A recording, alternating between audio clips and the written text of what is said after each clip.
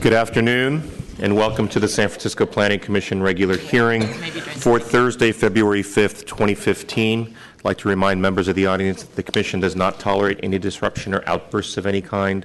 Please silence any mobile devices that may sound off during these proceedings, and when speaking before the Commission, if you care to, do state your name for the record. I'd like to take roll at this time. Commission President Fong. Here.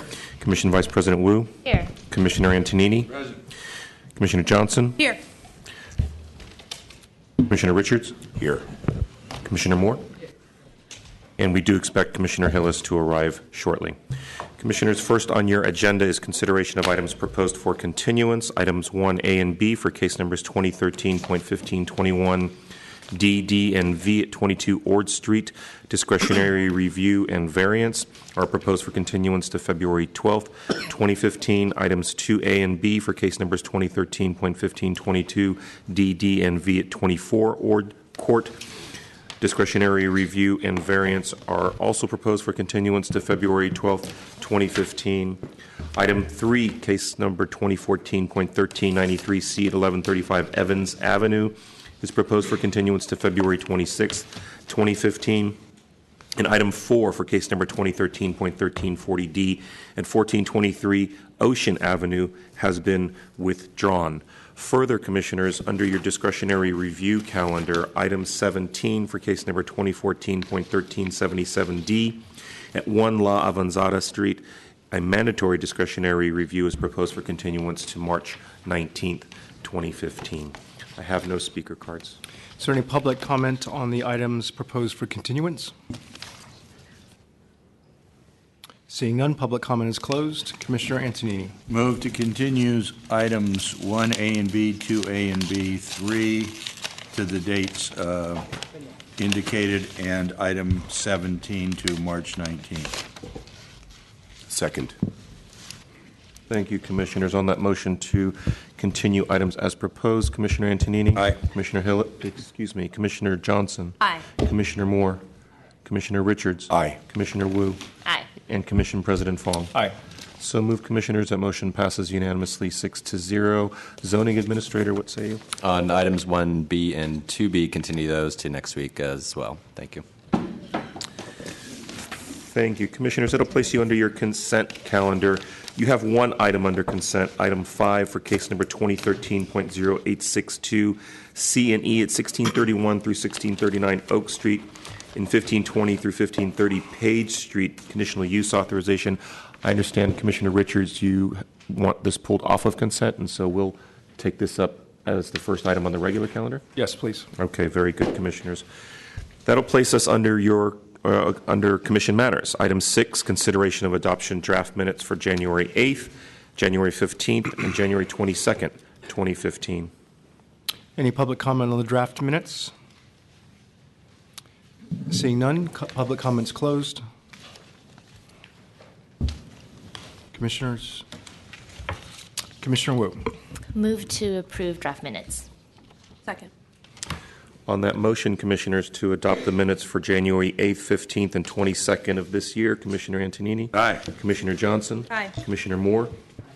Commissioner Richards. Aye. Commissioner Wu. Aye. And Commission President Fong. Aye. So moved, Commissioners. That motion passes unanimously 6-0 and places you on item 7, Commission comments and questions. Commissioner Antonini. Yeah, I have a few items. First of all, I noticed in the paper today or yesterday actually, was an article about the Jean Gang building that is, she's the architect for a building on Folsom Street, and also there's another one that is supposed to be also interesting, designed by Reem Coolhouse. It's about 2 blocks away.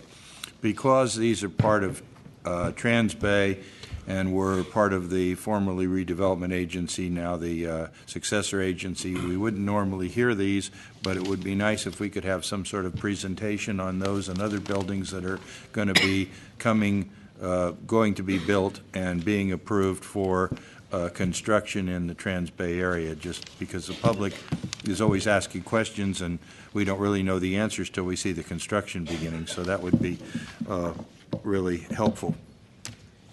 Also, I'd like to ask that We have some comments, not necessarily today, about the problem on Rincon Hill, which has been in the papers, where there was a fraudulent situation that developed. And I'm trying to understand that I can understand a little bit about the creation of a fictitious agency that was supposedly going to be the depository for funds that were in lieu funds for the developer, but I never heard anything about the improvements. So I would think that we need to know a little bit about the process, like who checks these things off, how does it work? Because if there are improvements, one would think you'd have to see the improvements before you allow money to be dispersed. And I'm not aware of any improvements that have happened for this project. And then the other thing I noticed also in the same paper, I believe, is the good news on Trans Bay, in my opinion, that it seems as though some of the project sponsors who were opposed to the Mello-Roos district have decided not to pursue further action against that, and that's extremely good news because we all need Trans Bay Center to be there. We need the downtown extension, and in reality, all the property surrounding that's values will be greatly increased by the fact, especially the downtown extension. So it's important that we get as much funding as we can for this. And finally, there was an article in today's Chronicle about the unintended consequences of some legislation regarding conversion of TICs to condos, which was passed a couple of years ago. Unfortunately, it started out to be a simple legislation. It turned out to have a lot of things attached to it, and one of them was that if anybody was evicted from a building in the past 10 years, I believe it is, then you weren't allowed to condo convert it. And it deals with a couple of owners, married gentlemen, middle-aged, that owned one of the TICs. I think it's 3 units, and to make a long story short, one of them got a job in Australia for a brief period of time. They decided to rent the thing, and now, unfortunately, the renters won't agree to leave except for a huge amount of money, and if they displace them against their will, then they won't be able to take part in the condo conversion. So unfortunately, sometimes our policies end up having unintended consequences, and this may explain one of the reasons why we have so many vacant units, because had they been a little more prudent, the owners would have said, oh, forget about the rent. We're afraid what might happen if we put renters in there. And now the consequences have come back to haunt them. So a lot of people are really reticent to rent because they know these laws are getting more and more onerous about the ability to do what you want with your property. And always in the past, if you were moving back to your own property, you obviously could occupy it. But and it was not considered a displacement if you moved back into your property. In this instance, it is. So that's a little bit troubling. And finally, my final comment is, what's up with the garage? It was there's hardly any parking in there today. I was lucky to get a place. I think that Commissioner Moore had to circle around for quite a while, or I don't know where she ended up parking, but they said only valet. It seems like PUC has a huge number of parking places in there now, and I don't need an answer today, but with City Hall, with the courts, it would seem like we need as many parking places as we can get for that garage. So I'm not sure what's going on. Thank you. Thank you. Commissioner Johnson. Thank you very much. I don't normally have a lot for Commissioner comments and questions, but today I have one item. So recently, the U.S. District Court of California dismissed the claims of HomeAway Inc. and HomeAway.com against the City and County of San Francisco. Basically, they were alleging that the new legislation for short-term rentals violates the Commerce Clause of the Constitution by discriminating against residents who are non-local to San Francisco, so people who own homes in San Francisco but don't actually live here. And it is and it also is discriminating against the Commerce Clause for the transient occupancy tax. So basically saying that it is unlawful to say that an out-of-state company or resident has to pay transit occupancy tax in San Francisco. basically. That was dismissed, and I didn't think too much of it. And then a week ago, I was watching Bloomberg West, and the CEO of HomeAway was on this program and stated, basically, he agreed. He didn't disagree when the host of the program said that this ruling basically says that HomeAway is not a hosting platform, which is completely not the case. So I thought I would bring it to everyone's attention because this goes to one of the comments that the Commission made that wasn't adopted at the Board of Supervisors level to have a listing of hosting platforms to both allow for enforcement, better enforcement, and to provide a better snapshot of where listings are in San Francisco. So I thought I would just highlight that. No action necessarily. I mean, the court's decision stands and our legislation stands as well. And so we'll see how things play out in the future. But I felt that was an interesting take that both the editors at Bloomberg and also the CEO of HomeAway would take away from that decision. Thank you. Commissioner Richards. I have 4 things here. Excuse me, I'm fighting a cold. I'll start with the lighthearted. Last week in The Examiner, a columnist named Nato Green, his column caught my eye. It said, "Stop being bullied, San Francisco. Let's sue Mountain View." And I read further on, and he talks, and it actually, tongue-in-cheek, brings up some points around while Mountain View and Palo Alto are approving office space in the millions and millions and millions of square feet. San Francisco's being the butt of where those workers have to be housed, and it's impacting our housing supply and our prices. And I understand from this article that actually somebody did sue City of Pleasanton for doing the same thing and not meeting their housing goals. And it's something I know it is tongue-in-cheek, but when we do have a review of whether we're meeting our housing element goals per the state mandate, I'd love to see how the rest of the Bay Area is doing as well so I can put it in context. A little bit more serious, I was in Portland last weekend, and I woke up and I read the paper that came in the mail, and I thought I was back in San Francisco because it said buyers pay $665,000 for a house they don't want. They bought a historic house. They want to demolish it and build something that looks like we've been approving here or looking at when we have DRs. And it was interesting because the people that are building the house, it's for 2 people, and I think it's 6,000 square feet. Their rationale around why they want to build that is that they could have built bigger on the envelope. So this is a little bit more tongue-in-cheek, but we're seeing this all over the place, including, of all places, Portland. The third thing is Supervisor Wiener's going to introduce interim controls in Corona Heights, and his office asked me to at least make the comment that that's coming, and I know they have signaled to some folks on staff that they're going to need a little bit of assistance, and I know Mr. Starr is working on that, so I wanted to let folks know that there is stuff being done behind the scenes.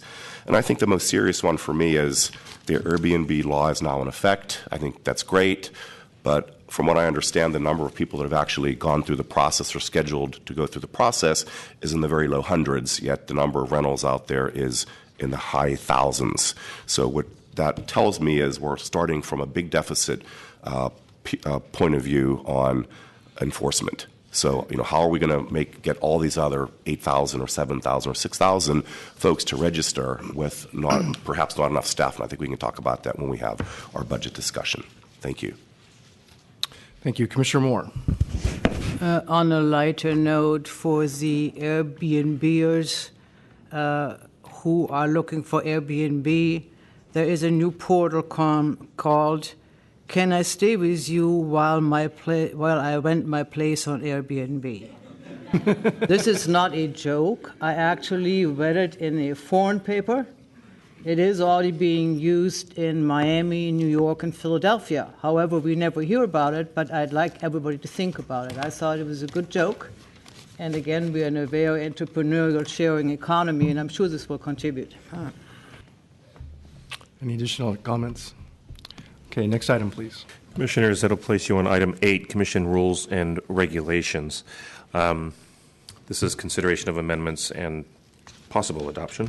On your meeting of January 8th, we initiated this conversation about amending your rules and regulations. It was continued to this date.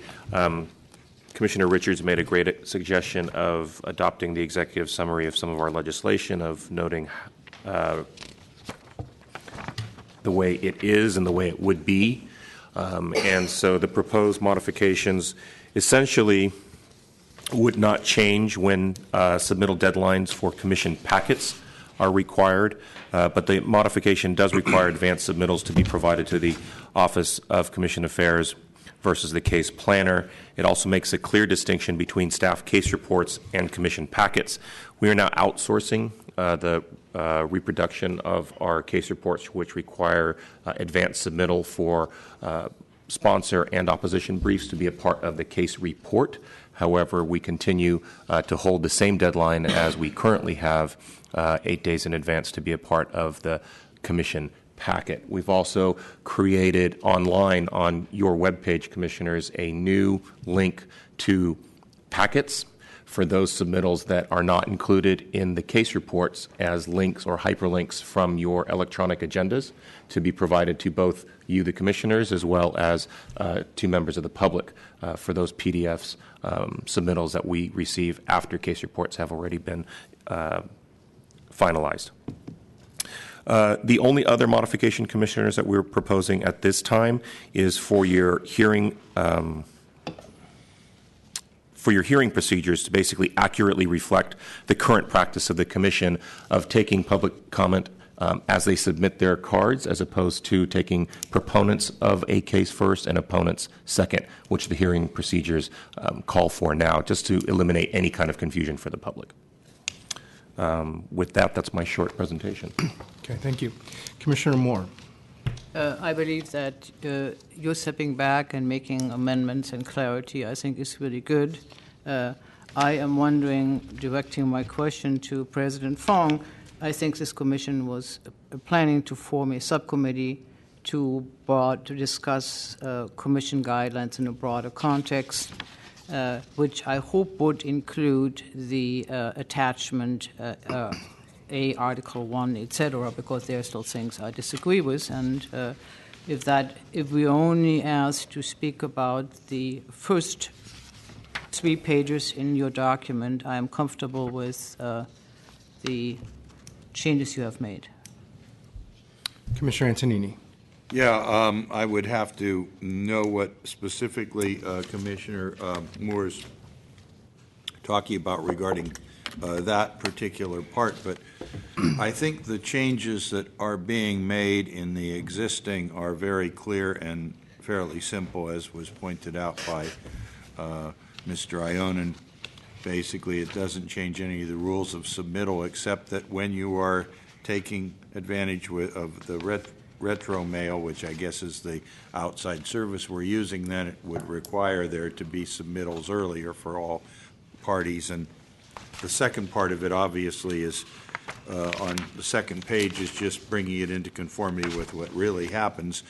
It goes in the order of the cards being submitted, except in the case of DRs, which follow a different order. We have speakers in favor of DR, and then we have project sponsor and speakers in favor. But for CUs and all other projects, it's that just brings it into conformity. So I would like to get these approved today, but I'm not against further consideration of a particular part of them that Commissioner Moore has brought up at some future date, and then we could always come back with a possible revision later in the year. It is only the last few pages, Commissioner Antonini, if I may. It is under submittals, hearing procedure submittals, submittals. It is the last few pages where I have some issues as they relate to other changes which the department is undertaking themselves. Commissioner Richards. A couple of things. First, I am going to be turning in my priorities for the year, and one of them is going to be kind of a rules subcommittee as well. I think pages 1, 2, and 3 are well done. I appreciate, Mr. Ionin, what you've done.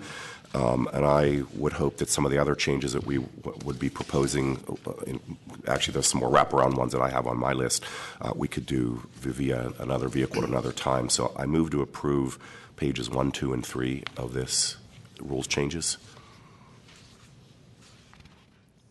Second. Second? Okay, so just to be clear, and I appreciate Mr. Ionin's work in getting this portions of this, but am I hearing that there's desire still to have a subcommittee go further and and I appreciate those who are interested, and I think it's Commissioner Moore has volunteered to chair that. Commissioner Richards has also agreed, and I believe Commissioner Johnson has agreed to participate in that. Well, of course, all the rest of the commissioners will have the final say, but welcome your recommendation and time spent on that in advance.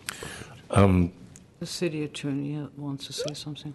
Well, I also wanted some clarity on the motion. You said for pages 1, 2, and 3. The changes that are outlined in your executive summary. If there were- Understood. Thank you. Okay, very good. Commissioner Moore, did I hear a second? Yes, second. Thank you very much. One second, Jones. Commissioner Antonini. Yeah, so we're basically bifurcating we're approving the first 3 pages today, and then the others will remain as they are. We'll work with what exists, not with the changes in the appendix section, and that will be taken into consideration by the subcommittee. My understanding is that it includes all of the amendments that are being proposed today. It's just the formation of a committee to discuss the rules and regulations in a more broader context. That sounds fine to me, then. And we are not approving the in red outlined changes in submittal and hearing procedure submittal A, as there are things under B detailing things which should not be in here. That is part of the reason why I'm holding this last part of our approval today. That's not the motion as I understood it. So the question I have then is, the red outlines are or are not included in the executive summary? They are. They are. Then I cannot support that. Commissioner Wu. I think there is agreement that some of the changes outlined in the summary are acceptable, but I'm not convinced that we have to split them off today to approve them. I think you can go into the committee with the understanding that there's some changes that the commission as a whole seems comfortable with, but then we can package it all together for when it comes back. Or are there any of those changes, Mr. Ayonen, that you think are really urgent that do need to be made now? To be honest, Commissioner Wu, none of these changes are actually urgent. You don't have to actually do any of these changes and continue operating as you are. They're just really clarity for the public on when to submit things, how to submit things, and then how public comment is being taken before the commission on cases. Okay. That being the case, then maybe Withdraw. and withdraw. But just to be clear for the public, that the rules that are in effect right now are working and have been working. But to withdraw potentially that motion today, form this subcommittee, really spend some good quality time on them, and then come back with a total package. Commissioner Johnson. Okay, then I will make a motion to not approve the changes to our rules and continue on with our rules as currently written. Do we need to make a motion for that, or we just don't have it? Commissioner, it sounds like there's a desire to form a committee. I would suggest that we maybe potentially even form the committee today, and then set a date in the future so that we can hold a committee meeting an hour prior to your regular hearing, and then have those committee members begin discussion. Okay. So withdraw then with my previous motion. So do you need a formalization of the actual committee? Today, you would appoint committee members. Okay. And then they would meet, and then their first action would be to elect a chair, and then they would proceed with deliberations. Okay. So Commissioner Moore, who I believe has shown interest in leading that and chairing that, Commissioner Johnson and Commissioner Richards. Thank you. Commissioners, would you like to propose a date? Yeah, I would like to get an idea from potential subcommittee members as to, we think, a month, 2 months. How long would this take to resolve this? Commissioner Johnson. To get to your question, do you mean propose a date for the first meeting of the Yes. subcommittee? We can get Pop and just do it next Thursday. It would have to be noted. It would have to be notified like by 72 hours, right? Right. Yeah. It's just a regular notice. So potentially, we could actually hold a hearing next February 12th, if you guys are ready to go. After 1 second, please. While she's checking her calendar, Commissioner Antonini. Yeah, I wanted to just see if we could, this is an item on our agenda, we should, if it's a continuance, we should continue it to a date. I mean, if it's not ready by that date, we could always continue it Yes. further, so. I agree. Thank you. I would suggest maybe sometime in mid to late March or early April, if you have a date for us. March 19th is fairly light. We can probably take it up then. I move to continue approval of the rules and regulations as revised to March 19th. No. You'd like to meet sooner?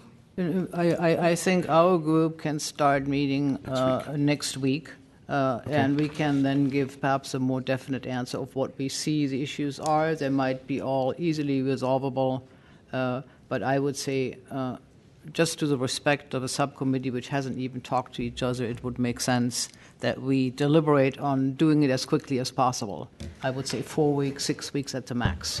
Okay, so I'll go for an earlier date if you... No, You're not Commissioner on the Wu, committee. maybe you want to try to... So I think there's two questions on the Two table. questions. I think the first question is when is the first meeting of the subcommittee? And then, but the second question is when we should continue it to, which is the date that we assume the committee will have done its work. We could do an indefinite continuance today, knowing that we will calendar it again, or we could set a date 6 weeks out, and if it needs to be moved again, that's fine. Correct. 6 weeks. Thanks for clarifying that. Commissioner Johnson. thank you very much. Yes, so I would, because the Commissioner Antonini's motion was not seconded, can I make another motion, or do we need to amend that first one? Because I was going to put another date out there in April. I think we need to have a date certain, and then the committee will meet starting next Thursday. I think that works for everyone. Okay. Oh, okay, so I make a motion to continue this item to April 16th? 16th. Second. Second. Yeah. Commissioner Moore. No, it's fine. Okay. Very good, Commissioners. And on that motion to continue the rules and regulations to April 16th and to hold the first committee meeting on February 12th, Commissioner Antonini. Aye. Commissioner Johnson. Aye. Commissioner Moore. Aye. Commissioner Richards. Aye. Commissioner Wu. Aye. And Commission President Fong. Aye. So moved, Commissioners. That motion passes unanimously 6-0. Commissioners, that'll place you under Department Matters, Director's Announcements. Thank you. Good afternoon, Commissioners. Just a couple of announcements of public meetings coming up, both on our public realm planning work, one on Ocean Avenue, 6:30 next Wednesday. The February 11th from 6:30 to 8 p.m. at Lick Wilberding High School. That will be the final open house on the Ocean Avenue Public Realm Improvement Planning. And also the final open house in Haight-Ashbury next, let's see, that's February 25th, 2 weeks later, at the Park Branch Library on Page Street, from 6 to 7:30 on the 25th. Secondly, I just wanted to, in response to Commissioner Antonini's request about perhaps a hearing on Trans-Bay projects, this issue also came up in Mission Bay in a recent project there. So I've been talking to OCII, the successor agency, about organizing an informational hearing at the Planning Commission on each of those project areas to give you an update on what's going on in both Trans-Bay and Mission Bay, perhaps at different hearing dates. But there's a lot happening in both districts, and so it's probably a good time for you to get an update on those activities, and we'll get that on the calendar as soon as possible. Thank you. Thank you. Commissioners, item 10, review of past events of the Board of Supervisors, Board of Appeals, and the Historic Preservation Commission. Good afternoon, President Fong, members of the Commission, Aaron Starr, Planning Department staff. This is a report for both January 26th to the 30th and February 2nd to the 6th. At last week's Land Use Committee meeting, we had the Emergency Shelters Ordinance. This ordinance creates the definition for homeless shelters in the Planning Code and implements controls identical to those for group housing. This commission heard this item on December 18th and voted unanimously to recommend approval. This item received some favorable public comments at the land use hearing and was unanimously recommended to the full board. The Article 2 ordinance was also heard. As you probably recall, this ordinance consolidates use and other definitions into one section of the Planning Code and creates zoning control tables for Article 2 districts. This is phase one of a three-phase process. At the Land Use Committee, Supervisor Wiener spoke to the importance of bringing consistency to the Planning Code and making it easier to use for everyone. There were some minor technical amendments that were made, and one person from the public spoke in support of the ordinance. The committee voted unanimously to recommend approval to the full board. Next on the agenda was the reasonable accommodations ordinance. This ordinance would allow the zoning administrator to waive certain planning code requirements to accommodate the needs of persons with disabilities. This commission heard the item on November 20th and voted unanimously for approval. At the land use hearing, Supervisor Wiener spoke of the need to allow for greater flexibility in our land use controls to accommodate for people with disabilities, and a representative from the Mayor's Office of Disability spoke in favor of the proposed ordinance. There were no other public comment. The committee voted unanimously to recommend to the full board. Next was the Urban Forest Master Plan for the general plan. The Planning Commission recommended approval of this on November 20th of last year. Several people came out and spoke in favor of this plan. While this plan does not address additional funding sources for the city's urban forest, a significant number of comments focused on the need for more consistent funding for this program. The Land Use Committee again voted unanimously to recommend approval. Next was the sign, awnings, and canopy and marquee ordinance, also sponsored by Supervisor Wiener. This is the last portion of the Northeast ordinance that was heard by this commission back in 2012. The ordinance amends the planning code sign controls by consolidating some definitions, modifies the building sign definition, requires business signs to be removed or brought into conformity with the code when a business ceases operation, and prohibits the relocation of general advertising signs in the Van Ness corridor and other specific neighborhood commercial districts. The ordinance also reduced the allowable height of signs in the C3 district from 100 feet to 60 feet, and at the land use hearing, Supervisor Wiener made an amendment to remove the C3 height change based on this commission's 2012 recommendation. That amendment passed. There was public comment that spoke out against removing the C3 sign height amendment made by Supervisor Wiener, but the committee voted to recommend the amended ordinance to the full board. Next was the office conversion in landmark buildings. Sponsored by Supervisor Cohen, the ordinance would place vertical controls on the conversion of designated landmarks in office uses in PDR 1D and PDR 1G districts, and require that projects seeking office space in landmark buildings in those districts receive conditional use authorization from the Planning Commission.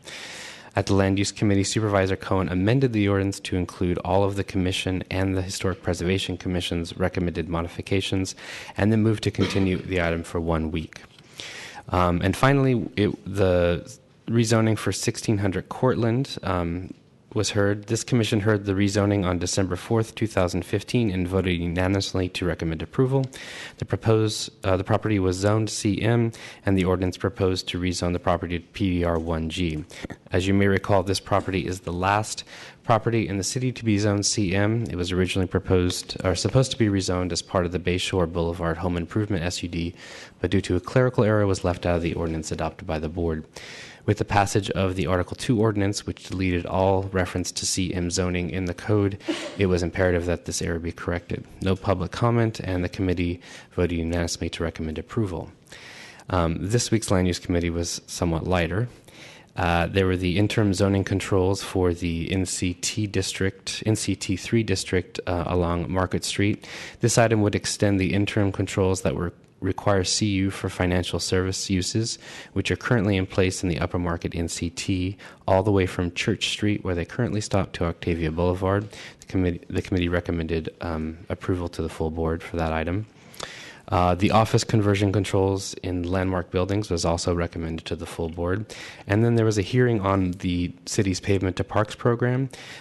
Staff from the department's Pavement to Parks program provided an update to the Land Use Committee on current status of the program and its projects. Projects completed this year include 8 parklets, 2 pedestrian plazas, and 2 mobile prototypes.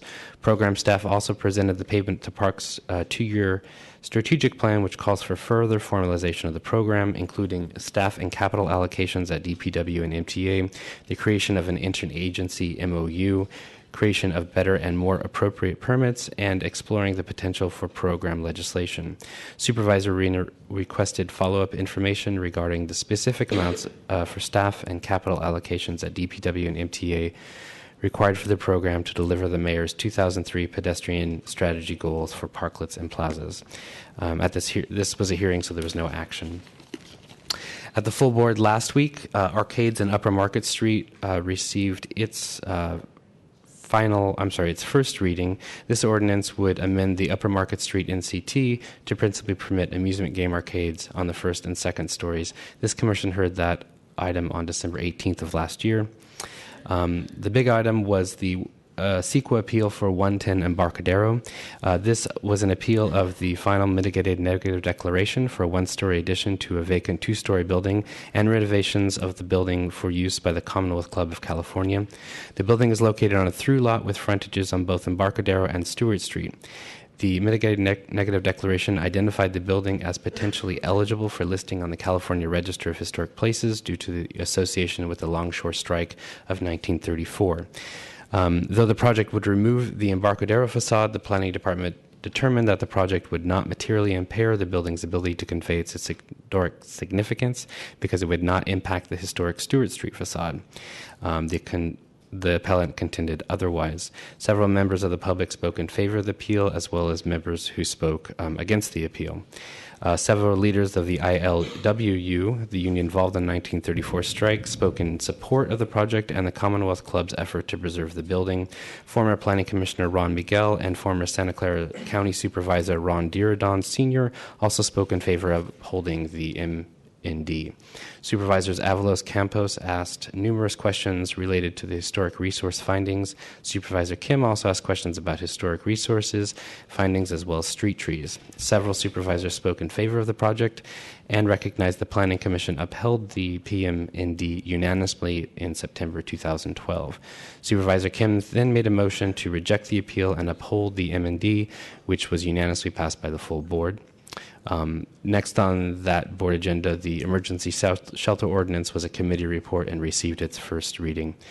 This week at the board, the arcades in the Upper Market Street Neighbor Commercial District passed its final reading, as did the emergency shelters.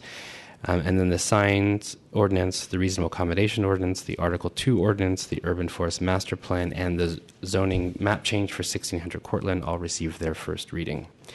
There were three introductions. The first were interim zoning controls for building permits for commercial uses in areas bound by Market, 2nd Brannan Division, and South Van Ness Avenue. This was sponsored by Supervisor Kim.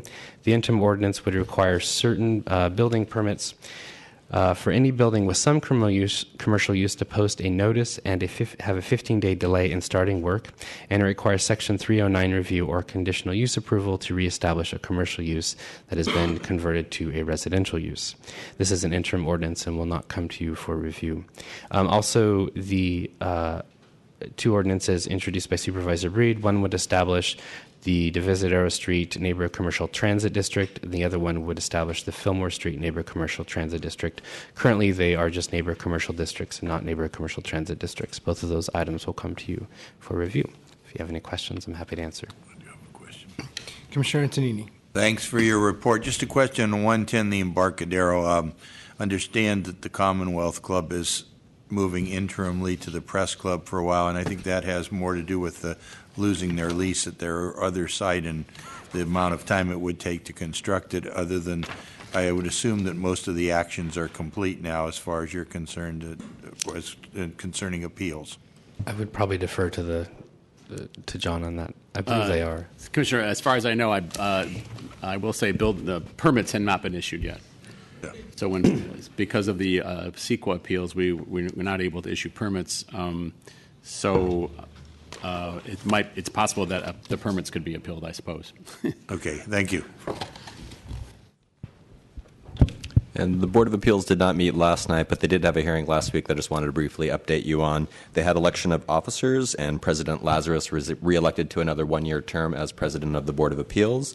Commissioner Honda was elevated to the office of Vice President of the Board of Appeals. There were two items I think worth noting. One was 1055 Ashbury. It was an appeal of a variance that we had heard previously here as a DR and a variance, I think back in September, and we had conditions that reduced the size of the building at the rear. At this point, only the variance was ripe for appeal, so that was appealed by the neighbor, and the board unanimously upheld the variance decision. The building permit itself, it will be separately appealable once that's issued. Another item was 3828 Cesar Chavez. This was before you as a discretionary review. This is somewhat unique in that the building permit had actually been issued in error prior to this commission ever taking an action on the DR. We suspended that building permit application. Also, the tenant filed an appeal on that building permit application. So what they heard last week was the tenant's appeal. We noted the decision of this commission on the discretionary review. It is somewhat, again, unusual that the permit had already been issued. We brought this back to you to get your input on the project. The board voted last week 2-2 to deny the permit, which would have had the same effect as this commission's decision. That essentially is not an action because you need 4 votes to overturn, to deny the permit. So the permit was deemed issued. I know that the appellant in that case would be looking at filing rehearing requests, which they can do within 10 days, and we're also looking at other avenues which we can pursue to ensure that the commission's decision is implemented. So that's all, and I'm available for any questions. Thank you. Good afternoon, Commissioners. Tim Fry, Department staff, here to share with you several items from yesterday's Historic Preservation Commission hearing. Before the full commission, the second meeting of the Cultural Heritage Assets Committee met with a presentation from the Mayor's Office of on the Invest in Neighborhoods program. The Mayor's Office primarily focused on their work in the Japantown and in the Mission neighborhoods. At the next Cultural Heritage Assets Committee meeting on March 18th, the Office of Small Business will be present, and they're going to present some ideas on how the office will be administering the Legacy Businesses Registry that's being proposed currently by Supervisor Campos's office. Certainly keep you up to date on their continued meetings, and as I mentioned before, by the summer they intend on preparing a list of recommendations to the department on how the city and the Historic Preservation Commission can better achieve some of the ideas and recommendations outlined in San Francisco Architectural Heritage's report on cultural heritage and legacy businesses. When the full commission convened, the first action before them was to continue their election of officers to their March 18th hearing. They decided to do that as President Haas, Vice President Wolfram, and Commissioner Johns are all up for reappointment. Our understanding is their names have been forwarded to the Rules Committee, and they believe they will be able to vote on officers at their March 18th hearing. The Commission also unanimously recommended approval of the Department's proposed budget and work program, which I believe is on your calendar today. The Commission issued a letter, and that will be shared with you later this afternoon. The Commission also provided review and comment on 1546 to 1564 Market Street's draft EIR. This item, I believe, is before you in the next several weeks. The Commission's comments focus primarily on their determination that the preservation alternatives are not fully do not fully address reducing any potential impacts to the historic resources on the site, and have asked for the project sponsor and staff to develop more robust preservation alternatives to consider either one or both of the buildings located at that project site. The Commission also unanimously approved a certificate of appropriateness to rehabilitate a contributing building within the Telegraph Hill Landmark District. Finally, and most of the remainder of their hearing was primarily dedicated to conversation around some amendments to the building code that I wanted to bring to your attention. Mayor Lee has introduced legislation to amend the building code to require a facade inspection and maintenance plan for any building over five stories in height or over.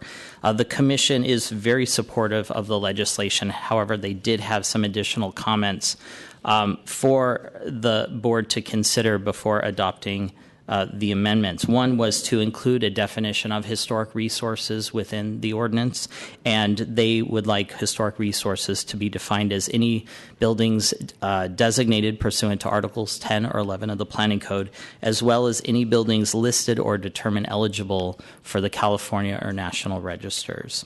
The the remaining items have more to do with how the program is administered and the qualifications of those conducting the inspections.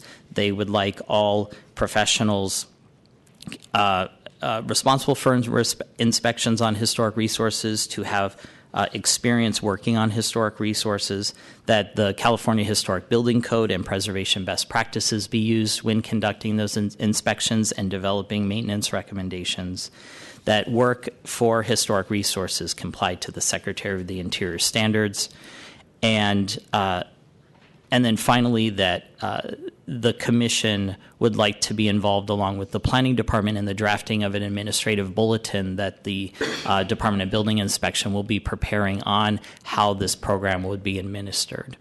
So those comments will be forwarded to the Board of Supervisors and to the Mayor's office for consideration, and certainly happy to keep you updated as that legislation progresses.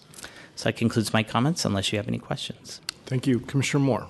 Mr. Fry, may I ask what set the 5-story datum line for the mayor's office? I find it very interesting. Why 5 stories?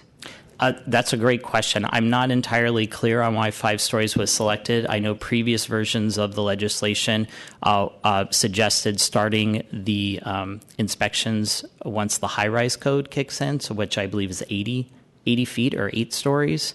But then it sounds like at the DBI Commission that was reduced to 5. I can certainly look into that if you'd like me to. It would be interesting to see as to whether or not there is a pattern of neglect when you go what is normally eye height 2 to 3 stories. It would be interesting just to hear and update the public on it.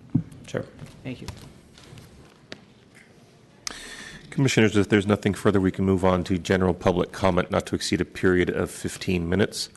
At this time, members of the Commission, members of the public may address the Commission on items of interest to the public that are within the subject matter jurisdiction of the Commission, except agenda items. With respect to agenda items, your opportunity to address the Commission will be afforded when the item is reached in the meeting. Each member of the public may address the Commission for up to 3 minutes. I have no speaker cards. So any general public comment? Okay, seeing none, public comment is closed. Commissioners, it'll place you under your regular calendar, and item 5 was pulled off of consent, and you will take up that matter now. For case number 2013.0862C and E at 1631 through 1639 Oak Street and 1520 through 1530 Page Street, conditional use authorization. Good afternoon, Commissioners. I'm Mary Woods of Department staff. The CU before you is for planned unit development for the Urban School of San Francisco. The CU is for a 2-phase development. The phase 1 will include the relocation of an existing single-family house and the construction of a 40 feet tall, approximately 54,000 square foot athletic and academics building.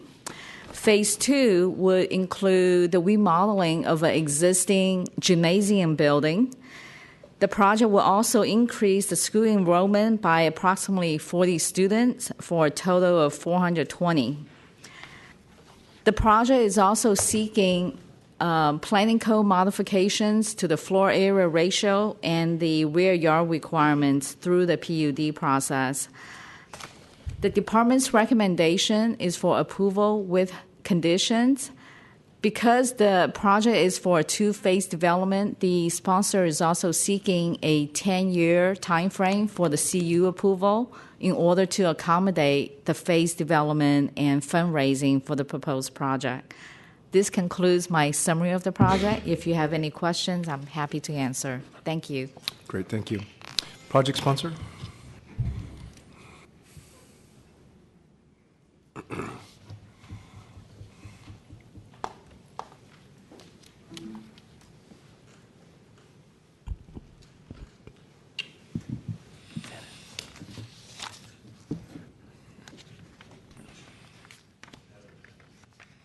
Once you start speaking into the mic and refer to the presentation, it'll come on the screen.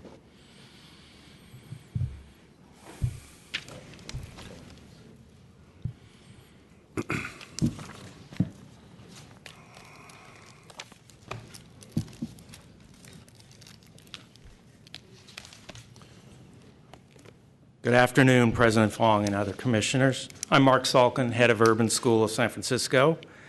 Urban is an independent high school, offers a rigorous college preparatory education to 377 students. It's one of San Francisco's premier high schools with a truly national reputation for extraordinary teaching and educational innovation. The school was founded in 1966. It's nearing its 50th anniversary.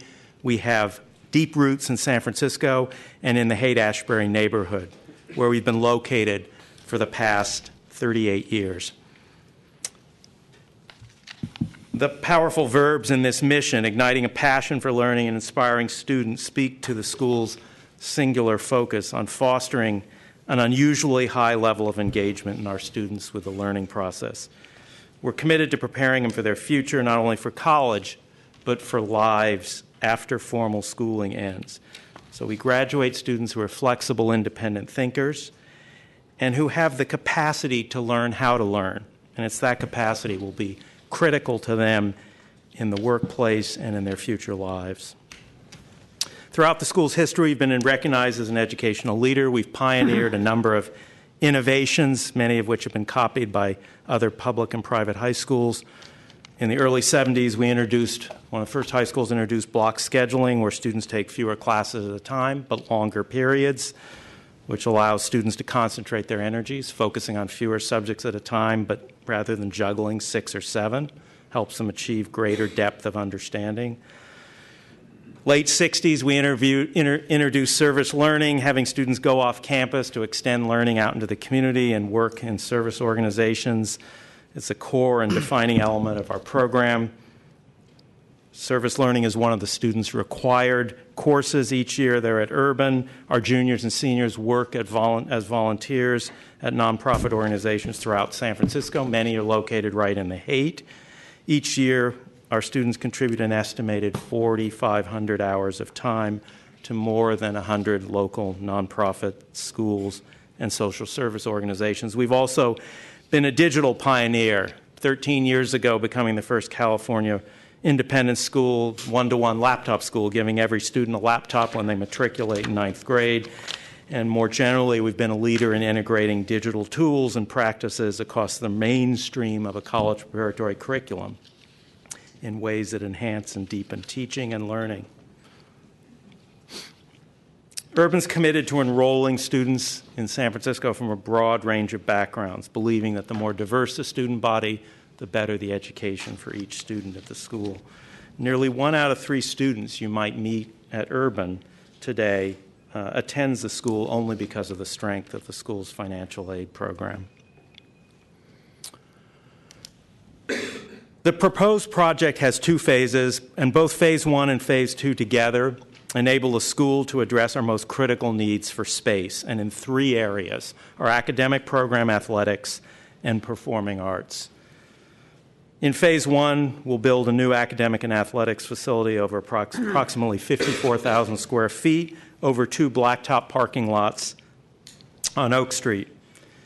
This building, as you can see, will have a full-sized high school gymnasium, more classrooms, student community spaces, a kitchen, faculty and staff offices, rooftop green area for students, as well as a 2-level parking garage. And then in Phase 2, we'll convert the existing St. Agnes Gymnasium into a 300-seat theater for performing arts at Urban, while preserving the facade and exterior of that building. And then a third element of our request to you, we're asking to increase our maximum enrollment from 380 students to 420. So quickly, across the street, Urban's on Page Street on the left there, across the street from the schools of St. Agnes Parish. For many years, going back to the 1990s, the school has leased on a short-term basis a smaller middle school gymnasium directly across the street, as well as these 2 blacktop parking lots on Oak Street that provide weekday parking for faculty and staff. 2 years ago in January, we concluded a 95-year lease with the St. Agnes Parish as well as the San Francisco Archdiocese. And that includes the St. Agnes Gym and these 2 parking lots. So all of the property indicated with the dotted yellow line around it as part of this long-term lease. 3 reasons, important reasons for this expansion. Our current school building is very overcrowded. Every room is used every period of the day and then some.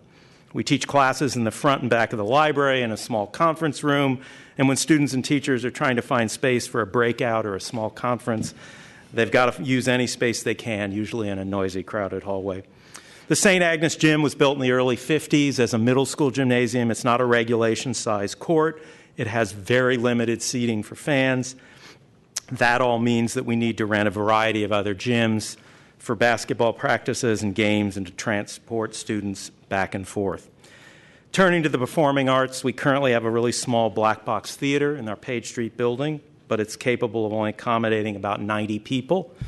So we lack a venue for larger theater productions and music performances, and one that can hold most of our school community. The new facilities significantly improve Urban's environment for teaching and learning. At the same time, they give students and teachers and parents even more space to gather and interact in ways that will build a stronger school community. The expanded facilities on Oak Street will not only relieve current overcrowding on Page Street, but will also allow us to serve a greater number of San Francisco and Bay Area families. I'm going to turn things now over to Dwight Long, our architect from Fowl Long, who's going to take you through the rest of the design. President Fong, members of the commission, thanks for having me here today. I'm Dwight Long with Fowl Long Architecture, and I'm just going to give you a brief overview of the project. Mark did a great job of describing the need for this particular facility and the phase project, so I'm just going to briefly show you kind of the organization of it, massing and outside view of that project. The pointer does not work on the monitor, but essentially the proposed facility would go over the existing parking lots that are currently on Oak Street there that serve both the church and the school. The first order of business is we'll be moving an existing historic residence from the center of that property to the east and up against the existing St. Agnes Spiritual Life Center. So that will be placed out of the way, and then the facility can be built in that area. The 2 green spots there you see in that location are open space areas that relate to the mid-block open space area in that neighborhood there and relate to the overall entrances and back spaces for the proposed facility. In the proposed theater conversion, essentially we'll be doing all of the work on the interior of the building of the existing St. Agnes Gymnasium and Theater, and I'll show you just one small slide on that. That's proposed for a later date.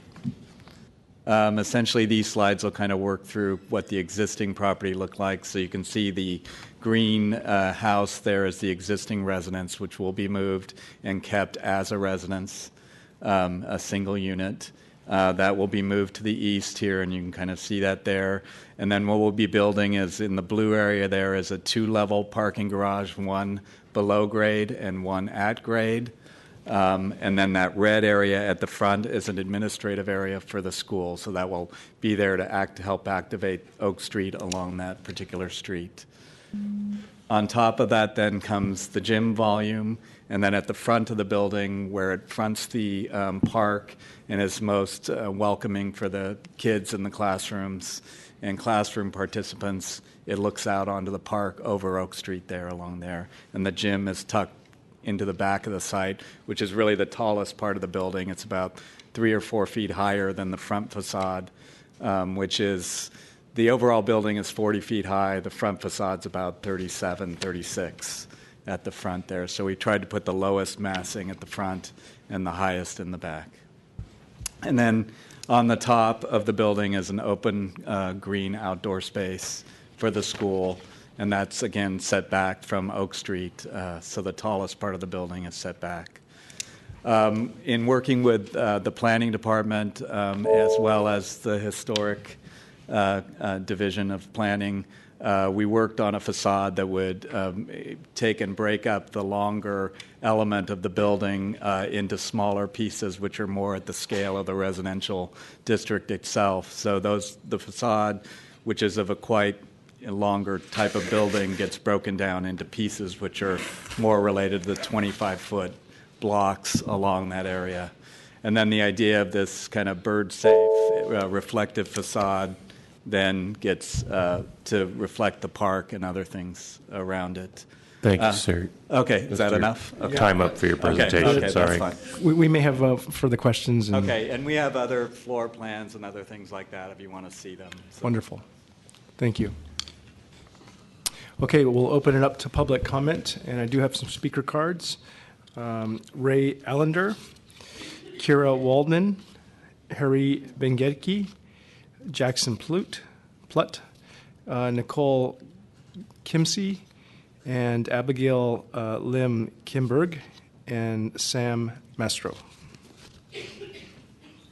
Commissioners, I'm Father Ray Allender, the pastor of St. Agnes Parish. There are 2 points I would like to make. First of all, we've had a wonderful partnership with Urban School for the last 20 years. I've been pastor 5 years. Extraordinarily cooperative, and on my part, I found the students. I was in education for 31 years. I've never found a more respectful student body. The wonderful kids. There has never been an incident in the 8 years I've been at St. Agnes and 5 years as pastor. So it is a very good working relationship. What I especially like about this plan is that it is really a partnership of 2 nonprofits. And when you consider a city like San Francisco with the limitation of space, I think it's wonderful that we two have worked well together, where we both benefit from this. For us, parking is always a problem for our services on Sunday, especially our 10:30 Mass. This will increase our parking by 50%. So it will be a real benefit for us. It will also increase our revenue from the rental, and I think it'll be good for the neighborhood. You know, the cars will be off the streets and in the garage. So I see it as an extraordinary partnership between 2 institutions. Thank you. Wonderful. Thank you. Okay, next speaker is coming up if I've called your name.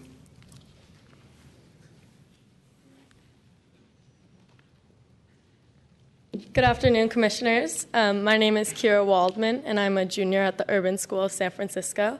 I am my grade's current representative on student government, as well as a member of the varsity basketball and varsity volleyball teams for the past 3 years. And as you have all heard for a little while, Urban is a learning institution. And everybody at Urban works together in the classroom and far beyond the classroom to enhance each other's experiences.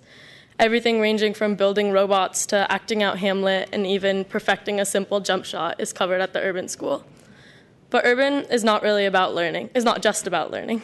It is about growing. Excuse me. Every day, we sit cooped up on Page Street going together as one small community. So now, in the Urban spirit, we ask you all to help us continue to grow. Urban does an impeccable job at fostering our needs each day from 8:10 to 2:45 to provide us with a top-notch education. But for me and more than 60% of the student body, our day as Urbanites does not end until much later. As athletes, we commit every day after school to play sports and really let loose. Some of us working on our passions and others just trying to relieve stress. Urban athletics is a fundamental part of our culture, diversity, and spirit. What stands in the way of us pursuing an even deeper level of this culture, diversity, and spirit is our lack of facilities. Women's volleyball games are not the most attended event, but for the few fans that do come, they are forced to observe the game from behind the court. Along with our lack of seating, the ceiling of the gym is considered inbounds as we play, thus altering the result of the game because sometimes our serves just happen to hit the roof. But with a full-size court, we can not only house a few more fans, but also play the game the way it is supposed to be played. An essential part of a thriving community is support from classmates, teachers, coaches, and parents. All our home basketball games take place a mile and even more or more away from our campus, thus limiting our spirit and camaraderie. As an athlete and invested member of the urban community, I believe that in order for our school to grow, to accomplish our mission of learning and growing, it is vital for our campus to expand. At this point, when the clock hits 2:45, we are all forced to disperse in many different locations. But with your approval, you could help us to keep our community close and continue to strengthen our bonds. Thank you for your time and consideration. Thank you. Next speaker, please.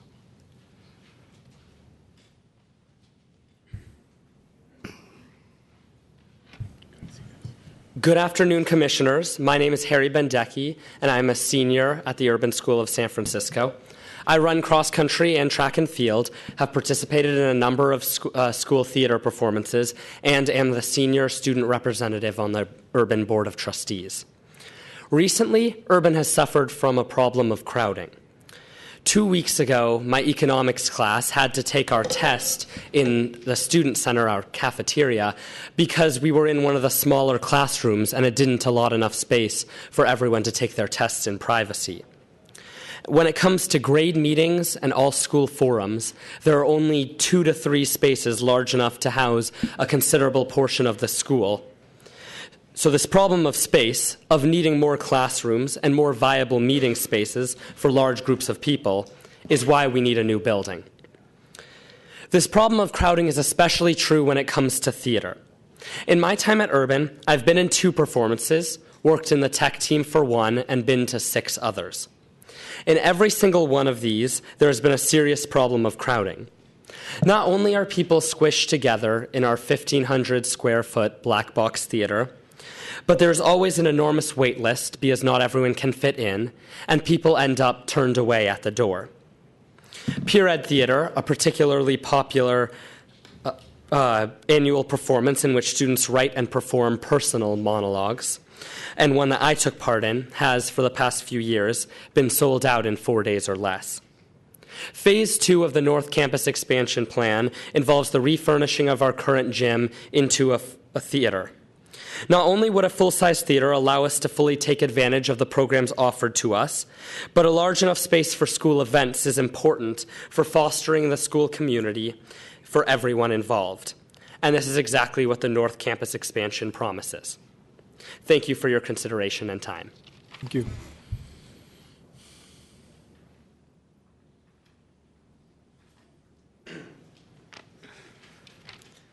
Good afternoon. My name is Jackson Plute. I'm a junior at the Urban School of San Francisco. I'm a member of Urban's Advanced Jazz Band. I'm on varsity tennis, and I'm on Urban's multicultural team. I came to Urban looking for a place to learn and grow. Urban provided that. I came to Urban looking for a place to share my thoughts and listen to others, to further pursue my interests and try new things. For so many students from different backgrounds all around the city and Bay Area, Urban provides a place to learn and grow, to help discover yourself as a student and a member of society. Urban's Oak Street campus will only increase the multitude of things that makes Urban such a wonderful place. I'm the leader of Urban's Students of Color and Black Student Union, as well as a member of Urban's Young Men's Group, Gender Sexual Orientation Alliance, and White Privilege Awareness. Expanding Urban's borders will allow us to have more forums for the whole school to participate and more discussions for more people to participate in as well. These clubs are a key part of student leadership, learning, and development. I am a musician. I play many instruments. I play vibraphone in Urban's Advanced Jazz Band, and the Oak Street campus would allow me and my fellow classmates to show off what we've been doing in our small jazz room, small but mighty jazz room.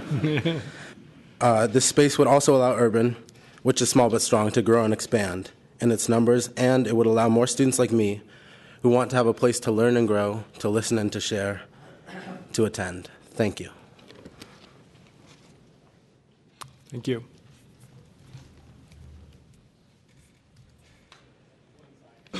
Good afternoon, Commissioners. My name is Nikki Kimsey, and I'm a senior at the Urban School.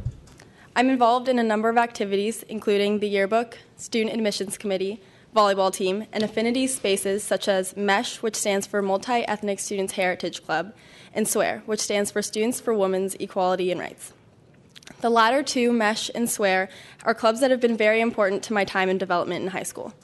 I also think that their presence in our community is very symbolic of what Urban stands for.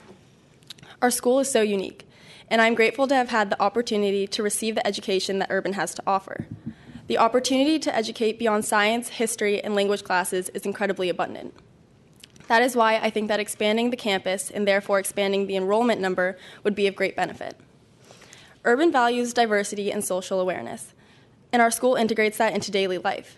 For example, a couple of weeks ago and this week, a few classes have been replaced with teach-ins, where members of the faculty make presentations and facilitate open dialogue about the events in Ferguson and Staten Island. Even when we first start Urban, each freshman is required to take an identity and ethnic studies course, which focuses on identifying that race, gender, age, etc. are social constructs. Another example, recently our GSA, Gender Sexual Orientation Alliance, had a joint meeting with SWEAR to discuss transmisogyny in our society. We are currently wrapping up our annual Month of Understanding. During this month, multicultural groups at Urban host forums where the whole school can get involved to talk about issues regarding diversity. With that said, the intention is that the whole school get involved, but we don't have the space for that. Most forums I've ever attended have suffered from crowding. The lack of space often prohibits students from attending forums that they want to be a part of. Building the North Campus would amend that problem. As you can see, Urban takes many steps to educate its students to become well-rounded members of a greater society. Urban creates a space that values diversity, widespread understanding of others, and the importance of open dialogue. I think that's really special. That is why the opportunity to expand our campus is exciting to me. With building the North Campus, Urban would be able to enroll more applicants and in turn be able to provide the unique, inspiring, and applicable education to more students. By expanding across the street, the school's facilities would not only improve, but it would actually make the opportunity to receive an excellent education more available to students in the Bay Area. Thank you for your time and consideration. Thank you.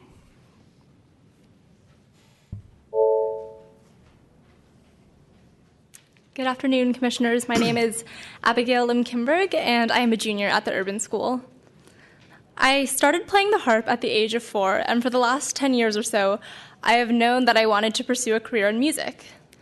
During the process of choosing a high school, I was torn between going to an art school where I could have private lessons every day, or coming to Urban where I could continue to vigorously study academics.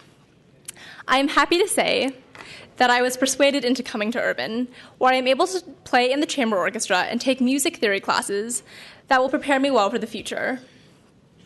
Urban has been incredibly supportive of my choice to become a musician and has inspired a passion for academic learning as well. As much as I adore being a part of urban music ensembles, there is one problem. For those of you who don't know, the harp is an extremely large instrument. It is taller than me and weighs about 100 pounds. Throughout my last 2.5 years here, I have played in several small ensembles and have brought my harp to rehearse in over 15 rooms of the school, including the copy room, the garage, and several of my teachers' offices. Urban's current campus is simply too small to accommodate all of the programs and opportunities that it offers its students. If Urban is granted permission to expand its campus, students such as myself who are committed to bringing their instrument to all of their rehearsals will greatly be able to expand their practice time and improve. Additionally, with the expansion of the theater, we will be able to strengthen our ties to the Haight-Ashbury district by having performances for members of the community that they would otherwise not be able to see in our current black box theater. These performances will give the student musicians more opportunity to practice performing, as well as bring more music and art to the neighborhood. What is most important to me is that if the North Campus expansion project is granted to us, the Urban School will be able to increase the number of students they admit. In my mind, that means there will be even more students given the support by the school to pursue their wildest dreams, even if that dream is as unique as becoming a concert harpist. Thank you. Thank you.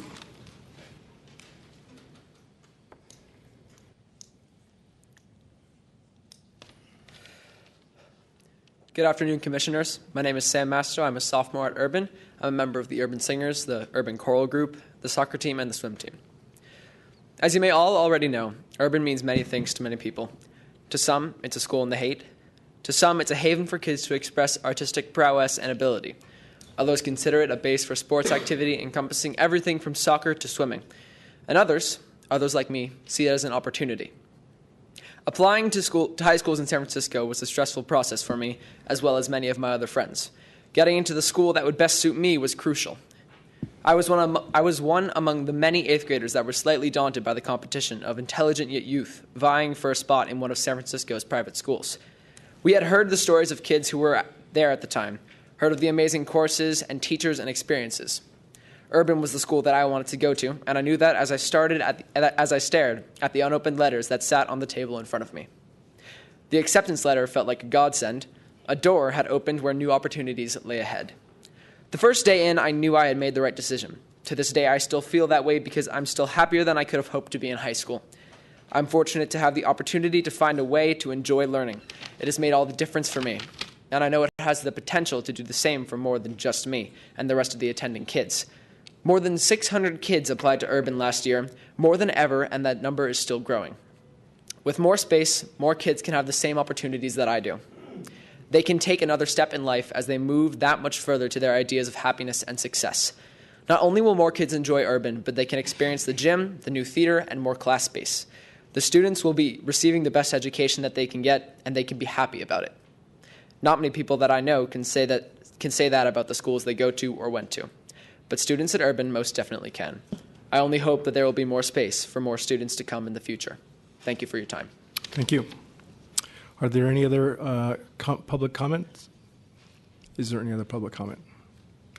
Okay, public comment is closed. Commissioner Richards. I asked for this. Asked for this to be pulled off consent because this is such a large project with such a long time horizon. I felt that the story needed some airtime. I also went out and visited Urban School on Tuesday. I witnessed the overcrowding, teacher-student conferences, nooks and crannies.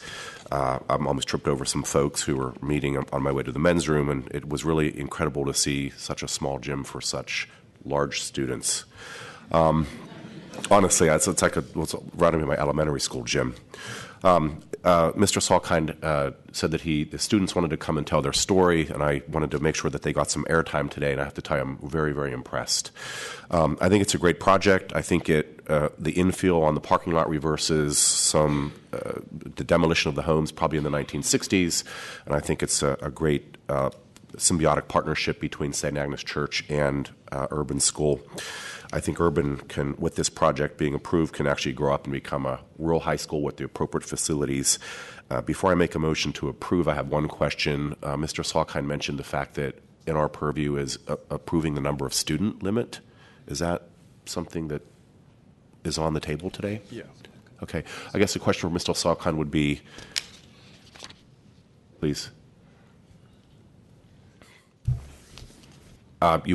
You'd go from 380 to 420 students. Why not 450 or 500? Why not ask for more? Well, we've looked at it, and we believe that 420 is the right number. As I said, we're overcrowded. Students spoke to that. There's enough space in the new building on Oak Street to relieve overcrowding as well as to accommodate some more students in San Francisco. Wonderful. Thank you. So I make a motion to approve with the conditions as outlined. Second. Commissioner Antonini. Well, thank you. I think it's a wonderful project, and having coached my 3 children during grammar school, I can really appreciate coaching without a gym when you're outdoors in the semi-dark or in inclement conditions, and also when you deal with sports like volleyball at parishes that had gyms where the ceiling was very low, and it makes it a whole different game. So I think that's really important, and having a gym, I think high school minimum length is 84 feet. You're proposing 86, which is really modest because some high school gyms are 96, which is the college and NBA length. You can do either. So I think this is wonderful, and also the parking is going to alleviate some of the problems with parking in the neighborhood, which is a very tough neighborhood for anyone to park in. And the only thing I would comment on, and I hope Architect can work with staff, is just make sure that, number one, the signage is appropriate. I think Commissioner Moore may have some comments on that too. Just that signage is appropriate for the neighborhood. And number two, that wherever possible, the glazing is perhaps minimized a little bit on the Oak Street and with more solid elements that are a little more contextual with the neighborhood. It doesn't have to be a huge change, but it kind of changes the appearance of the building and is more respectful to the predominantly wood framed buildings that are historically part of the neighborhood. But other than that, it's a great project. Commissioner Moore. I think it's a lovely building. I think it's an amazing master plan, and thank you to Commissioner Richards for asking it to be of consent, partially because it gives the opportunity to really hear students give the three-dimensional feeling of what this is all about, not to speak about them, also having the opportunity to participate in the public process and learning what it means to either be there or here. No comment on the architecture. I think it's a significantly competent building. It's not an architectural review committee, and it stands as a well-designed building. I too support the project, the school, the design, and having a little bit of an intimate knowledge of this school, understanding the community that can be created from it, and this new project, even during construction, will help better form that community and that bond. So I'm supportive and ask to call the question, please. Commissioners, there is a motion and a second to approve this matter with conditions on that motion. Commissioner Antonini? Aye. Commissioner Hillis? Commissioner Johnson? Commissioner Moore? Aye. Commissioner Richards? Aye. Commissioner Wu? Aye. And Commissioner President Fong? Aye. So moved, Commissioners. That motion passes unanimously 7-0. We're going to let the room clear and just take a little 10-minute break.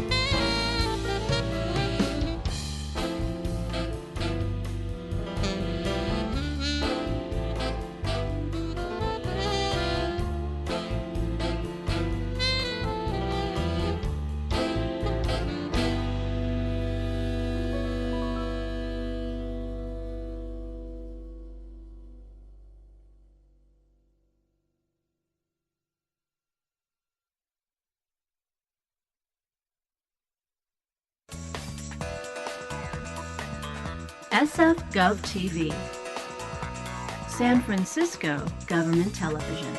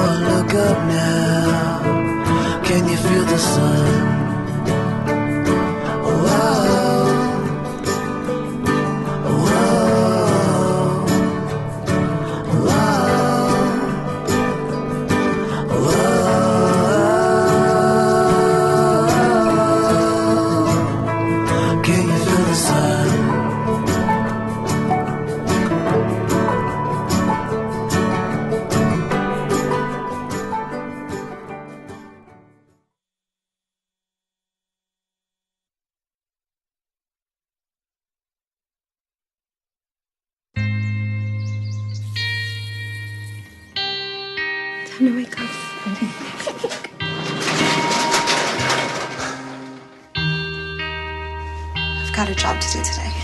I've got a job to do today. Don't forget, you've got a job to do today.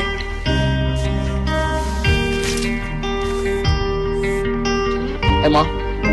I got the job. Thanks.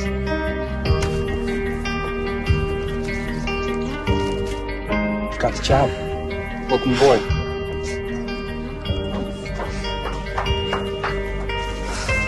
Have a good first day at work, Mom. Your donations to Goodwill fund job training programs right in your community. Feels good to start fresh, right? Sure does. And like that, you're a job creator.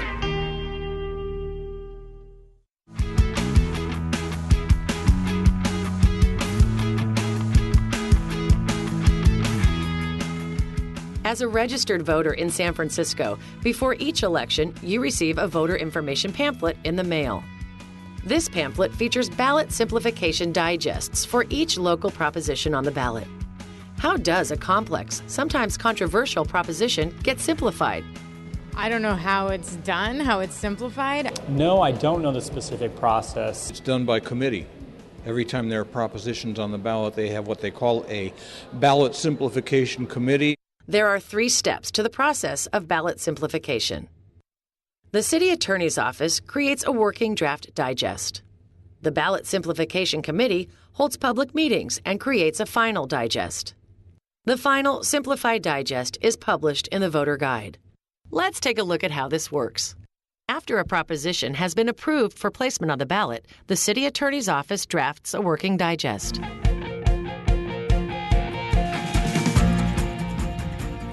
Each digest that we prepare has a couple of different sections. The first section is called The Way It Is Now, which provides an overview of the state of the law before the measure goes into effect. The second section provides a summary of the material terms of the measure. And then finally at the bottom, there are 2 sections. One is called a yes vote means, and the other is called a no vote means.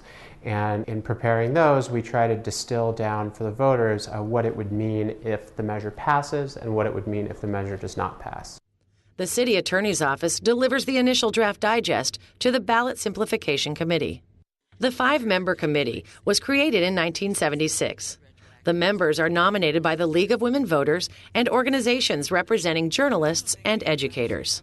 2 members are appointed by the mayor, and 3 are appointed by the Board of Supervisors. The committee holds public hearings for 2 weeks before each election. Betty Packard is the chair of the committee. She really has an extraordinary ability to run a meeting and to direct a discussion.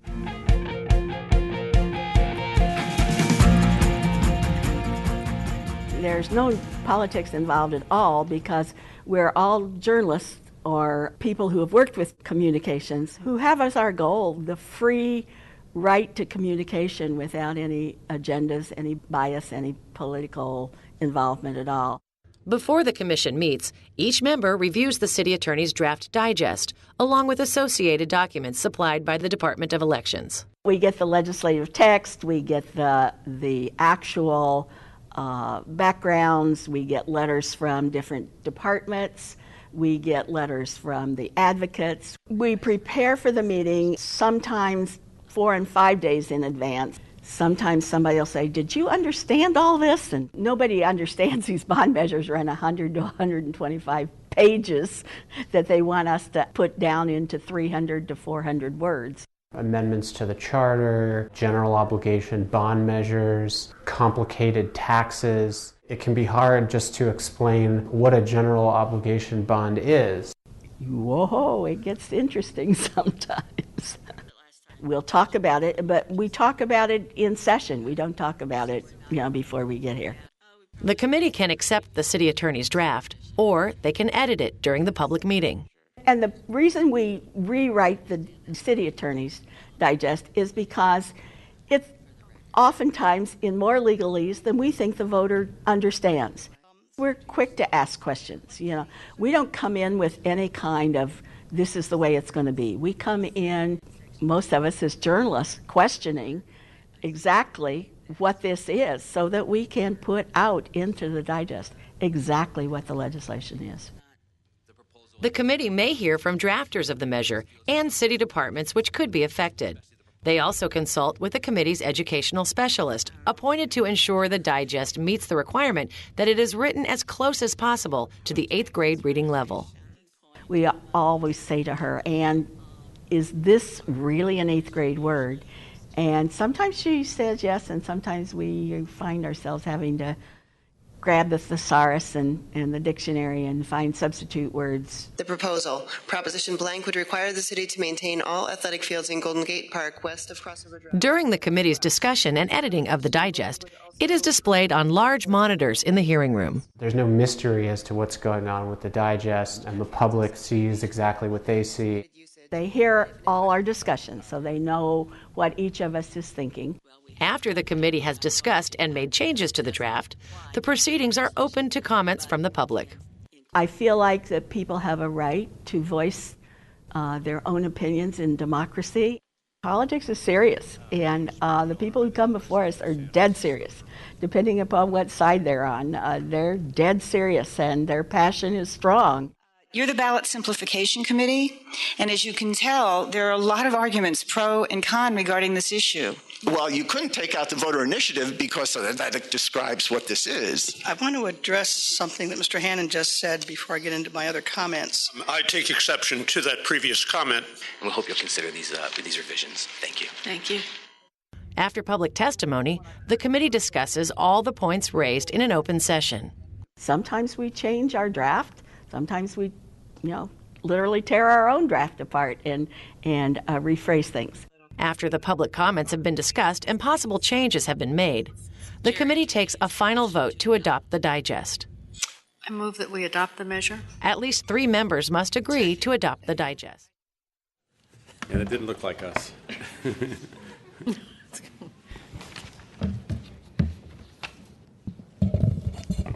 There we go. Good afternoon again, Commissioners. John Ram with the Department. We're here to present the second of 3 hearings on the Department's proposed 2-year budget for fiscal year 15, 16, and 16, 17. I thought I would start just by talking through some of the issues that you raised at our last hearing, and then Keith DeMartini will present some of the specific ways that the budget has changed since we last met. There have been some slight modifications based, if you recall, on our decision not to do a budget supplemental for this year, but to instead request the positions and authority for next year's budget. So Keith will go over that with you after my presentation.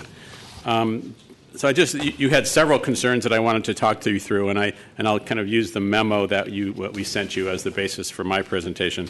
Obviously, what's on a lot of our minds right now is the short-term rental program. The Commission raised this issue last week. We, of course, this week was the first week that the legislation took effect, and we have geared up, and I will certainly, if I say anything incorrectly, Scott Sanchez can make some corrections because it's his enforcement team that's actually responsible for this program. From the budget standpoint, well, let me just back up and say that this week, the first week that we've been in operation, we have received, as of this morning, about 425 phone calls related to that program.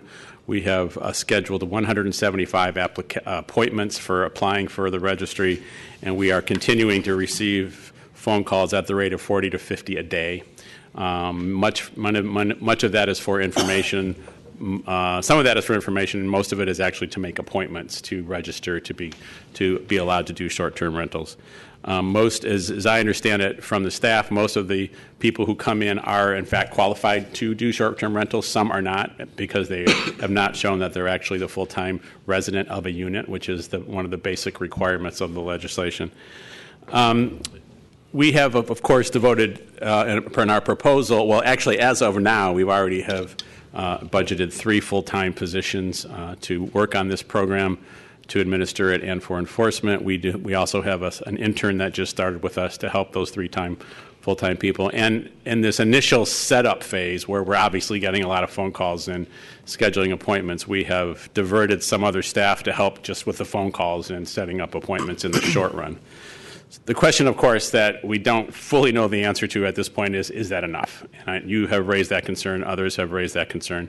The legislation does call for us to do a 6-month review with the Comptroller's Office. who will analyze the fees that are being generated from the program so that we can understand whether the fees are enough and whether we have enough staff time devoted to it.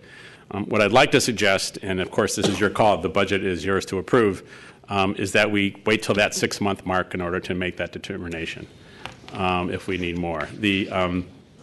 We are able to cover the cost of this program as of right now. I think it's fair to say that the $50 fee, which covers a 2-year period, will not be enough to cover full staff costs.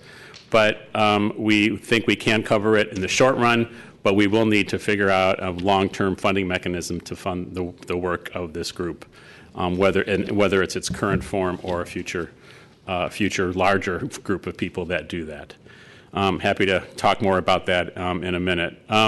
Secondly, I wanted to talk to you about your concerns about whether we are staffing up enough to address the volume of our demand and our projects.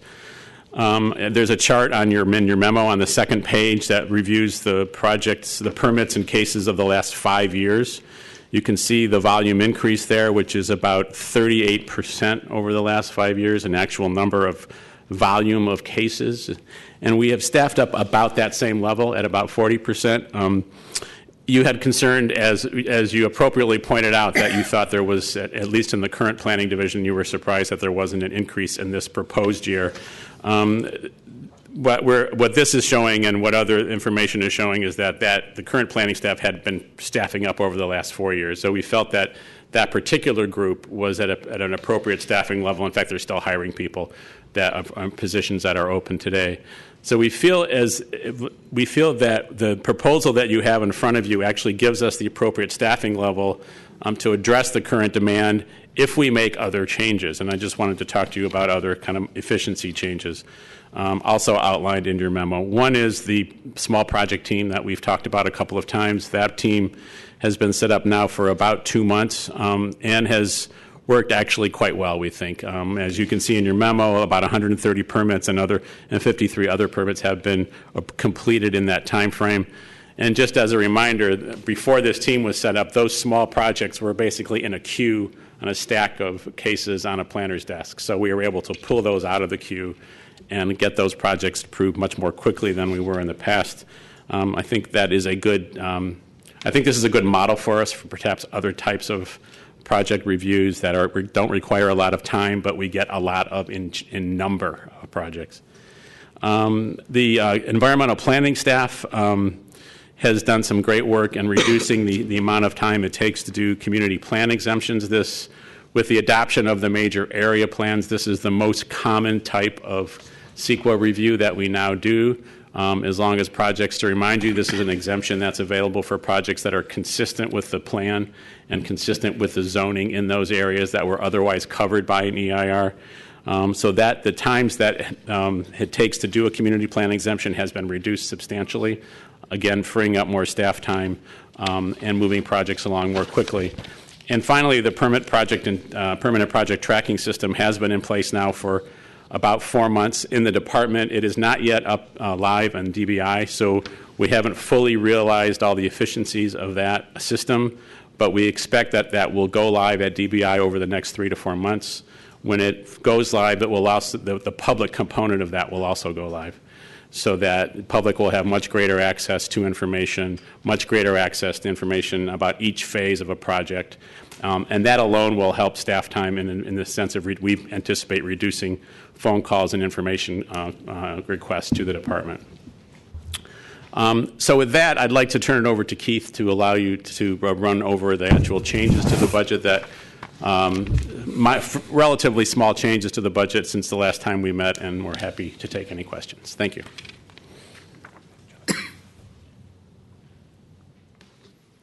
Good afternoon, Commissioners. I'm Keith DeMartini, the Finance and IT Manager for the Planning Department. It's my pleasure to present the detailed changes that we have made to the proposed fiscal year 15-16 and 16-17 budget from the last public hearing 2 weeks ago. So here's the agenda of the items that we'll cover, and I've made copies of this presentation available to yourselves as well as to members of the public if they'd like to follow along. So first, this pie chart represents the full-time equivalent, or FTE, staff allocation across the 5 main divisions in the planning department. Overall, the FTE count is expected to increase by 14.04 FTEs in fiscal year 15-16 from the current fiscal year. The budgeted 15-16 proposed FTE count is 219.87 FTEs, which includes all the positions in our current fiscal year budget, as well as some existing temporary staff that we have, and the additional new position requests that we are making for the upcoming budget cycle. Attachment 1 does show the new position requests in the detailed work program. And the next slide, you'll see the allocation across the 5 divisions right here. So the only changes that we made to the FTE allocations among the divisions include the extension of 3 limited term positions in the citywide planning and in the environmental planning divisions into fiscal year 15-16 and 16-17. They were termed to expire in the current fiscal year, but we have extended the terms so that they can continue to work on priority projects and reducing the backlog. And the only other thing notable here is that going forward, we had previously planned on adding new positions in the supplemental appropriation in the current fiscal year. However, we made the decision to just go ahead and add all of those positions into our proposed fiscal year 15-17 budget going forward. Director Ram went into some detail, and the memo does as well, about more information in regards to our volume and our workload trends that we've been experiencing. At this time, we are still assuming a continued high volume of planning cases and building permits requiring staff review into the upcoming budget years. Moving on to the revenue budget. The only changes that we made to the revenue budget was increasing the charges for services line by approximately $1.1 million due to the planned recognition of the revenue surplus that we are projecting in the current fiscal year to fund those priority projects in fiscal year 15-16. These projects were originally planned to be authorized through the supplemental appropriation in fiscal year 14-15, but we have since incorporated all of those projects and the funding for them in fiscal year 15-16 going forward. Also, in fiscal year 15-16, our consumer price index, or the CPI increase assumption for all of our fees in the planning and administrative codes, the rate reduced slightly from 2.84% down to 2.62% in fiscal year 15-16 and to 2.71% in fiscal year 16-17. This change had an insignificant impact on the revenue budget. Moving on to the expenditure budget, the following changes were made. Number 1 was the inclusion of 4 positions in the proposed fiscal year 15-17 budget that were originally assumed to be authorized and budgeted through a supplemental appropriation in the current fiscal year. Second, the extension of the terms of 3 existing staff positions through fiscal year 16-17, which I already mentioned. Number 3, an increase to the professional services contract budget for the rail yards alternatives and Interstate 280 Boulevard feasibility study and the Civic Center Urban Design Framework Plan. Both of those professional service contracts were originally assumed to be part of the supplemental appropriation, so we have since added them to our 15-16 budget. And then finally, an increase to the projects budget to include funding for implementing electronic document review, which would fully integrate with our new permit and project tracking system, as well as funding to digitize our historical records. This slide lists all of the new position requests that the department is proposing in the upcoming budget cycle. The proposed budget includes the addition of 13.09 new FTEs in 15-16 that annualize to 17 FTEs in fiscal year 16-17. This table shows which division the positions will be in, a brief description, and the FTE count. And again, you'll see these positions included in Appendix A of your memo in the detailed work program. Here's our grants budget. We made no changes to our grants budget from the prior public hearing.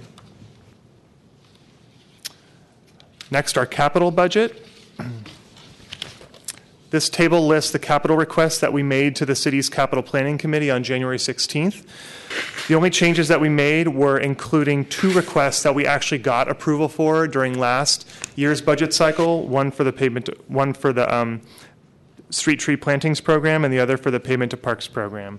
And you'll find a brief description about each of those projects in your memo. And then finally, here are the remaining calendar dates where the budget will be heard. Yesterday, I delivered this same exact presentation to the Historic Preservation Commission, and they voted to unanimously recommend approval of the department's proposed fiscal year 15-16 and 16-17 budget. Next Thursday, I will come before you and ask for your approval of the department's budget, and so that we can submit the budget to the mayor on February 23rd. That concludes my presentation. I'd be happy to answer any questions you may have. Thank you very much. Okay, opening it up to public comment.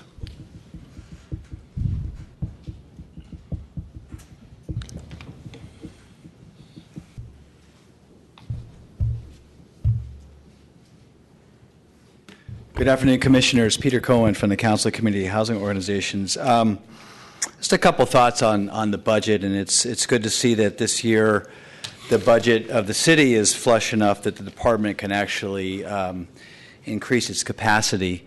I want to reinforce something that Director Ram said about short-term rentals and appropriately, stacking up your enforcement capability. That is going to keep your department incredibly busy. It's a hot mess, and until we figure out how to get through it, there's a need to make sure you've got the people power. So that's good allocation. The second thing I want to emphasize, though, is the value, and this will lead to the next section on the agenda, of data and information analysis. It's a very critical and kind of quiet and sometimes forgotten function of this department, not just for you, but for the entire city. So there's a relatively small information analysis group that does all the number crunching and the report preparation, the housing element, the commerce and industry inventory, and a number of other things, as well as special requests for the mayor's office, the Office of Economic Development, you name it. That is the place where virtually the entire city family goes to collect much of its data. When the Budget and Legislative Analyst Office does a report, one of the first places they pick up the phone and call is the so-called IAG unit in planning. So that is a place to make sure that there's sufficient capacity, and we would argue to grow capacity so that they can take on more of the interesting questions that you raise in every week's Commission Matters with newspaper articles that Mr. Richards comes up with, or other questions that are frankly curiosities. Somebody's got to do the analysis and the research to answer those, and that's where it lives in the department. Very small budget increase for that particular unit within this proposal. And lastly, and related to it, there you have a number of proposals for increasing capacity around special planning for South of Market, for the rail yards, et cetera, special kinds of new tools, all interesting stuff.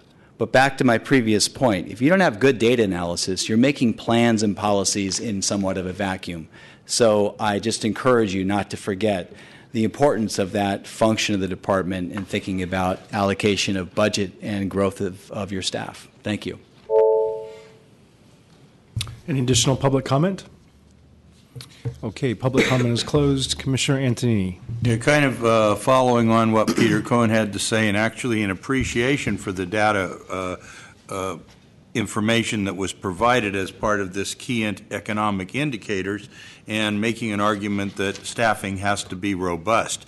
Because part of what you brought in your analysis was we added 70,000 new jobs in San Francisco from 2010 to 2013.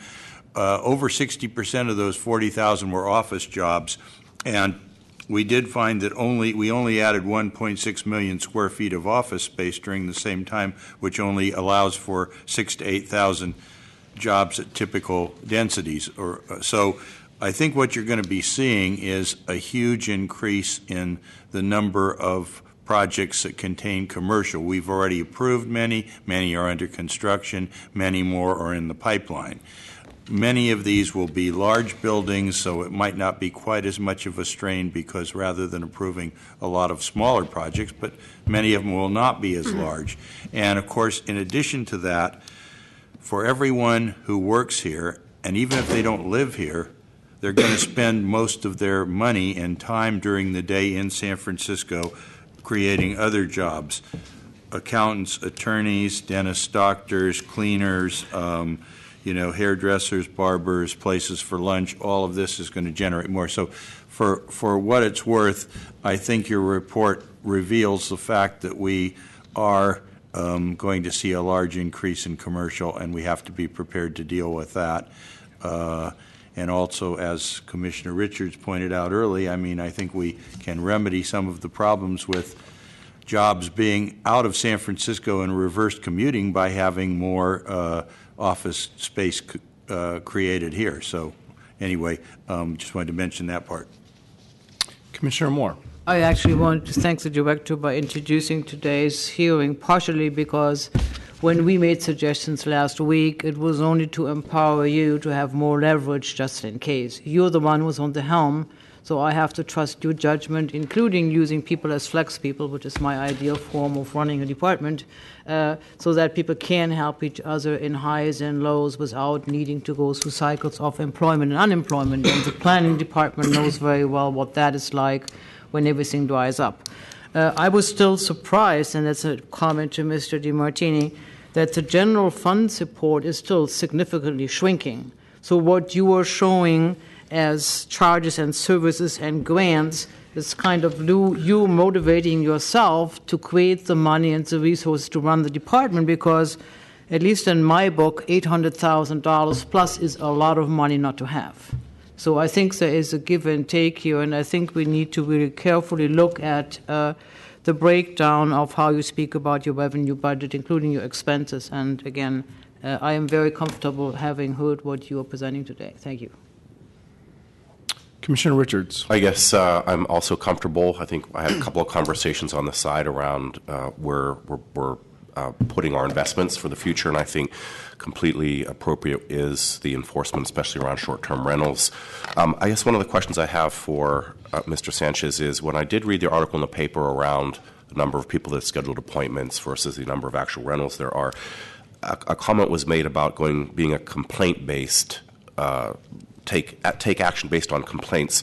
So if you're sitting there at your desk and you're on Airbnb and you see 3/4 of the listings don't have a number, you don't wait for somebody to give you a complaint. It's right in your face. So you'd be going to more of an active-based complaint system, certainly based enforcement system. If we are aware of those violations, we would pursue that. However, there's not always enough information available to pursue enforcement, because there may not be specific information that identifies that as a specific property. You go onto an Airbnb listing, you may not actually know what the address of that location is, and so sure, if we have tools and resources that allow us to identify particular properties that are in violation, we can pursue enforcement. Just follow-on question: do we have the legal capability to request a list that says, this listing, can you give me the address, Airbnb or the other hosting platform? We can certainly work with the city attorney's office to make those requests of Airbnb. It's my understanding from past discussions that would have to come in the form of a subpoena. Wow. Okay. So I am a little bit worried again. 6 months from now, we may be in a situation where even if half the hosts register, we still have half that haven't, which is a huge enforcement issue. And then counting with that, we're not sure exactly where those host sites are based on the information that you have readily available. I guess to Mr. Cohen's point about the IAG unit, I think the increases that you're putting there are good investments for the future. I think good data drives good decisions, and good decisions drives good public policy. One question I do have is the proposed legislation by Supervisor Kim. Is that on the affordability and the thing that I think I read off last week? Is that taken into consideration in these numbers? The legislation she had proposed around defining what affordable is and measuring it. Oh, that does require. I think that would the burden on that legislation to implement that legislation would fall on the data group, because that requires us to kind of keep a running total of the balance between affordable and market rate housing. So with the request, did additional FTE come, or do you have to try to figure out how to work I don't that believe in? her legislation has additional FTE associated with it. Okay. It will fall on the data group. Yeah, generally with additional work, you should get some additional FTE, I hope. From your lips to God's ears. Okay. Thank you. Yeah, sure. Commissioner Johnson. Thank you very much. Yeah, just a couple of quick things and then a question for staff. So one of the other comments that I made, at least during our first informational hearing, was about how do we measure the effectiveness of having interagency personnel. In our staffing plan, I think there was at least one FTE added for sort of interagency staff to work on IPIC and other sort of cross-agency and department work. In meeting with Director Ram, it's become clear that that's not necessarily a discussion for the work program, but I just want to reiterate that was something that was discussed at the last commission hearing, and I would love to continue working with the staff and with Director Ram on ways to see if those efforts are being effective for us. So when we talk about let's go to the MTA and match up our neighborhood plans to the transit effectiveness project, I want to know that that interagency FTE is actually being effective in that role. And if they're not, is it because they don't have enough resources? Do they not have enough hours in the day to go to meetings? Are they passing too many things to the IAG group and they're not getting it back? Is it something outside of that role? I really want to understand how our interagency staff is helping us better sort of merge the disciplines in terms of land use. So again, I brought it up last time as a way, I hadn't fully thought through if there was a way to connect metrics for their success to the work program. I don't necessarily think that there are objective ones, but I think there are subjective ones, and I would love to continue having that discussion. Yeah. I'm just happy to work with you on that. I appreciate your interest in that, because what we're finding is on the policy side of this department's work plan, their interdepartmental work is just broadening daily, right? We have to work across departmental boundaries. We can't do our work without doing that. So we spend more and more and more time every day with working with other agencies. Yeah. So just want to make sure, is 1 FTE? Is it 5 FTE? Is it one? It's hard to quantify exactly, but we don't keep yeah. our time. We don't track our time based on time spent with other agencies. It's based on projects, so it's a little bit hard to quantify it that way. If I may digress for one moment, what I forgot to mention was that within the work plan, what won't show up in the budget numbers is actually we are shifting one position from current planning, a lower level position, to the data group. Okay, good. So the data group is growing by one person. It's a graphics position, but the graphics are an important part of what that group does and how we display the information and how we make it available to the public. So we do think it will provide additional support to that group. Thank you. Thank you. I'm sorry thanks. you had other comments. comments. That's okay. I just had a couple of quick things. Well, you can sit, but we'll have one that will be a question. So the next one, I definitely concur with the public comment and what Commissioner Richards' comments on the IAG group. They do really important work. Director Ram, thank you very much for highlighting that we are adding a graphics person. I think that came up in the last hearing, so it's not totally new. I definitely agree that as much as we can, we need to make sure that that team is adequately resourced. I don't know if that's going to mean an extra FTE if we think about other reports or things that we might want ongoing, but definitely we'll make sure that that's a focus of our efforts to make sure that we're resourced properly there. My one question on that, in terms of thinking about future resourcing for the IAG, if you look at the budget and the work plan, the IAG's time is, or the group's FTE time is really segmented pretty tightly against certain reports and certain project areas. So you think, you have FTEs assigned against the RHNA, RHNA, the Regional Housing Assessment, report. You have FTE against the annual housing inventory, and I don't think I think the staffing could be adequate, but it might be good to think about, are we siloing their time in a way that doesn't allow for a little bit of serendipity in terms of the work that they're working on? I know that there's some time just for information analysis program. Is that enough? Should there be more availability for just sort of time available for commissioner analyses that may come up over time. It just seems like their time is really segmented pretty tightly, and if anything else comes up, then there's no one to work on it. So just a question for maybe the next version of the work program, or at least a question overall of resourcing, whether or not it needs to be reflected in the line items that are here. And then the last question is on the short-term rental enforcement. Definitely agree with Director Ram with you on your request and comment that we sort of wait for the 6-month look-back period to really look at what changes do we need to make. Not necessarily that anything's going to happen with the legislation in 6 months. Hopefully there will be some clarifications. But if there aren't, at least within the context of that legislation, how are our work streams working? Where do we have bottlenecks? Where do we need to reorganize, or do we need to get more resources? Do we need to reassign or get new people?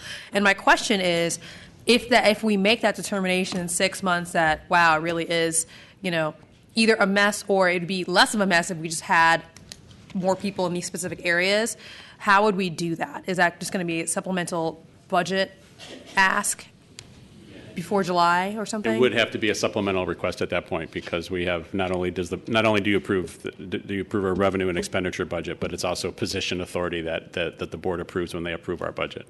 Okay. There's a number of positions. Yeah. So if we wanted to add positions, we would have to go through a supplemental process and go back to the board. Can you comment on whether or not it'd be better to just say we need more now and have it in our budget request versus doing the 6-month look back, where we will have more actual information about how our processes are working, but we're also signing ourselves up for a supplemental budget process? Yeah. It's so hard to know. I know that staff is very concerned about it because of the workload right now. I do think it's very hard to know because this is an entirely new system for us. But what I will say is that we think that the slug of registrations is a front-loaded kind of effort that will likely tail off, but then enforcement efforts will likely grow up, particularly because the key enforcement question is, the two key enforcement questions are, is a property registered, and are they limiting their number of days to 90 or less that they rent, or if they're unhosted. Those are the two key enforcement questions. So that 90-day thing we won't even know for 3 months. It will likely, the number of the time devoted to registrations will go down, the enforcement efforts will probably go up, and that's where it's a little hard to know exactly how much time. I will admit that staff initially came to me with more, but balancing the budget across all these different needs is something we had to look at. Yeah. The one thing I will say that thanks to Scott Sanchez and his team is that over the last few years, we've ramped up the number of enforcement staff quite substantially from 5 or 6 to around 14 now. I think you have 12. Yeah, there was a point in time not too long ago where we had probably less than 6 staff dedicated to enforcement, and now the total number in our division will be 17 and a half at the end of this all. We've dedicated staff to preservation efforts. We have a couple positions in backlog, and there are actually about 5 positions now that are still open, needing to be filled and backfilled. So we do have some capacity that we can grow, which will help, I think, deal with the issue of the short-term rentals. And the other advantage of having that number of people is that it allows us to shift people around as needed a little bit, recognizing that they have other duties as well, but it does give us a little more flexibility in how we assign staff. Okay. I think, to be perfectly honest with you, I would not be surprised if we came back to you in 6 or 8 months with a supplemental request. Right now, we need to present you a balanced budget, so it's a question of where that comes from if we Thanks. do it. And I expected that response. I think the reason I bring up the question is because we already have so much information about the backlog that we have from day one, and we do have a process that's been set out legislatively and administratively of what we're trying to do. So I just thought it was, my duty as a commissioner to ask about, are we adequately resourcing it, given that we're already starting from day one with some consternation about if there are enough resources, and is it a smart idea to just basically sign ourselves up for a supplemental budget process that we know we're going to have to do. But I agree that I think it's better to have more information than less about what the actual bottlenecks are, what the actual issues are. Thank you. Commissioner Richards. Just one follow-on question. Going back to my days on the Market Octavia CAC and where the board of Supervisors prescribed a monitoring report to be delivered in a certain period of time, and it was delivered sometime after that date, which brought up the issue for me. And I honestly can't remember the details, but it's not to me whether a report's done; it's done on time, especially given the pace of change that we're seeing. That we need timely information. So as I look down the list of things that need to be delivered quarterly, annually, et cetera, are they all done on time? So we do have enough people getting it done, not only getting it done, but getting it done on time. Are you asking if yes? I think we are behind on some things. I think some of them have very clear deadlines, some of them don't. I don't know, maybe Teresa can answer that if we're kind of keeping up with the schedule. But I think we're within a reasonable time frame on most of those reports. I'm sorry, I don't know off the top of my head. I'd love to hear if she can add anything. I think in a static environment, it's not as important, but in a dynamic environment, it's much more important. Teresa Ojeda, Information and Analysis Group. We generally have been on time with the monitoring reports. We prepared the Market Octavia monitoring report 2 years after its adoption. We may have been a couple of months late with that, but the Market Octavia monitoring report is due this year, and we are pretty much on time for the 5-year report. And the following year would be for the eastern neighborhoods. We have been short-staffed, but we decided that we better get on a schedule that's set where we have every 5 years that we actually meet the mandated reports. Completely support that approach. Thank you. Thank you. Okay, seems there aren't any other further questions. If there's nothing else, Commissioners, we can move on to item 12 for case number 2014-001503 GPA that has also been referenced as 2014-001503 CWP, 2014.1327 ENM, and 2007.1275 ENM, the 2014 Housing Element Update. This is a general plan amendment.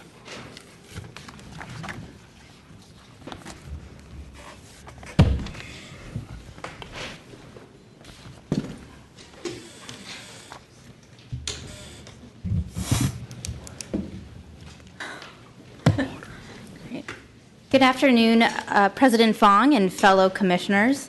My name is Menaka Mohan, and I'm here to request the adoption of the 2014 Housing Element. Today, I will provide a quick overview of the 2014 Housing Element, and my colleague Tanya will provide some comments on the related CEQA analysis.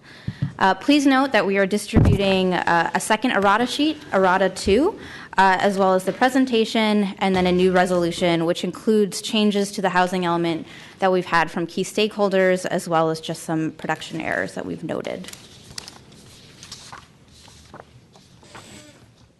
The housing element is a required part of the general plan and state law and guides the city's policies as it relates to housing development. As an overall guiding document, the element provides the overarching policy framework and vision for the city's housing strategy. An effective housing element is required to access many state funds for infrastructure and community development. And future policy work will be evaluated for consistency with the housing element. However, adoption of the housing element does not itself change city law or practice. As a reminder, this commission initiated adoption of this housing element on January 8th, 2015. The department published adoption materials, including the addendum to the environmental impact report for the 2004 and 2009 housing element, to the housing element website on January 22nd, as requested by this planning commission. Additionally, staff sent out an email alerting members of the public on the housing element general plan distribution list on January 22nd. The housing element itself is broken up into two primary parts. Part 1, data and needs analysis, which contains a description and analysis of San Francisco's population, household, and employment trends, as well as an assessment of existing housing characteristics and housing needs. Part 2 is our objectives and policies, which define the city's policies and goals related to housing. Additionally, the element includes implementation measures, which include a number of measures that result in specific actions to help implement the city's housing-related objectives.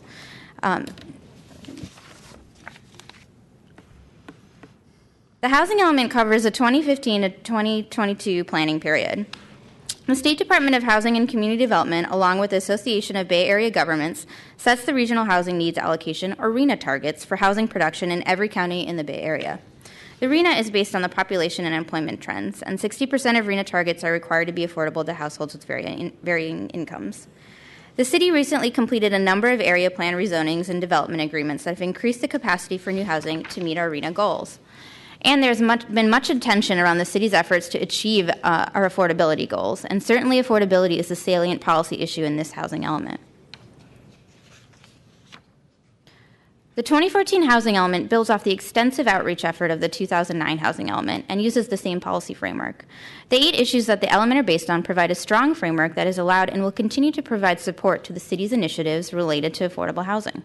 From adequate sites to increasing affordable housing, these are core issues that address a wide variety of housing needs in the city, making a robust vision for San Francisco. The existing housing element was generated through extensive stakeholder outreach, which was completed 3 years ago. This update is an update to that framework rather than a complete revisioning of the process. Generally, the proposed updates are reflected in Part 1, the data analysis section. The department notified the public of this process and made materials available starting in August of 2014. To date, we have received public comments from Kathy DiVincenzi and Aaron Goodman on the addendum, which Tanya will address. Additionally, staff has worked closely with the Community Council of Housing Organizations, or CHOOCHO, to incorporate updates and recommendations to the element over the past several months. In response to CHOOCHO's most recent request to amend the language in Implementation Measure Number 1 to include data on new sales price and employment by wages, we have included amended language to that implementation measure in Errata 2, circulated to you today. While the department feels that there are still issues around data quality and data availability, we've included language in Errata 2 to Implementation Measure 1, committing the department to achieve this goal. Errata 2 also includes Table A4, a list detailing the city's surplus properties that was erroneously left out of the 2014 housing element during production. Staff also updated the implementation measures and added policies where appropriate to reflect recent policy work vetted through the Mayor's Working Group and board-sponsored legislation. There are new policies related to short-term rentals, displacement, and homelessness. We have also added new implementing programs around the density bonus work and the newly passed Proposition K to achieve 1/3 of permanently affordable housing and new area plans and special use districts. These changes reflect public policy legislation and directives vetted through a separate public process. At the initiation hearing on January 8th, some commissioners asked what types of monitoring and evaluation the department conducts around policy goals set forth in the housing element. We have provided a chart that details the various monitoring and reporting the department conducts on housing, including reports made to the California Department of Housing and Community Development on implementation of the housing element. Staff can provide informational hearings to the Commission as these reports are produced. Also, many of these reports are posted on our website, including the annual inventories and monitoring reports in the area plans. Going forward, we ask that the Commission recommend adoption of the resolution amending the general plan to adopt the 2014 housing element as the city's housing element. The document that staff circulated to you today, Errata 2, outlines the suggested changes from CHOOCHO commissioners as well as some correcting some production errors. Accordingly, staff suggests adding the following languages to the adoption resolution. Whereas the Commission directs that all changes outlined in the Errata sheet included in the February 5th case packet for this case, Errata 1 and Errata Sheet 2, circulated to the Planning Commission at the February 5th hearing to be incorporated in the 2014 housing element update. In conclusion, adopting the 2014 housing element continues our eligibility for state housing, community development, and infrastructure funds. Additionally, the housing element allows staff to continue to work to achieve the city's affordable housing goals. Tanya would like to make some comments on the environmental review of this document. Thank you for your time and consideration, and staff is available for questions.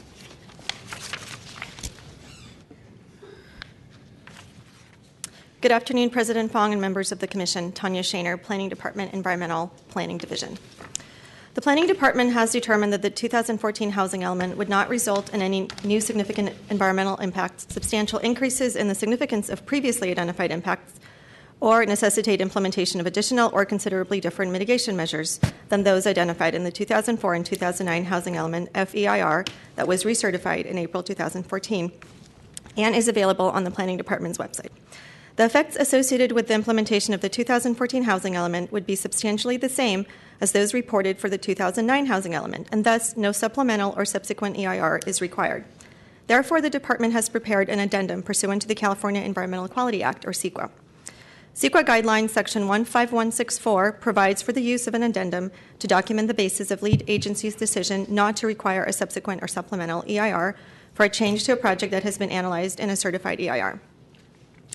As articulated throughout the addendum, the 2014 housing element would continue all of the 2009 housing element objectives and policies and most of the implementation measures that could, in theory, impact the environment.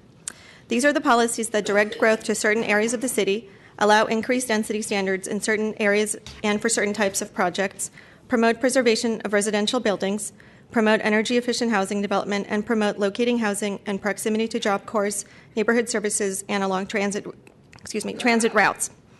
Like the 2009 housing element, the 2014 housing element does not include or propose any specific projects or zoning changes. And no zoning changes are required under state law because the city currently has available capacity to meet the Regional Housing Needs Assessment, or RHNA, targets. Moreover, the 2014 housing element would not result in increases to the city's population, as residential growth during the planning period would occur regardless of housing element policies. The 2014 housing element would instead continue to provide general direction for how new residential development in the city should occur in response to demand, with an emphasis on affordability. The 5 policies and 3 implementation programs added for the 2014 housing element would not be expected to result in any new physical impact that was not previously identified in the FEIR, or a substantial increase in the severity of any impact that was previously identified. Next, I would like to respond to some public comments that the department has received on the addendum. First are some of the comments brought up by Ms. Catherine DiVincenzi in her 2 letters to the department. The first dated January 28, 2015, and the second dated February 4, 2015. First, Ms. DiVincenzi opposes the city's reliance on the 2004 and 2009 housing element FEIR for the 2014 housing element addendum. As you know, in December of 2014, the San Francisco Superior Court ultimately denied a legal challenge to the 2004 and 2009 housing element EIR. The petitioners in that case have appealed the denial to the California Court of Appeal. That appeal is still pending. Like any other project sponsor whose project has been challenged in courts, the city is proceeding at its own risk. Any further questions regarding this issue should be directed to the city attorney. Next, Ms. DiVincenzi states that the addendum to the EIR is invalid and premature because the city failed to prepare the initial study required by CEQA. Ms. DiVincenzi repeatedly references San Francisco Administrative Code Section 31.19b2. However, this section of the code applies only to the evaluation of modified projects previously found exempt under a categorical or statutory exemption. Section 3119b2 does not apply to projects in which the previous environmental review was an environmental impact report. The correct section of the administrative code applicable to the 2014 housing element is Section 31.19c. That section states that when projects where previous environmental review was an EIR are modified, if on the basis of reevaluation the environmental review officer determines that no additional environmental review is necessary, this determination and the reasons therefore shall be noted in writing in the case record, and no further evaluation shall be required. Therefore, no initial study is required for the 2014 housing element. In her next comment, Ms. DiVincenzi disagrees with statements throughout the addendum that the 2014 housing element would not generate new housing. However, the city currently has adequate capacity to meet the RHNA targets without the need to rezone.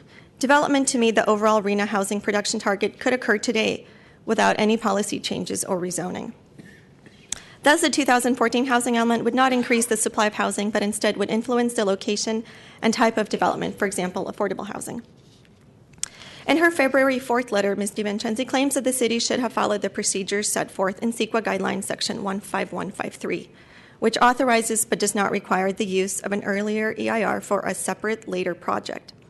The citywide division of the Planning Department approached the effort of the 2014 housing element as a minor update and not as a new project. Accordingly, the Environmental Planning Division, as the lead agency, determined that the updates to the housing element were not a separate later project under CEQA. Rather, the project here is the housing element of the general plan. The current housing element of the general plan is called the 2009 housing element, although it was approved by the Board of Supervisors in June 2014, just 7 months ago. Housing elements are required to be updated by state law, and that is the project here, the updates to the 2009 housing element. While we are calling the updated housing element by a new name, the 2014 housing element, it is just a minor update to the housing element of the general plan. So in other words, although what we call the housing elements is different in that they have different dates in their titles, it is still the housing element of the general plan. And staff is recommending that the Commission continue with the current housing element, merely updated with the current data and 5 new policies out of 72 policies total, and 3 new implementation measures out of approximately 110 implementation measures in total. The project sponsor is the same, i.e. the Planning Department. The purposes are the same, i.e. to provide guidance on housing development. Thus, it is not a separate project from the project adopted in June 2014. Moreover, the 2009 housing element was reapproved in June 2014, just 7 months ago. The guidelines do not elaborate on what constitutes a later, but a 7-month interval would not qualify as a later project.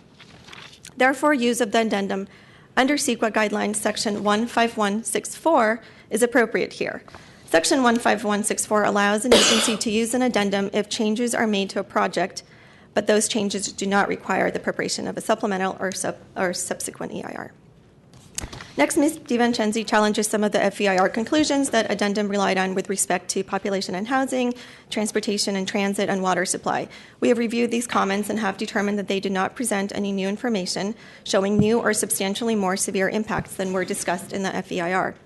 Nor is there evidence presented that could affect the impact conclusions reached in the FEIR or the addendum. The certified FEIR underwent a robust environmental review and public participation process and is not the subject of debate at this hearing. In addition, the Department provided Ms. DiVincenzi with 2 primary references relied upon in the addendum, which are the 2004 and 2009 housing element FEIR and the 2014 housing element itself, both of which have been and remain available on the Planning Department's website. Finally, a letter from Mr. Aaron Goodman, dated January 29, 2015, provides comments regarding the city's housing pipeline, the desired ratio of rental housing to for-sale housing at various levels of affordability, and the need for affordable housing. Mr. Goodman also argues that lands designated as public spaces should not be included on inventories of land suitable for residential development. His comments are noted, however, they are not applicable to the adequacy or accuracy of the CEQA review for the 2014 housing element, and therefore no further response is required. This concludes my presentation. I, my colleague Steve Smith, a senior planner with the department, and Sarah Jones, the environmental review officer, are all available to answer any questions you may have. Thank you. Thank you. Opening it up to public comment, Catherine DiVincenzi, Christy Wang, Bernard Choden, Rose Hilson.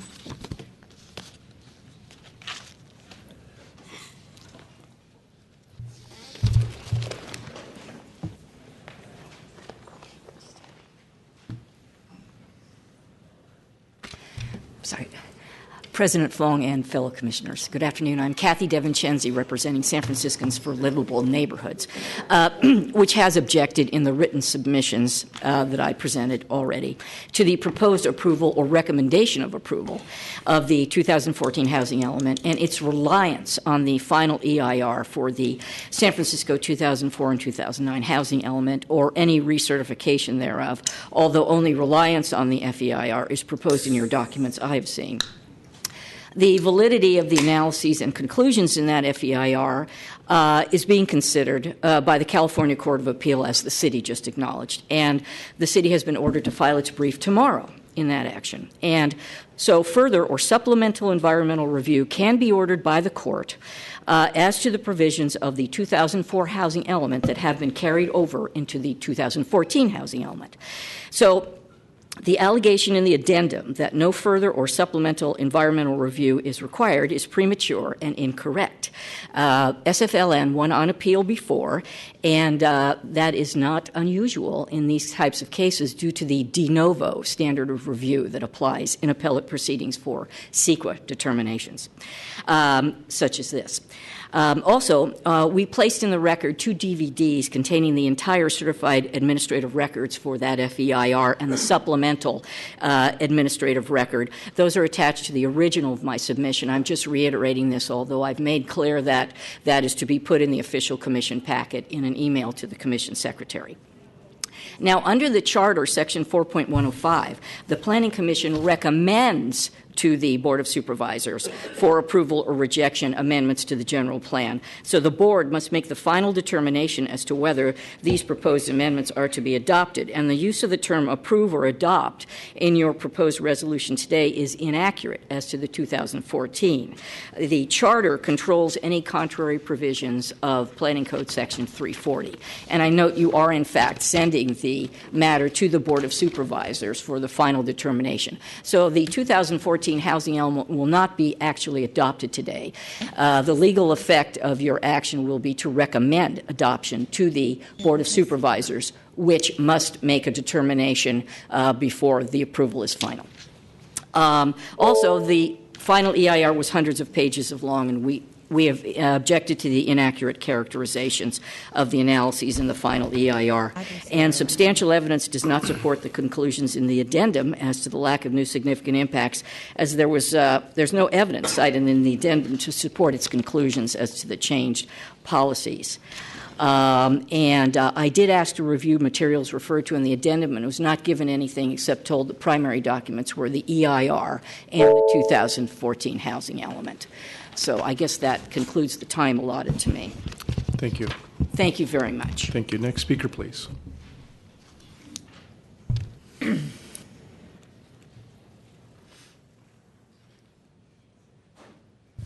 Thank you. I'm Bernard Choden. I'm on the board of San Francisco Tomorrow. I wish to indicate that we, as Catherine has done, submitted alternatives as mandated by the court and ignored by this body.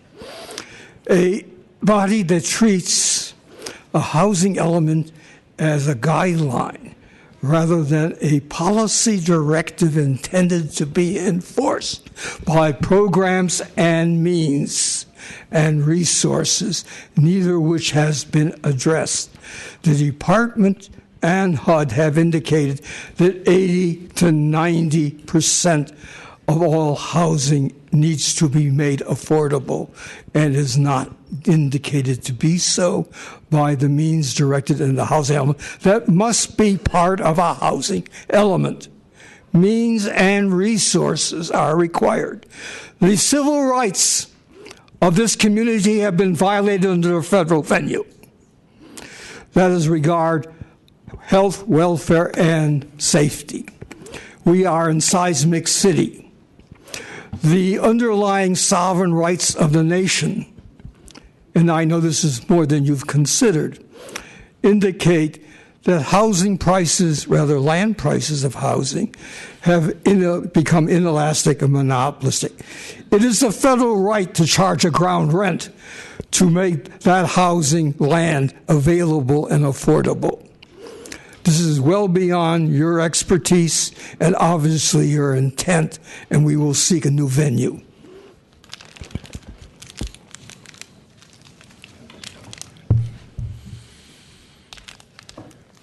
Hello, I'm Christy Wong. I'm the Community Planning Policy Director for SPUR. Thank you for the opportunity to comment on the housing element proposed for adoption today. We commend planning staff for their work on this element. We support adoption of the draft today in order to allow many of the mayor's housing work group's initiatives get implemented. Our city is attracting jobs and residents like never before, bringing resources and opportunities, but also putting pressure on our limited housing stock. The city needs to produce between 4,000 and 5,000 new units per year, more if we are to catch up with our existing deficit. The city's current work plan is unlikely to get us there. We can and should do more. A few thoughts. 1, restart neighborhood planning. The city has completed an impressive set of neighborhood plans that are currently producing the vast majority of housing now underway. And yet there's only one plan in process, the Central SOMA plan. We believe it's time for the planning department to begin planning again to expand the long-term capacity of the city. 2, make it easy for homeowners to add secondary units. This should be a top priority since it is one of the few ways that we will be able to add homes in some parts of the city. Supervisor Wiener is doing an excellent job moving this forward, and the planning department itself also has some exciting efforts underway. We should continue to grow this effort. 3, launch experiments to produce middle-income housing. In general, our current housing system is not good at meeting the needs of this group. We need to focus on experiments that would produce more housing for the middle, like student housing, conversion of underutilized hotels to housing, and removal on the cap on micro units. 4, Reject the misguided idea of metering. We believe metering or housing balance is a misguided strategy. We believe it is better to maximize the number of affordable units rather than focus on the percentage. Our goal should be to come up with as much affordable housing funding as we can. There's nothing to be gained by restricting the market rate housing to a ratio that matches the available funding for affordable housing. The only outcome will be to put additional pressure on our housing stock and increase the cost of housing for those not lucky enough to win a below market rate unit. 5, fix the process. Finally, one of the many causes of our high housing costs is the fact that it is so expensive and so risky to get approval to build housing. San Francisco is one of the only major cities in America to not have any as-of-right zoning, so every proposal can be appealed or rejected, even when it conforms to the existing zoning. This should be a major focus of city housing policy. The city's housing element efforts have been heroic over the last several years, so to be clear, we do urge you to adopt this document today and continue the hard discussions of how San Francisco can continue to both welcome newcomers and take care of existing residents. Thank you.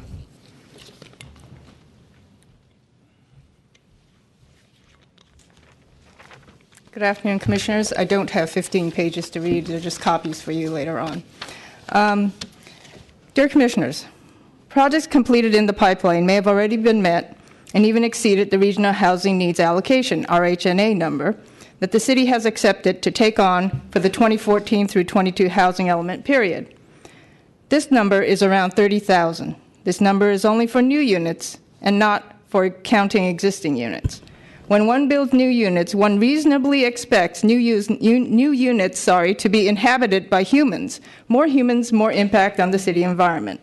The 2014 housing element as written has not taken into consideration the change of the lay of the land today. It has instead based its premises and tiered off on the previous versions of the housing elements. It is clear that the city has changed since the last housing element was written. We now have ordinances that allow additional units of housing to be built without counting towards the density limits of specific zoning areas of the city. This change can be seen to reasonably attract more people to build as an incentive, get additional rent, or add value to a piece of property.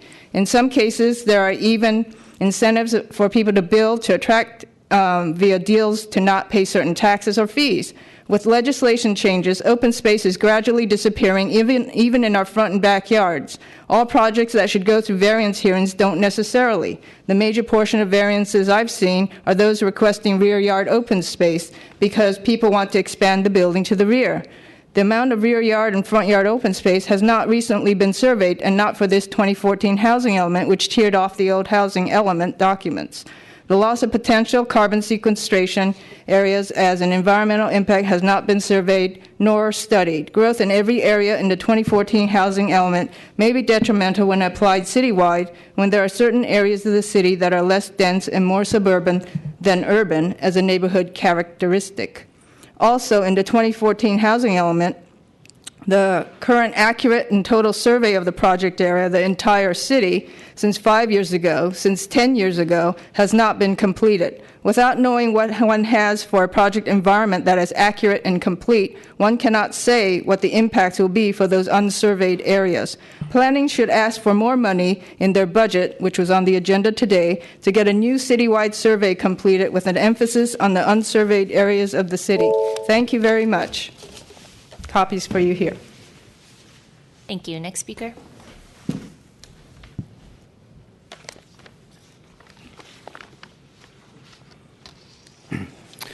Good afternoon. Oh, excuse me. Thank you. Good afternoon. My name is Hiroshi Fukuda, the chair for the Coalition for San Francisco Neighborhoods Land Use and Housing Committee. Several comments about this housing element. For example, if you were all commissioners for physicians, you would take a Hippocratic oath, and you would say, you would vow, do no harm. Being commissioners, I hope you also take this oath, do no harm.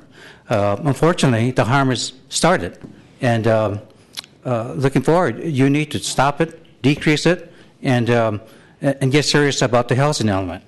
Now, the planning department had told you, staff had told you that the new housing element is just a tweak of the old one. Well, has the old one been successful? Has the policies and implementation program taken advantage? Has it identified the problems And has it solved the problem? Well, I hope, we all agree that we have a serious problem. So obviously, the old housing element is not working. So why do we tweak it? It needs a major rewrite. And I think, if the housing element is a serious piece of policy, we can't ignore that it's a failure, and it needs to be rewritten in total. Now, for example, Dr. Antonini, when he's working professionally as a dentist and he sees a cavity, a decay, I'm sure he's going to stop it immediately. Stop it. And in the same sense, in our housing policy, we have a decay, and we need to work on it, and we need to be serious about it. And I think just tweaking it is a big, major mistake. There are many things that are wrong with it. For example, it doesn't really consider the cumulative impact of all the buildings that have been going on. It doesn't address the transit issues that we have right now. It's a serious problem we have now, and looking forward with our growth, it's even worse. That's not being addressed. The water shortage. We have a major water shortage that's not being addressed in regards to conservation. We have a major conservation program that is successful in San Francisco, and now it's going to demand even more. But the bottom line, since I don't have much time, is that the city, as we all know, is becoming the city of the very rich and the very poor. The housing element does not address how to solve this issue. So I think you need to address this and return it to the planning department for a new one. Is there additional public comment? Hi, my name is Michael Bloom. I'm an engineer working here in the city. I live in Richmond and commute into the city daily so that I can work here. The person who went right before me mentioned that as housing in the city grows, it will stress transport more. I'd just like to mention I'm actually stressing transport more by not living in the city and commuting into the city daily. And I'd just like to reiterate some of the comments made earlier about how we just need to find ways to maximize the number of new units that we can build in the city, because the shortage here is just becoming such a crisis right now, and we need to find ways to solve that, whether that's by rezoning, whether that's finding ways to incentivize new construction, whether that's allowing people to expand units that already exist, or allowing for smaller units like student housing. Thank you very much.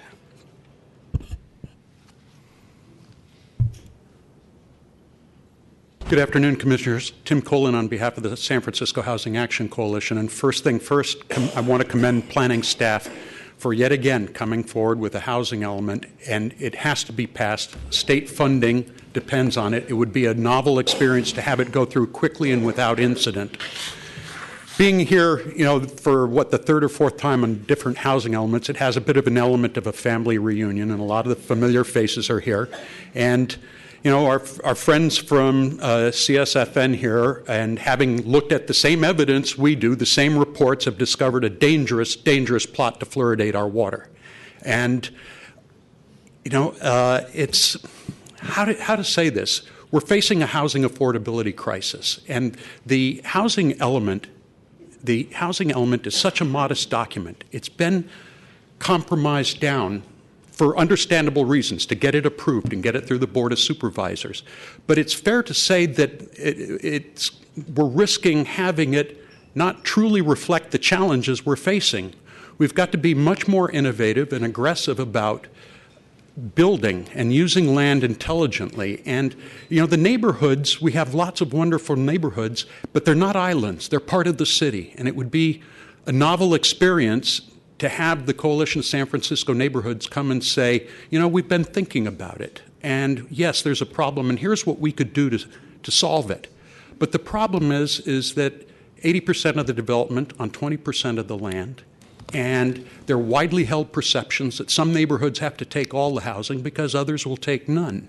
And we're running out of time. We're going to have to start thinking about ways that have been mentioned, micro units, secondary units, Try things, try them out, and see if they work. Middle-class housing it's going to hurt us.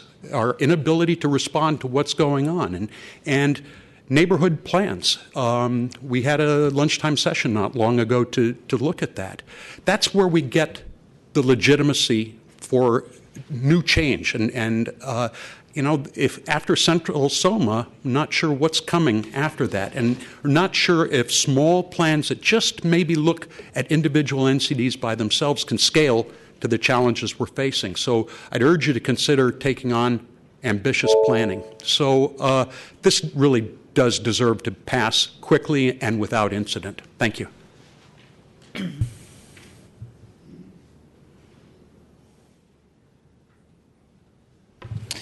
Good afternoon again. Peter Cohen, Council of Community Housing Organizations. I'll just get to the punchline first, which is that we're quite satisfied with the policies and procedures and implementation measures that are in this update. And we've worked quite a bit, actually, with staff over the last 3-4 months, given several suggestions, and in some shape or form, they've been incorporated, including a very important measure for us, which is around the data reporting, which is why I'd emphasized that earlier, that you need to have the capacity to do it. So I think we're there, and I'm happy to report that. I know that there are folks who find the housing element more threatening, and from an affordable housing lens and the kind of work that we do and the things we support, it's a good roadmap. The hard part is when it gets down to the project level or the plan level or the policy level, and that's fine. We can duke that out. But I think as a high-level policy document, we're satisfied. I do want to emphasize the short-term rentals. You've got a new policy and a new implementation measure. The stronger that can be, the better. It's good. No critique, no suggested additional language. But as I said earlier, that's going to be a big, difficult thing to implement. And the stronger your implementation measure can be in the housing element, the better for you. What I found very interesting is to hear really the kind of the litany from our SPUR representative. So I'm not here to agree with the HAC or SPUR on the purpose of the housing element. But to hear kind of emphatically made that we need 5,000 housing units a year, without question, is interesting. Because that's not what your housing element says. Your housing element says you need 5,000 housing units a year at certain income levels. And in fact, 60% of all the housing that we're supposed to be producing in San Francisco over this housing element cycle is below market. 60%. Not 5,000 a year generically, but 60% affordable to low, moderate, and middle income folks.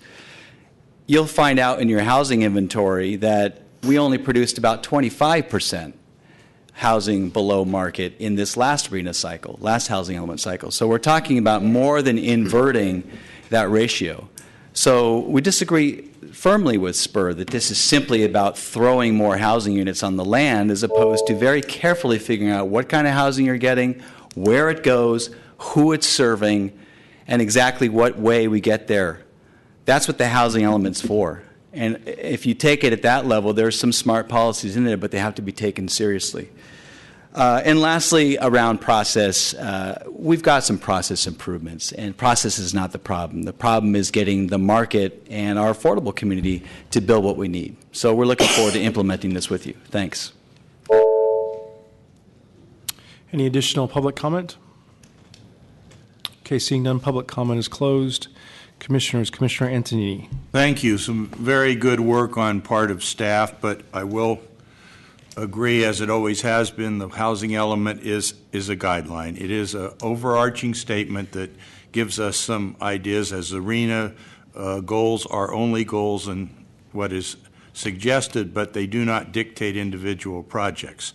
And it's not a collectivist society we live in. I mean, each project has to be evaluated on its own merits, and it costs money to build them, and you can only produce where there's money to produce it. So if we end up with a higher percentage of a certain price range of housing, it's because that's what can be funded.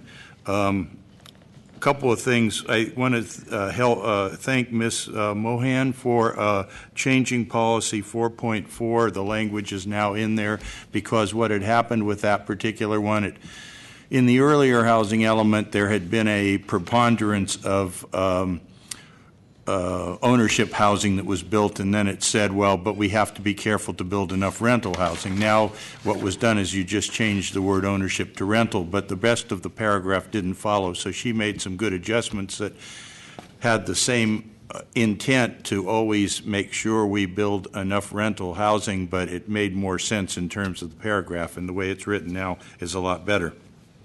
A few comments on the displacement section, another place where there were changes. I agree with the language going in there, but we have to be very careful to, just because demographics changes occur in San Francisco, as they always have and always will, does not mean displacement. Many times people can only stand to live in a dumpy unit even if the rents are kept depressed for so long, and realize that they can go to San Leandro or go to other parts of San Francisco or go to South San Francisco and get a safer, cleaner, seismically stable and electrically and plumbing compliant unit. They stay longer because of our very strict rent control laws that allow very little improvement to be done by the or passed on behalf of the owner, and almost no rent increases. But ultimately, it does end up becoming a fight sometimes because people have stayed for so long. Then evictions occur or other things occur because it's the only way these units can be upgraded. Especially now with the seismic and the soft story things, we're going to have to be real careful about what we allow owners to do and how these costs are going to be met. So we just have to, when we talk about real displacement as opposed to people who have always electively moved to neighborhoods where they can find more for the same amount of money or slightly more. On another thing, section A9, we talk about housing on public lands, and I've brought up the concept, what we should do in a lot of these, particularly in the west side. Thank you, Mr. Cohen, for bringing up Western San Francisco. We have to help fill our requirement to build some more housing there. Single-family homes would be terrific because that's what the people and their children want in that area. One thing that should be done is some of this land should be working with responsible developers with clear restrictions on the quality of what is built. They would be given the land for a very low amount, maybe $1 or whatever it is historically, but they would be restricted to only charge a price, let's say for 3 bedrooms and 2 baths and 2,200 square feet, not to exceed $800,000 or something along those lines. You'd have to work with the numbers. The same would occur in the rental market. And what this would do is allow people to come in and actually own their own properties, not properties that have all these restrictions on them and shared equity. You would probably give preference to people who were city employees first, and then people who worked in San Francisco.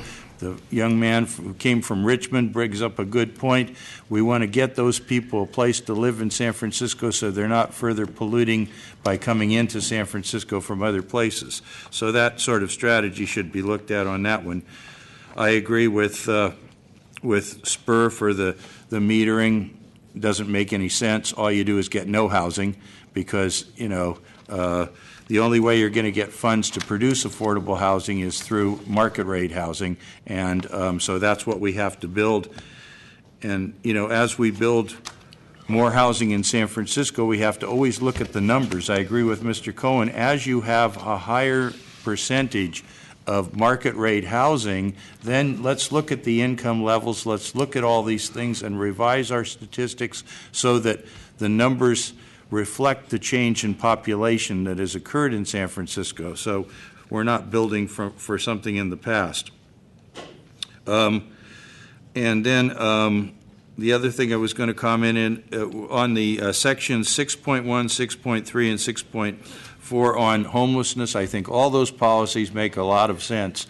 I just want to make sure, and we can't probably put this in the housing element, but we have to make sure that we carefully avoid any policies that will further exacerbate the problem by having more people who are homeless coming to San Francisco. We've built tons of new homeless housing, but the numbers of homeless remain the same. So obviously, there are more coming here, and I think part of the problem is this is the most expensive place where you could possibly live, and if you have limited means or limited ways to acquire income, it's the hardest place to be able to have enough to afford housing. So that's one of the challenges we face, and while we have to do everything we can to provide for people who are here with needs, we don't want to make the situation any worse. So those are my main comments on the housing element. The only other thing I'd like to add is I know we're discouraging loss of units, which is very important. We've seen that we had fewer mergers in the last period, but mergers are not always bad. Sometimes they create larger units that are more appropriate for families. So, I mean, there's no right or wrong answers in these. We have to evaluate each situation individually. Commissioner Johnson. Thank you very much. Just a couple of things. I agree with a lot of the comments that have been made that the housing element is a general policy document, and it's really about what we approve on a day-to-day basis, and that will determine how we move our city forward. So I won't repeat those comments, but I just have a couple of things about the housing element. The first one is I have a correction, I think, to make. In the addendum to the environmental impact report, when it talks about library facilities and the need for the impact of the housing element on the need for library facilities. Part of the response was that the 2009 housing element would not result in the construction of residential units, and that the development would be required to comply with mitigation developer fees. But in December, we adjusted our developer and impact fees to take out library facilities because we had various reasons for doing that. So, changes to mitigation and developer fees will not impact the ability of the city to provide library facilities, and I think we need to correct that in this document. If I can get a nod of agreement from someone. Okay, fantastic. The second thing is I support the additional errata that was submitted today for the 2014 housing element. But one thing that I kind of had been trying to think about since the first time we talked about the housing element, which the addendum to, or the change to implementation measure 1 made me think more strongly about, was implementation measure number 95 talks about the phasing of the transit effectiveness project and how the planning department and SFMTA will coordinate development and the transit effectiveness project to make sure we get transit along with development. But I think that we could make that a little bit stronger and say that the department, meaning the planning department, shall provide an annual report on the progress against the transit effectiveness project.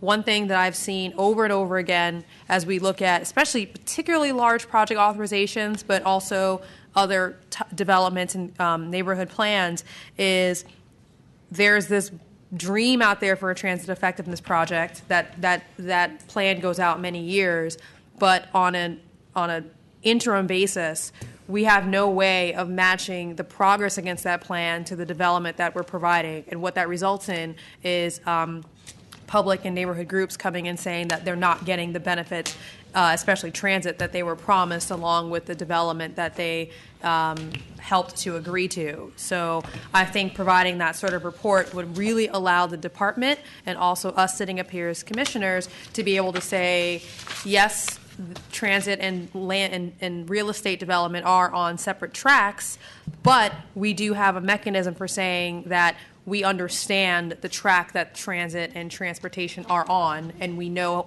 where we are in time with that process so that we can get a little bit closer to having a more converged process for looking at land use development in the city. So I'll stop there and just say, is that something that we could add to implementation measure number 95, just sort of an annual report? And it could be something the MTA just provides to us and the department just gives, or I'll pause.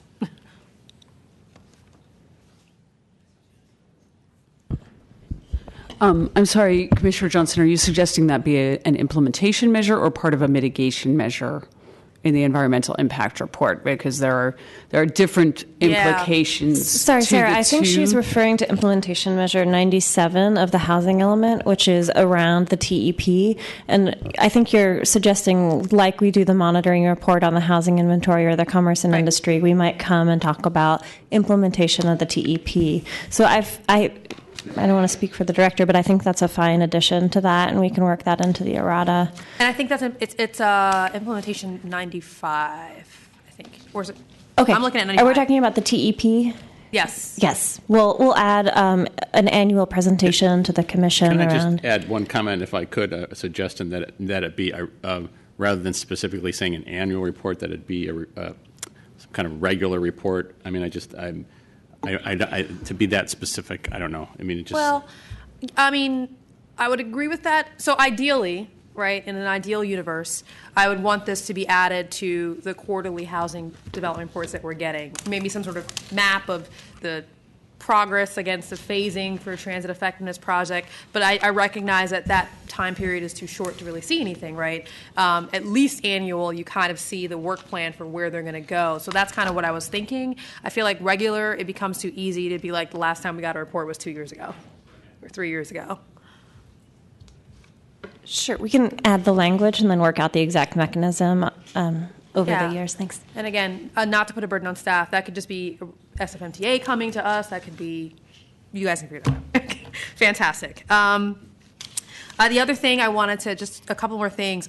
We had one public commenter say this, and I also read closely for this in the housing element. There are, I appreciate that the implementation measures and the mitigations did have some changes to the language to provide more flexibility around how we go about getting more affordable housing, and how we go about land use development. Particularly, saying, taking out language that refers to specific types of home ownership programs and just says home ownership.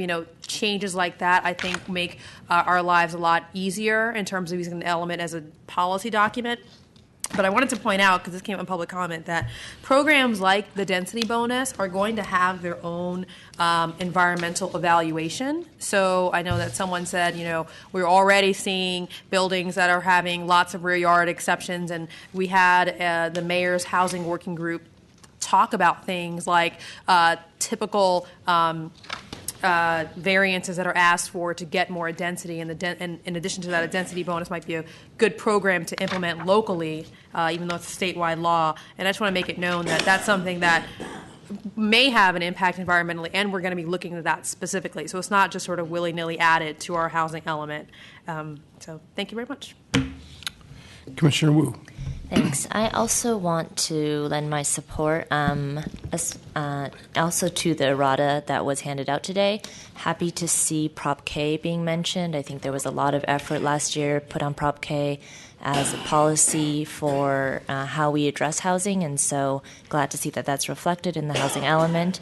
And also this look at connecting jobs and housing and transit, as Commissioner Johnson is pointing out. I think that the three of those keeping up with one another in terms of development timelines, that's one of the biggest challenges we're going to be looking at. I know that our conversations on Prop N will be coming up again. I think that issue is key to keeping the city in balance. So with that, I move to adopt and recommend that the Board of Supervisors adopt. Second. Commissioner Moore. I'd just like to add one comment.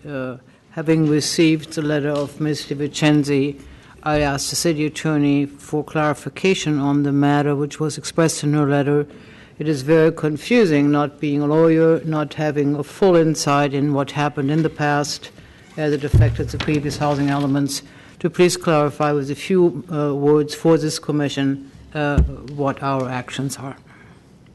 Sure. Deputy City Attorney Susan Cleveland Knowles, I think in her letter, Ms. DiVincenzi implied that the ongoing litigation over the 2004-2009 FEIR for those housing elements would somehow preclude the Commission from acting today.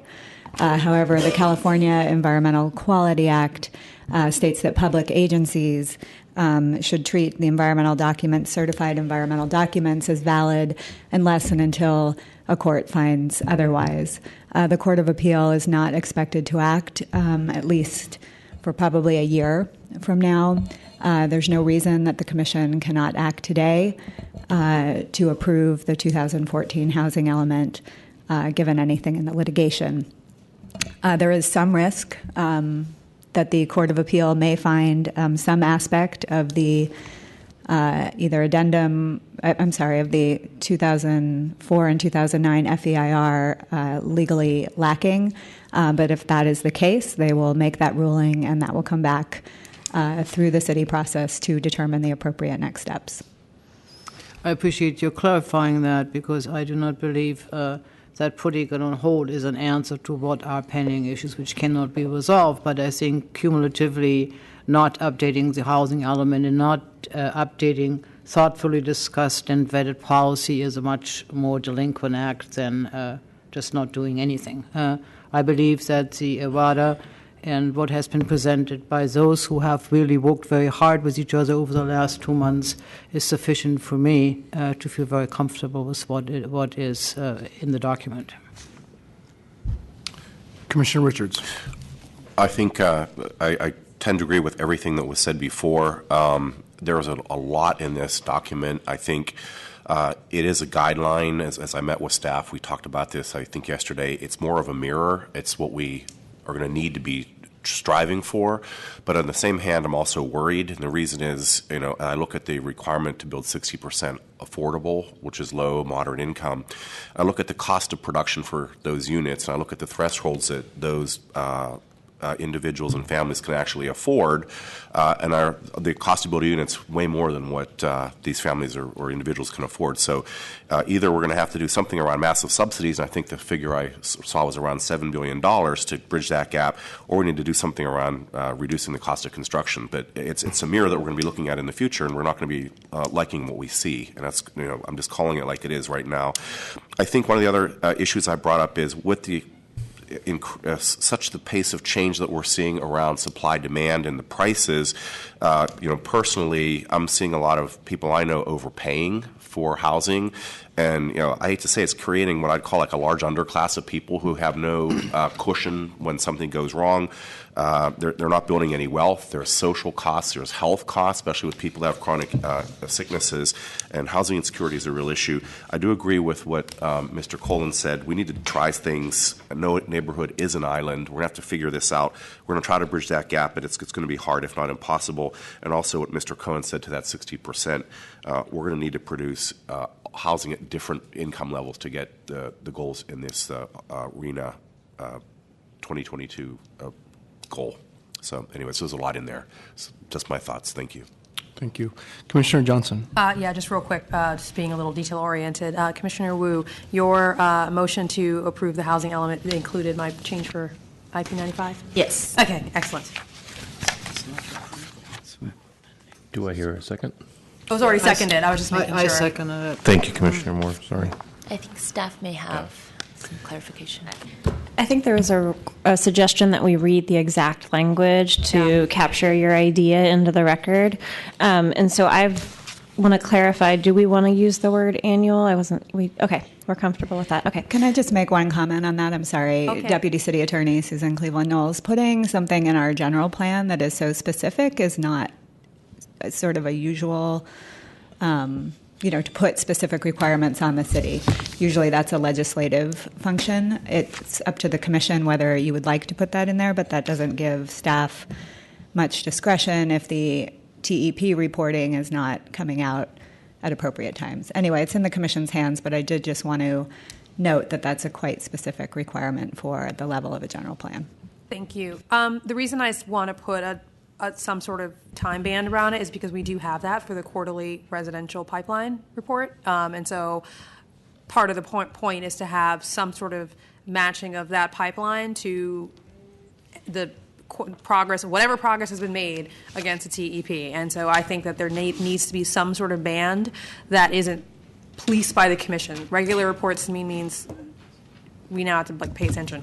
Sure. Well, let me read the language that I drafted and see if it works for the various intents. So the department, in coordination with the MTA, shall provide annual updates to the Planning Commission on implementation of the TEP. That works? Yeah. Great. We'll add that to the implementation measure that talks about the Transit Effectiveness Project. Thank you. Commissioner Antonini. Another strategy that I've heard of and I failed to mention in my first comments, and it's a very good one, is the idea of requiring higher percentages of affordability in certain projects or perhaps in an area plan in return for allowing the income that could be earned by the purchasers, particularly for ownership units, to be something like the 180th percentile, because this addresses that middle class that we're losing. Many of them are in that range between the 120th and 180th percentile of income, particularly when you have two wage earners. But they still can't afford market rate, but they make too much to qualify for inclusionary housing. So I think that would be a trade-off that could work, because developers, if they can charge a higher price but not market price, can afford to build in a much higher percentage of housing that would be restricted to that income level. So that's something I think we have to explore in general.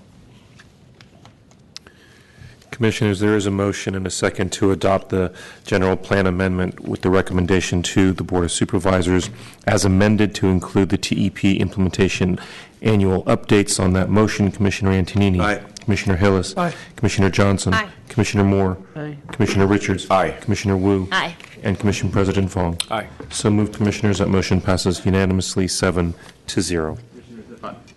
If I may, this is a major milestone on this many-year process, and if you allow me to just thank the staff who have been involved on this for so many years.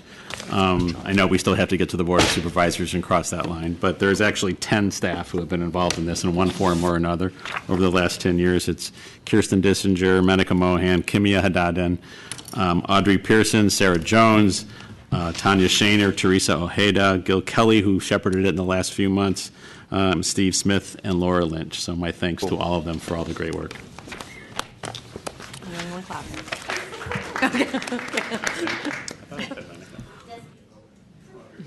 Audrey, I'm sorry. Audrey, wrong last name. Audrey Dismute. Sorry. Commissioners, that will place us on item 13 for case number 2014.0703, C at 400 Alabama Street. This is a conditional use authorization.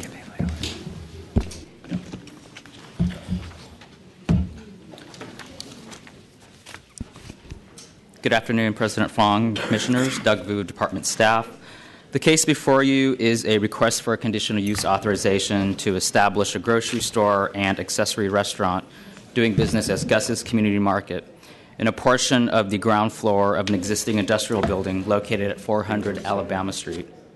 Gus's Community Market and its accessory restaurant would occupy 9,975 square feet and 20 parking spaces within an existing garage on the subject property that would be provided for customer use. The approximately 430 square foot accessory restaurant within the store would provide seating for customers to consume food that is prepared and purchased on site. The project would not result in any expansion of the existing building, although interior improvements and the installation of new windows, awnings, and signage would be completed at the primary facades near the entrance on Harrison Street. The proposed hours of operation would be from 7 a.m. to 10 p.m. daily, and the grocery store would offer a combination of food and non-food commodities, including prepared foods. The sponsor also intends to seek ABC licenses for beer and wine sales for on-site, as well as beer, wine, and distilled spirits sales for off-site consumption. The project is located at the southwest corner of Alabama and 17th Streets within the Production, Distribution, and Repair General Zoning District and a 68-foot height and bulk district. The 24,900 square foot rectangular lot is currently developed with a 51,270 square foot industrial building, including the aforementioned garage, and has frontage along Alabama, 17th, and Harrison Streets. The ground floor of this 1946 building is currently vacant and was last occupied approximately 6 months ago as a packaging and distribution center. The second floor is currently occupied with office and light industrial uses by 2 separate tenants. The surrounding neighborhood within this area of the Mission District is moderately mixed in character and improved with industrial buildings on PDR zoned lots that provide business services, storage, distribution, and light manufacturing and processing. Ground floor retail uses are also present within these buildings that support these businesses, in addition to the live-work units located on the surrounding urban mixed-use zoned lots. To a lesser extent, smaller clusters of properties that are zoned multifamily residential are scattered throughout this area, whereas the majority of the properties located south of 20th Street are residentially zoned. As noted in the staff report, the department has received 5 letters from nearby businesses and organizations that support the project. Since the packet was originally published on January 8th, the department has received an additional 9 letters, 7 which support and 2 that express opposition to the project. After analyzing all the aspects of the project, department staff has found the proposed Gus Communities Market at 400 Alabama Street to be on balance, necessary, and desirable for the following reasons. The project will not displace an existing tenant, will occupy a portion of the building that is vacant, and will activate the neighborhood by providing a neighborhood-serving use that will offer an extensive selection of goods found in a full-service grocery store. The project will create employment opportunities for San Francisco residents that include 50 to 60 full-time and 20 to 30 part-time jobs. The majority of these jobs will not require specialized training and would provide promotional opportunities within the business. Gus's Community Market is a locally owned, not formula retail use, and would serve the immediate neighborhood. And finally, the project is consistent with the objectives and policies of the general plan and meets all applicable requirements of the planning code. So based upon these findings and those described in the draft motion, department staff recommends approval with conditions. The project sponsor is present and has prepared a presentation. So this concludes my presentation, and I am available to answer any questions. Thank you. Project sponsor, please. Jonas, sorry, I have just a little handout.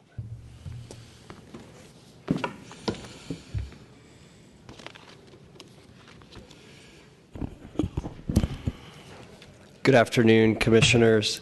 Greg Miller for the project sponsor, the Vardacastanis family. I'm joined here today by 4 members of the family and also Sudi Architects, the project architect, as well as the landlord of the project. I won't repeat the very eloquent statements Mr. Vu made about the project. We're here for conditional use for a just slightly under 10,000 square foot neighborhood grocery store with an accessory cafe. What I wanted to tell you a little bit about was the project sponsor and the family. These are 3rd generation San Franciscans. They emigrated from Greece about 4 decades ago.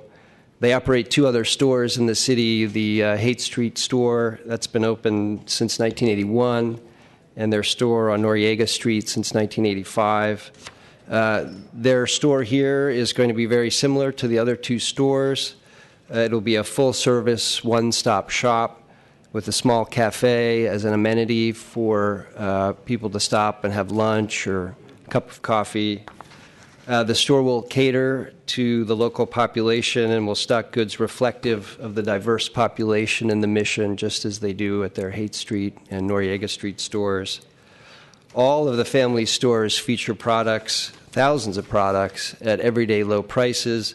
And in fact, the family utilizes a centralized buying program and maintains a warehouse here in the city that allows them to buy in bulk and pass that cost savings on to their customers. The Haight and Outer Sunset neighborhoods in which their other stores are located feature diverse demographics and a wide range of income levels. And this store and its location in the Northeast Mission will also serve a very diverse population and will offer a diverse array of products that reflects the differing population there. As Mr. Vu mentioned, we're going to create about 80 jobs, 50 to 60 of those would be full-time. These jobs will be very good blue-collar jobs, many of them skilled positions, such as store manager, full-service meat, deli, and fish counter, kitchen prep, cafe service, cashiers, in addition to stockists, packaging, and distribution folks on staff. They rely heavily on local workforce, and in fact, we've already engaged with a number of the mission workforce development outfits to make arrangements to try to do as much local hiring in the mission as we possibly can. And finally, the family has always supported the local communities that they serve. They maintain a script program through which they donate to local charities. They've supported the Haight Street Fair for over 30 years and are very much looking forward to supporting Carnival, which has a main stage near the shop and goes down 17th. So with that, I just wanted to show a few renderings that we've prepared. They're in the packet. If I could just have the overhead briefly.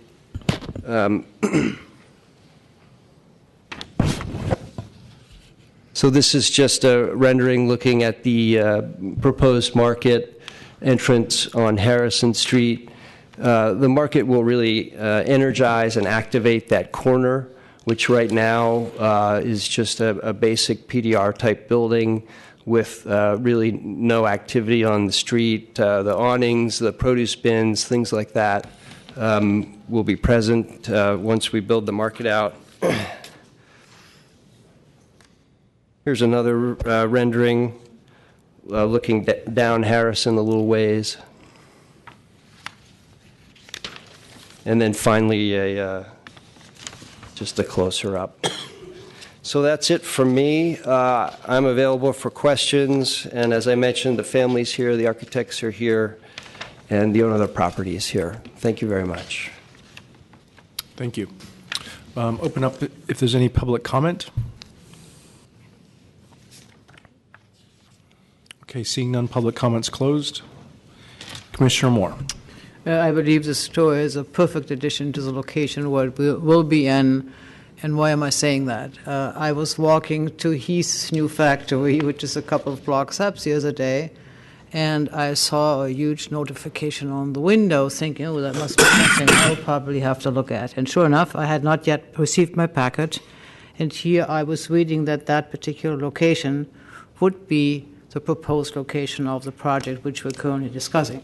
And it was very easy to visualize that this would be a very modest yet important element of additional uses which would activate the street. There is quite a bit of residential visible, and I think it is a perfect solution. I do like the size of the store, which is not just one of those stores which only be gone to by driving by car, but you can walk to it. And I think it is indeed a very positive element, and I would suggest a move to approve. Second. Commissioner Antonini. Yeah, this is a very good project, and it's an area where there's a lot of new residents, and, you know, while there are a couple of markets not too far away, you know, there's nothing really walking distance from a lot of these new places where people are living except for this market. And it's, you know, I think the last use before it was adult-oriented merchandise, which may be technically a PDR use, but probably one that was not the best PDR use. So, I mean, I think that that's nothing to really have to preserve. And they have other stores in the outer Sunset and the Haight, which we've talked about. And I'm very much in favor of the project. I think it's beautifully done. I think it'll be a very popular market. I just want to comment that I love the idea that's called a community market, and I've been in your Haight Street store, love it. Yeah. Guys are giving each other high fives. It's a real family community feeling there. The coffee concession up in front is just a nice welcoming place. And this commission has been brought for projects where we're looking for a grocer that's not necessarily formula retail, that's not necessarily big box. And so I think I commend you guys. I think this is the answer maybe to some missing gaps within the city where there are community markets. So good luck to you, and pre-congratulations. Commissioners, there is a motion and a second to approve this matter with conditions on that motion. Commissioner Antonini? Aye. Commissioner Hillis? Aye. Commissioner Johnson? Commissioner Moore? Aye. Commissioner Richards? Aye. Commissioner Wu? Aye. And Commission President Fong? Aye. So moved, Commissioners. That motion passes unanimously 7-0.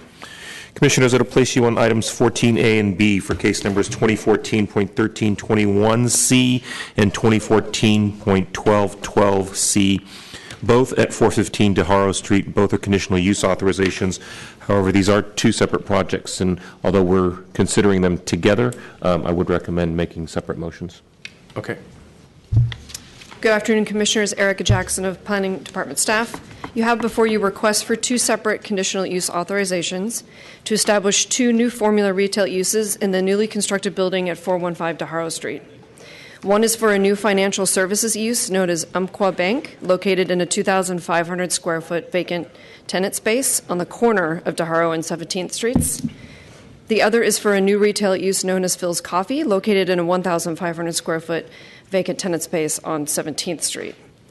The department has received no public comment since the packets were distributed, and I have some additional graphic materials provided by the project sponsor that illustrates the relationship and location of the two new formula retail uses within the building. Staff recommends approval of both conditional use authorizations to establish two new formula retail uses located at 415 DeHaro Street. This concludes my presentation. I'm available for questions. Project sponsor?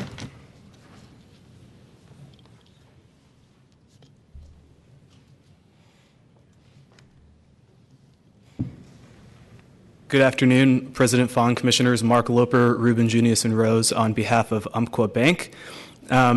Just a few graphics that I want to show you guys before I introduce Lindsay Strange from Umpqua to walk you through a bit of history and an explanation about what Umpqua Bank is all about. So just some initial background information. Umpqua is proposing to be the first commercial tenant in a vacant retail space on the corner of 17th Street and DeHaro at the base of Potrero Hill. Umpqua is going to be one of, or is proposing to be one of 5 commercial tenants in this building, the others being a coffee shop, Phil's Coffee, which you'll hear from shortly, an ice cream parlor, a nonprofit art gallery, and a contractor. So there's a nice mix of different kinds of retail, commercial uses, and also formula and non-formula retail uses. Umpqua will become, it will meet an existing need, a real strong need, which I'll show you in a sec, for new banks in this growing neighborhood. And we have some widespread community support, which Taylor Jordan from Barbary Coast will describe a little later. So I first want to show you two graphics, if I can get the overhead.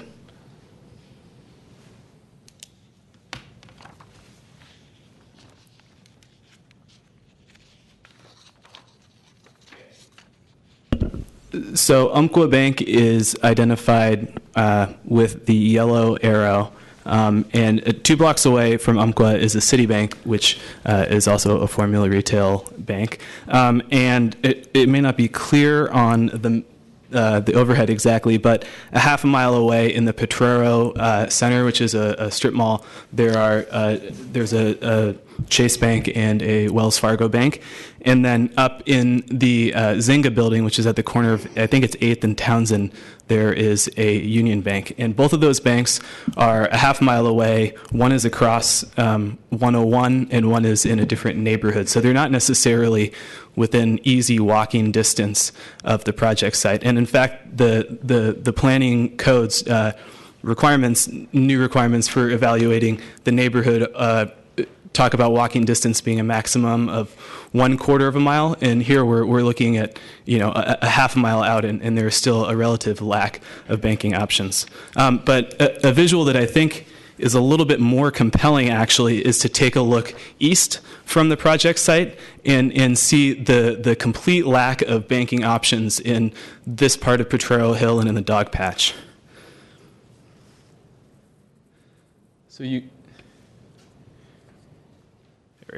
So you can see Umpqua Bank, which is in the top left corner, so that's the northeast corner. And all those red dots, those are ATMs. Those are not actual banks. And Umpqua will be the only bank that will be serving this area.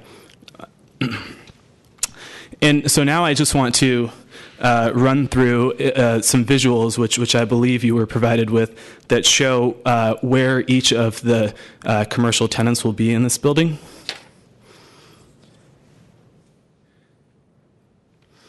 Umpqua Bank is in the top right corner. It's going to be at the corner of 17th and DeHaro Street. Further down 17th Street is going to be Phil's Coffee, and there's a paseo, so a pedestrian walkway that's moving away from 17th Street, and along that paseo is going to be a Twirl and Dip, which is an ice cream parlor, and I'm not sure if any of you have had the opportunity to try Twirl and Dip. They are in Golden Gate Park when it's sunny out, and this will be their first brick and mortar store. So it's a nice addition to this building. And then there are two more commercial tenants that will be located on the mezzanine level. One is MMG Foundation, which is a nonprofit art gallery, and then the other is SJK, which is a general contractor. And those will be accessible through the Paseo as well, I believe. And finally, without occupying too much of your time, I just want to briefly run through the signage that will be on the building, and I'll be available to answer any follow-up questions that any of the commissioners may have. So the first sign, which is marked with the number 1, is a blade sign that is located along 17th Street, which is designed to draw pedestrian attention to the entrance to the Umpqua store, which is at the corner of 17th and DeHaro, but it's facing 17th Street. There will be some standalone lettering above that entrance, which is compliant with the guidelines that lettering not extend beyond the entrance into a retail store. There is a corner cuff sign, which is pretty modest, that hugs the corner. And then there's a small blade sign on DeHaro that's by an ATM location. And so I now want to introduce Lindsay Strange from Umpqua, who's going to run through a bit of background on the organization itself. Thank you.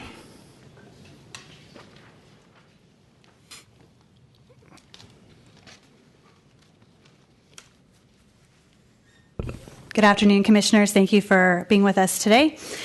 I wanted to give you a little bit of background about Umpqua Bank and the type of financial institution that we are and what differentiates us really from being just another bank. We were established in 1953 in Southern Oregon to really fulfill a need in the community that was lacking. The neighboring sort of community there was having to go to taverns to cash their payroll checks, and so a group of local investors got together and established Umpqua Bank. 20 years later, our current CEO joined the more than that.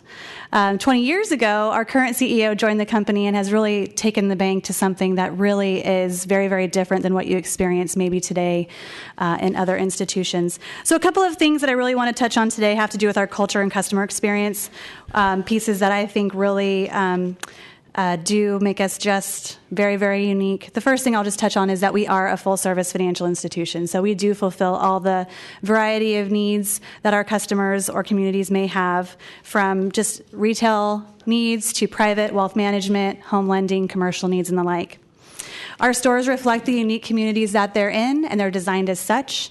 So we do take time to understand what the community needs from a financial service organization, and we design our spaces to reflect the community. We do hire from within the community and from within the neighborhood as well, because we feel that certainly providing jobs is very important, but hiring people locally is what really helps us maintain our view of becoming a community bank at any size. Our associates are universal, and so what that means is that they can take complete ownership of a customer transaction or need and not have to pass that client around the store or put them on a telephone to help fulfill their need for the day.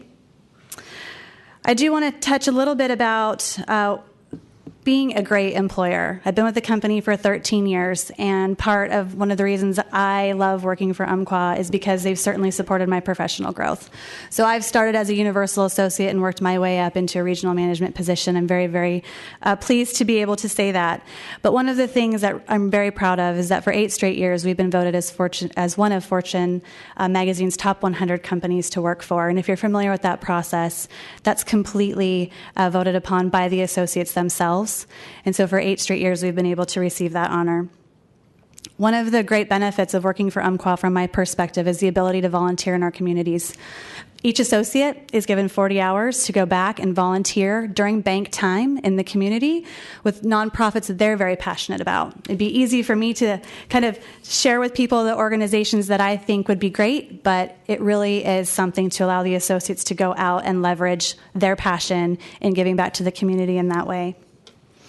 I want to talk for a minute about our store space. Mark touched a little bit on floor plans lightly, but we do see ourselves as a neighbor. And so what that means to us is that we're able to allow or to give back to the neighborhood through the use of our community space, whether that be during bank hours or after hours.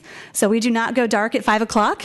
We're happy to remain open after that and to facilitate meetings, to facilitate neighborhood association meetings, to partner with nonprofits and co-branded events, and even host events of our own. So I do want to show you some photos of those events.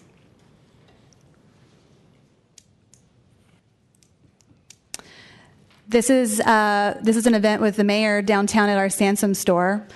We host an event called the Catalyst Series. They're about quarterly, where we bring thought leaders in to give a presentation and sort of spark inspiration of local businesses, folks that are looking to start a business, to really spark creativity and perhaps what the art of the possible might be. So this is there at our Sansom store.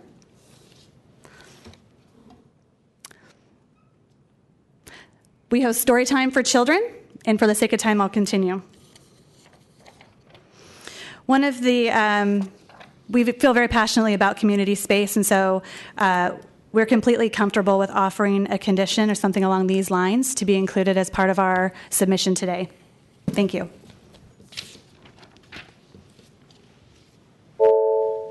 We're available for any questions. Thank you for your time.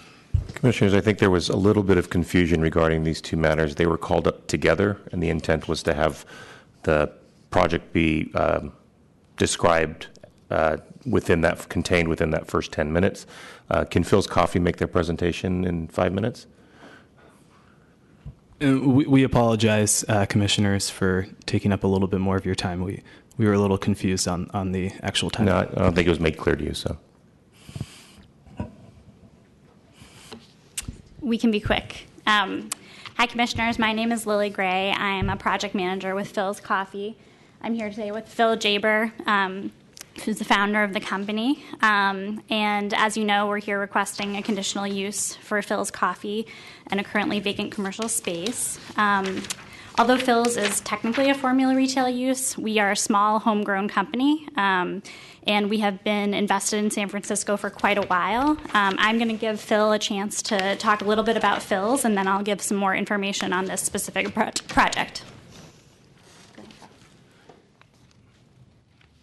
Good afternoon, Commissioner. I want to tell you one thing about Phil's Coffee. Thanks for having me again here. Phil's Coffee is a culture. It's community. I'm a city boy. I've been in San Francisco over 45 years, in the same spot 42 years. So we build name, reputation, how we present ourselves. And I knew one day I'm going to open a coffee shop because coffee is a social. Put people together, communicate, seal a deal, make a friend, get married. All these things, as we know.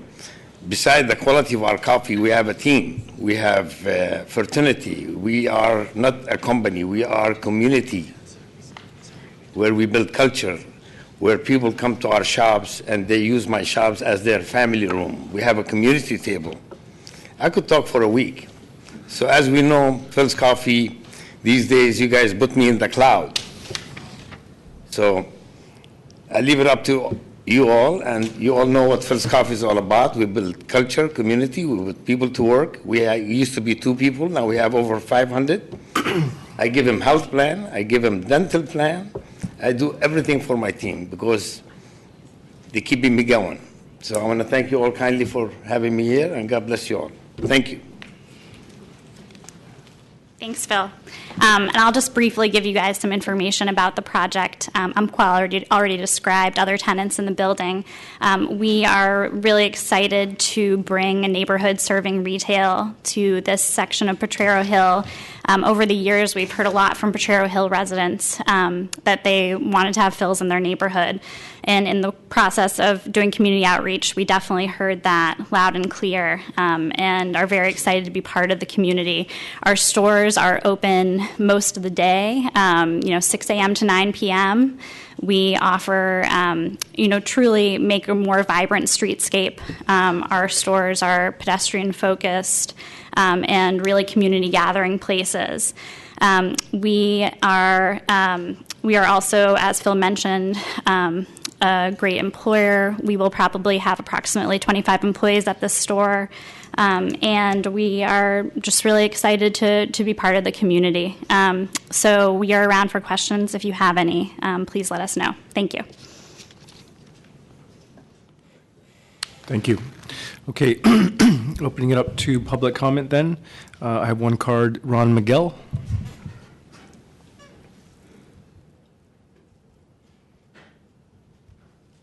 Commissioners, first I'd like to thank you for okaying the last item. I didn't want to take your time by commenting on it when there was really no need to, because I was on the commission when we okayed the Haight Street store, and those people do a great job. Staff commented there was nothing in your packets. I had sent a letter in on the 20th. I had hoped you had had it. I live 2 blocks away. This is at 400 block of DeHaro. I'm at the 600 block of DeHaro. This is a brand new condominium building. It has excellent space for retail on the ground floor. As to Umpqua Bank, the fact that they are providing community space and actually providing a bank to serve this part of Lower Potrero Hill is excellent. Phil does not remember, I'm sure. There's no reason he should, but I met him a number of years ago down in the North Light Court in this building when he was providing coffee. I think it would probably for an event from the Mayor's Office of Neighborhood Services. This is exactly what conditional use is for on formula retail definitions. It filters what should be and what should not be. And this is a case of an excellent, homegrown San Francisco, and I'll call it an institution, if you've ever been on Lower 24th Street at their original location there, and absolutely should be approved. The entire complex will be a benefit to the neighborhood. Thank you.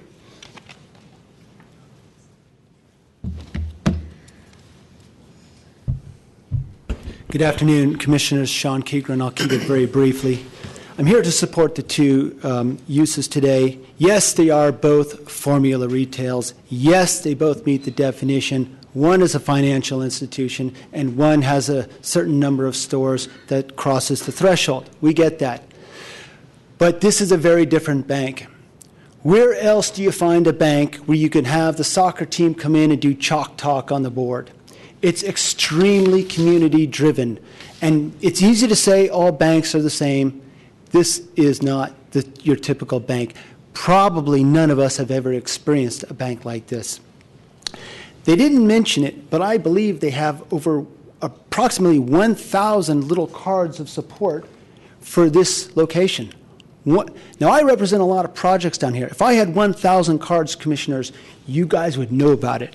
I've never even gotten close to 1,000. That's a huge number. Phil's Coffee is a local institution, as the previous speaker stated. They're local, they're homegrown, and most importantly here, there's something that nobody has mentioned. There's this paseo in the middle of this project. It's not quite finished yet because until the second phase is done, it really won't come to life. But the paseo needs life. It needs vitality. It needs Phil's customers sitting enjoying that coffee in the landscaped area. It's going to have the look and feel of a park. There's no gates. There's no barricades. People will flow in and they'll flow out. They'll get ice cream, they'll get coffee, they'll admire the art gallery. Hopefully, this will create the right environment to make this a wonderful little jewel and almost a little park on 17th. Thank you. Is there any additional public comment? Okay, seeing none, public comment is closed. Commissioner Richards. I think these are two great projects. I think they're appropriate retail for this space. I think Mr. Miguel said so eloquently. The CU process filters out businesses it should and shouldn't be, and having a bank in an underbanked area, especially one that's this innovative, I think is entirely appropriate. We already approved Phil's Coffee for 531 Castro Street a couple of months ago. We did hear from Phil and his crew, and I think this is a good project for this site. I do have a couple of questions. The first one is, I guess, from the Umpqua Bank folks. The signage I see here in the photo, in the rendering, is very modest. Do you have an actual sign plan that has the dimensions on it? Yeah, we do, and I can pass those out right now. Yeah, no problem. The second one was, I heard your client offer up a condition of use that their facility be opened at certain, I guess, times of the evening after hours. I think banks do create dead spaces, especially after hours, and I think that's a really wonderful thing that your client's offering up. I think the city attorney and I talked about that, and I think maybe making a finding that this is something that you might, we'd recommend you enter into an agreement with a bona fide neighborhood organization versus putting as a condition. Would that be acceptable? I believe that would be acceptable if it's going in as a finding, and maybe something about having best efforts to find a neighborhood organization that would want to work with us. Perhaps the Potrero Boosters would be a good one to start with. Yeah, sure. In fact, we ran out of time, but we have spoken with the Potrero Boosters and the Dogpatch Potrero neighborhood group, and they expressed to the extent they could that they like our project. So we will reach out to them. Okay, perfect. One other question of Mr. Kieran. Mr. Kieran, you have an art gallery up on the second floor, and I asked this question, I think I did at 1531 Pine or 1544 Pine, whatever it was. Do you need a CU to serve alcohol on this site, do you know? No, you would not. Okay, then I can't wait to come to the art gallery and drink some wine. Great, thank you. Thank you. Commissioner Antonini. Thank you. I also agree. A couple of really good projects. I will speak to probably both of them collectively, and then I guess we'll approve them individually. Yeah, it's kind of shocking when you look at the map, and no banks, particularly to the east. There was a Citibank not too far, but going east, nothing at all in Potrero Hill in general. And unfortunately, we talk a lot about neighborhoods. The housing element emphasized neighborhoods. And neighborhoods used to be self-contained in San Francisco. 50, 70 years ago, each neighborhood would have a movie theater, banks, cleaners, markets, a streetcar for each one. And somewhere in the 50s and 60s, things deteriorated, and a lot of these institutions pulled out of neighborhoods and made it necessary for people there to get in their cars and have to drive somewhere, often a long ways, to get basic services. So it's not Potrero Hill by itself. Ocean Avenue, Geneva, Divisadero by Nopa, Haight, Hayes, Lower Fillmore, San Bruno Avenue. These are all neighborhood streets that are in need of not only banks and coffee shops, but also supermarkets or small markets. So maybe we could get Gus back and put a few more in around here. But anyway, and supported by Potrero Boosters and Potrero Dogpatch, of course, so very good. And in terms of Phil's Coffee, 17% vacancy rate in the UMU, so certainly it is a very good use, and it's a use that will help fill one of those vacancies. And only one other coffee shop kind of in the general vicinity, which is a Starbucks. Again, not many others, because I was there one day looking around for a cup of coffee, and I finally found the Starbucks because I had about a half hour before my class. So anyway, and local firm, which we want to encourage, so I'm very much in support of both these projects. Commissioner Johnson. Thank you very much. I'll try to move it along and get to the motion to approve both projects separately. But first, a question on the finding that we are looking at for Umpqua Bank. Commissioner Richards, can you just explain again what exactly you were looking for? So they handed out a condition of approval, and the city attorney recommended that we actually create a finding around that banks do create dead spaces at night, and that this project sponsor offered to make their retail space open, and they're going to enter into an agreement with the neighborhood association or a neighborhood group to actually make that happen. Okay. Is that Ms. Knowles? I'm sorry. Do you want some specific Yes, language? please. So I just think here where the record doesn't necessarily establish a direct link between the approval that you're taking and the condition that it's better to recognize the project sponsors, that they have offered this as part of the project. So I would recommend that the resolution or the motion state at the beginning a whereas clause that the Planning Commission recognizes that the project sponsor will be making the space available to neighborhood groups and individuals in the community and will actively share this feature through meetings with the leadership of existing identified neighborhood groups, signs in the store, and active promotion of events as they are scheduled. Oops, I think I missed something there. But in addition to hosting events of its own, the project sponsor will make the space available on a first-come, first-served reservation basis at least 2 weekday evenings each week. And during the hearing, the project sponsor indicated its intent to work with community groups on this issue. Okay. And that would be a whereas clause. It's not an enforceable condition, but it's something that you took into account during your hearing. For sure. I think that I prefer your exact language to saying that Umpqua Bank will make, I think we were saying something along the lines of Umpqua Bank will make best efforts to connect with certain bona fide actual community organizations. I think that we've seen from the map and also just looking at the area that not only is this one of the only actual full-service banks in the whole area, not just Potrero Dogpatch, but also getting up towards Mission Bay and a little bit further south, Potrero and Bayview.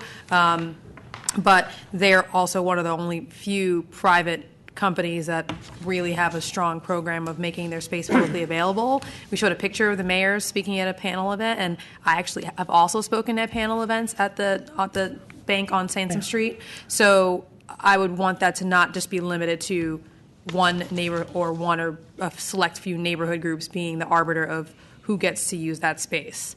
So that wasn't the intent. Yeah, and I think the attorney's language that she and what you said that. So I'd like to make a motion. The first motion to approve the conditional use for 415 DeHaro Street for Umpqua Bank. Second. With the findings. With findings as proposed.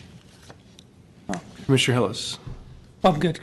I just had a question, but we could do the motions. Or you want to make a motion for the second one also? Well, I think we need to vote on the first one and then do the Oh, we do. Just on the Umpqua Bank, I'm curious because I was looking at the plans, which are interesting. I guess I've got to go hang out at this bank. But It's a fun bank.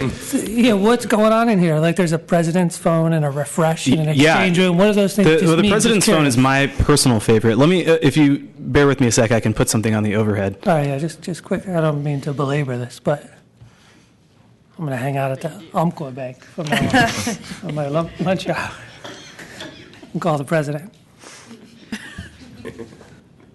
and refresh.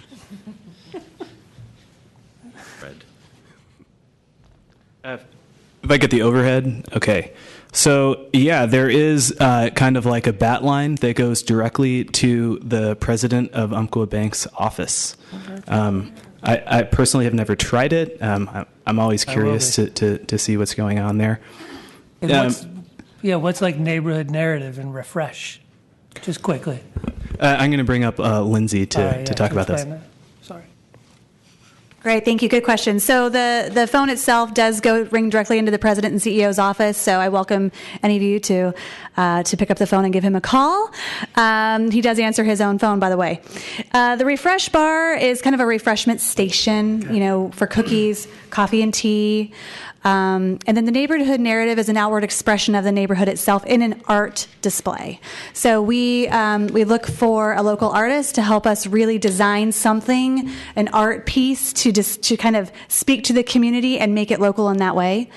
So those are to answer your questions. Yeah. Thank you very much. My pleasure. So, Commissioners, there is a motion and a second to approve item 14A for Umpqua Bank as with conditions as amended to include a whereas clause read into the record by the city attorney. On that motion, Commissioner Antonini. Aye. Commissioner Hillis. Aye. Commissioner Johnson. Aye. Commissioner Moore. Aye. Commissioner Richards. Aye. Commissioner Wu. Aye. And Commission President Fong. Aye. So moved, Commissioners. That motion passes unanimously 7-0. Let's make the motion.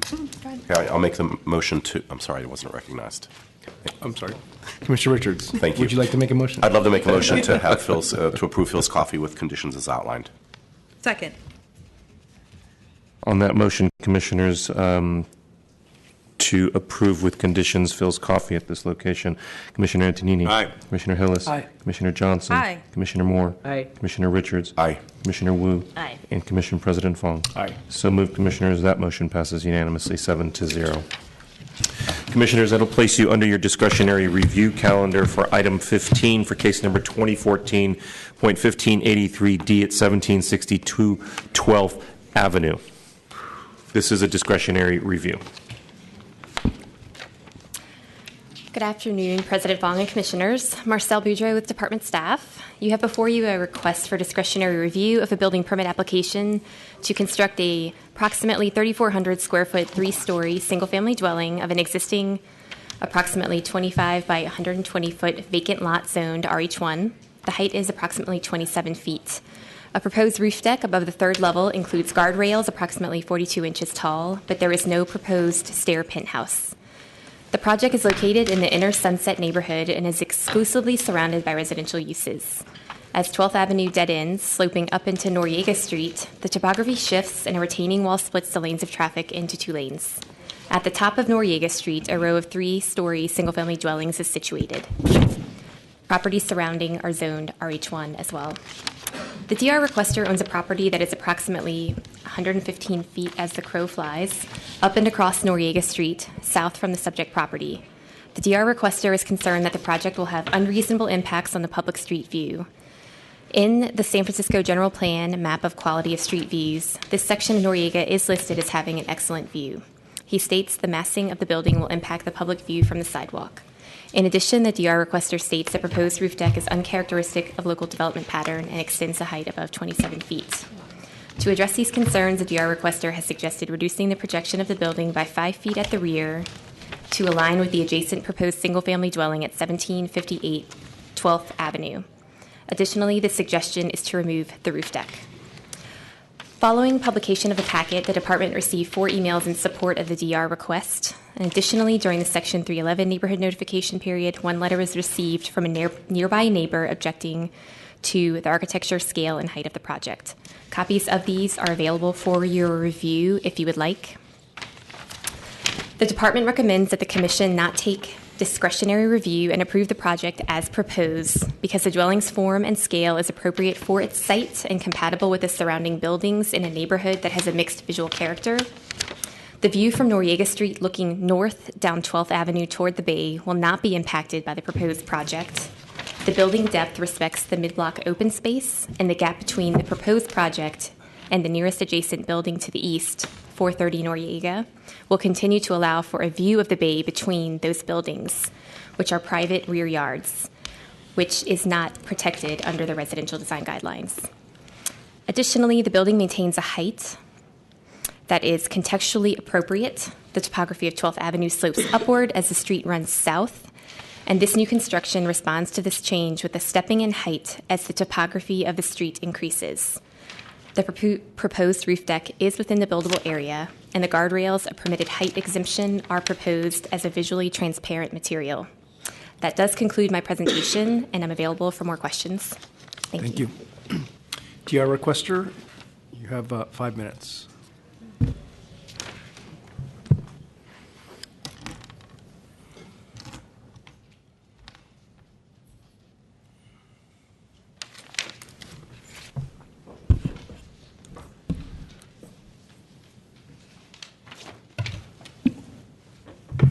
Hello, Commissioners. My name is Tim Morsehead. I wanted to, could I have the monitor, please? I wanted to bring you a kind of different perspective on the urban context in which the project's proposed. Noriega Street, it's an important neighborhood street. It's a border. It's the cap of the grid out there. and it's a border between neighborhoods.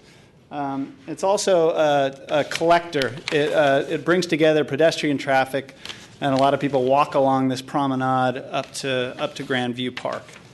And the views along Noriega itself are very good. The reason I think that this is a unique, exceptional condition, the house and the roof deck in particular, is because you can see this wedge-shaped lot that separates the proposed site from Noriega Street. It already has a house on it to the east, and the narrow part of the wedge is essentially unbuildable. So this is kind of a de facto in-block condition. It has a pretty severe impact on Noriega Street because the frontage is pretty direct on that street. Here's the site, Grandview Park beyond, and you can see Noriega Street splitting and sloping down in this area.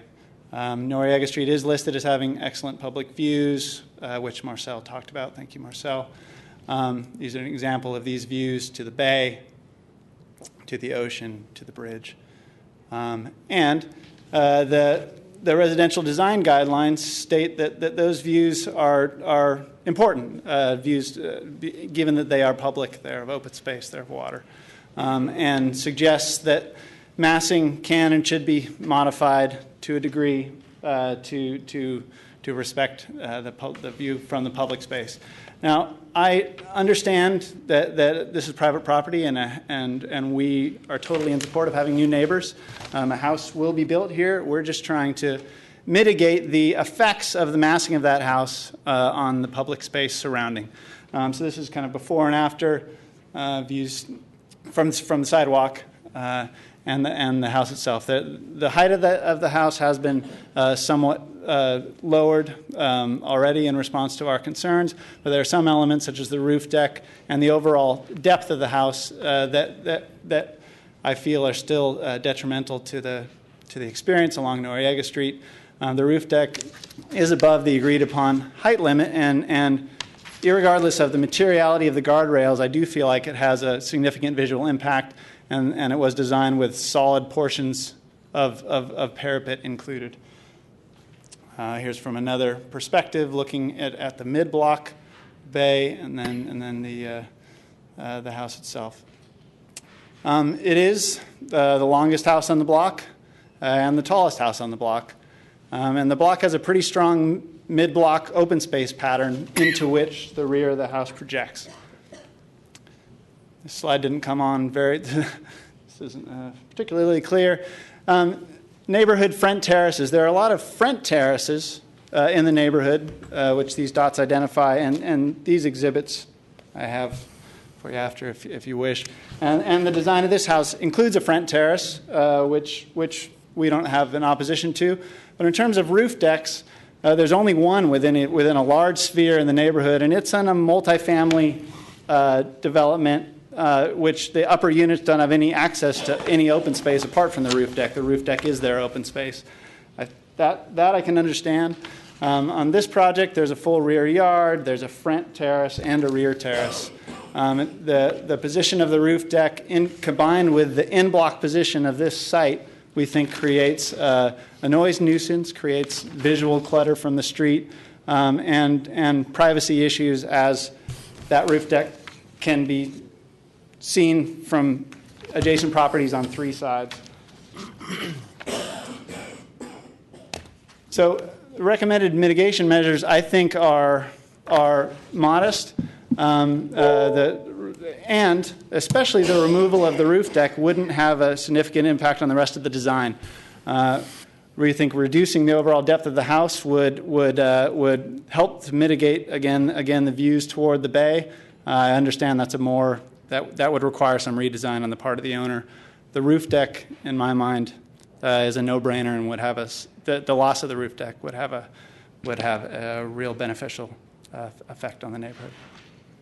Thank you.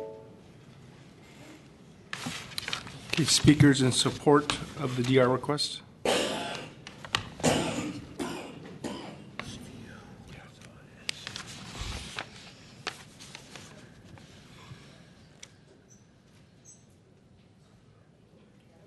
Hi, my name is Eve Cornell. I live at 1750 12th Avenue, and we support Mr. Moorhead's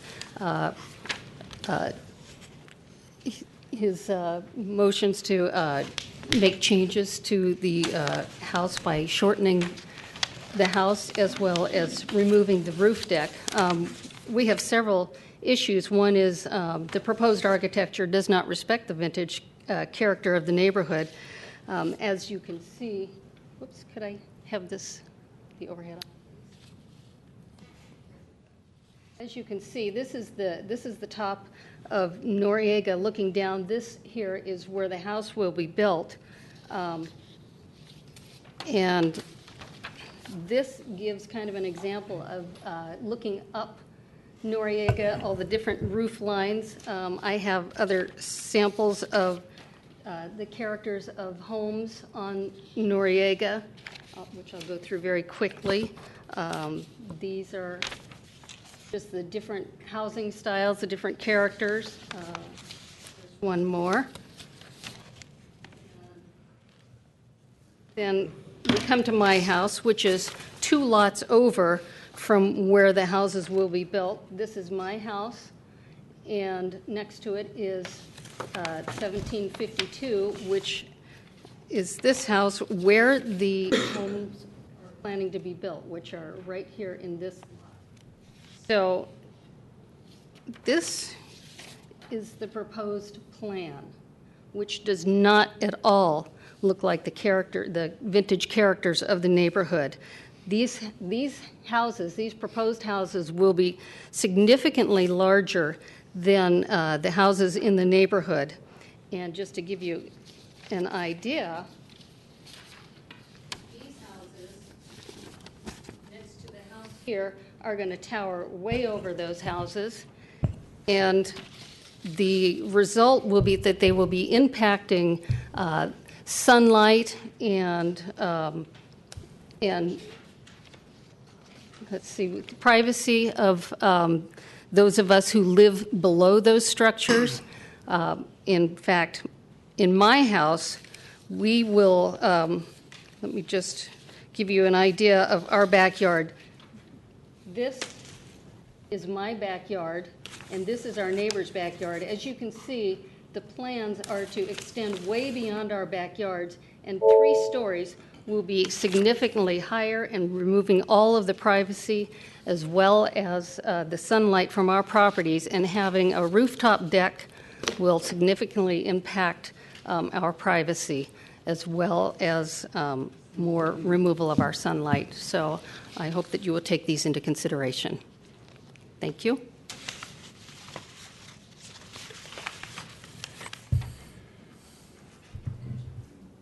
Hi, my name's Tom Hope, and I live at 461 Noriega, and I was born and raised in San Francisco, and I've been raising my family and living in this house on 461 Noriega for the past 8 years.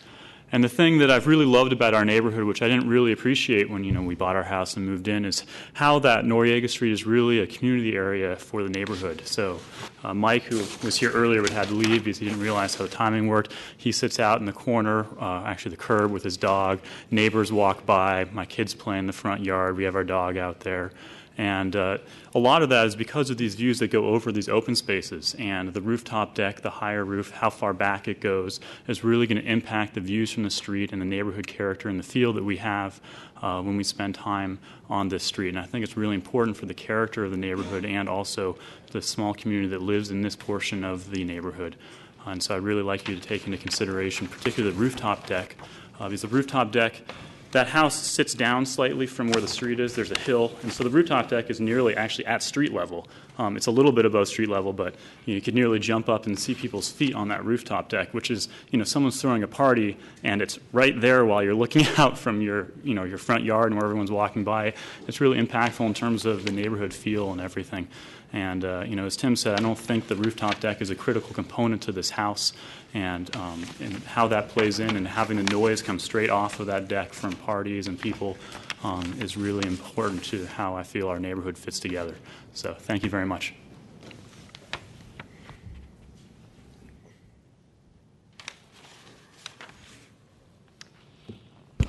Hello, my name is Roberta McLaughlin, and my husband and I live in that neighborhood on Noriega Street. And we take daily walks and enjoy the open spaces and the public views. And when I first saw the pictures of this house, I thought, that belongs on Diamond Heights, not here. It's just a very strange anomaly for our neighborhood. It just doesn't seem to fit. But that seems like it's a done deal. But what isn't a done deal is the roof deck and also the depth of the house. If that can be adjusted somehow so it fits in at least a little bit better in the neighborhood, I think it wouldn't obstruct the public view as much as we walk around in that area. I think right now it looks as though those are the houses that would be costing in the $2.5–3 million, and there was one by the same developer in that corner on sale for $3 million, and it didn't go, and it went down and down in price, and it's still empty as of now. And so I think that's a misunderstanding of the neighborhood and what the neighborhood really seeks to. It's the inner Sunset bordering on Golden Gate Heights, and this house is just seems to me way out of line. So whatever can be done by the commission in terms of mitigating those effects, I think would be very much appreciated by all of us in the neighborhood. If you can cut back on the depth, work with the architect and the developer on that. You know, there isn't a family that's living there in that house now that will be impacted by any decision that's made. If it were a family and they wanted to have some extra space, that's something else. But this is on pure speculation that a family is going to come in and want to have that much space and a roof deck. And that hurts the rest of us in the neighborhood who've been there a long time raising our own families and who don't need this for someone new coming in who wouldn't even know that a roof deck was supposed to be up there in the plans. So I would encourage you to please take that into consideration and not have a negative impact on the neighborhood, if you would. Thank you. Next speaker, please.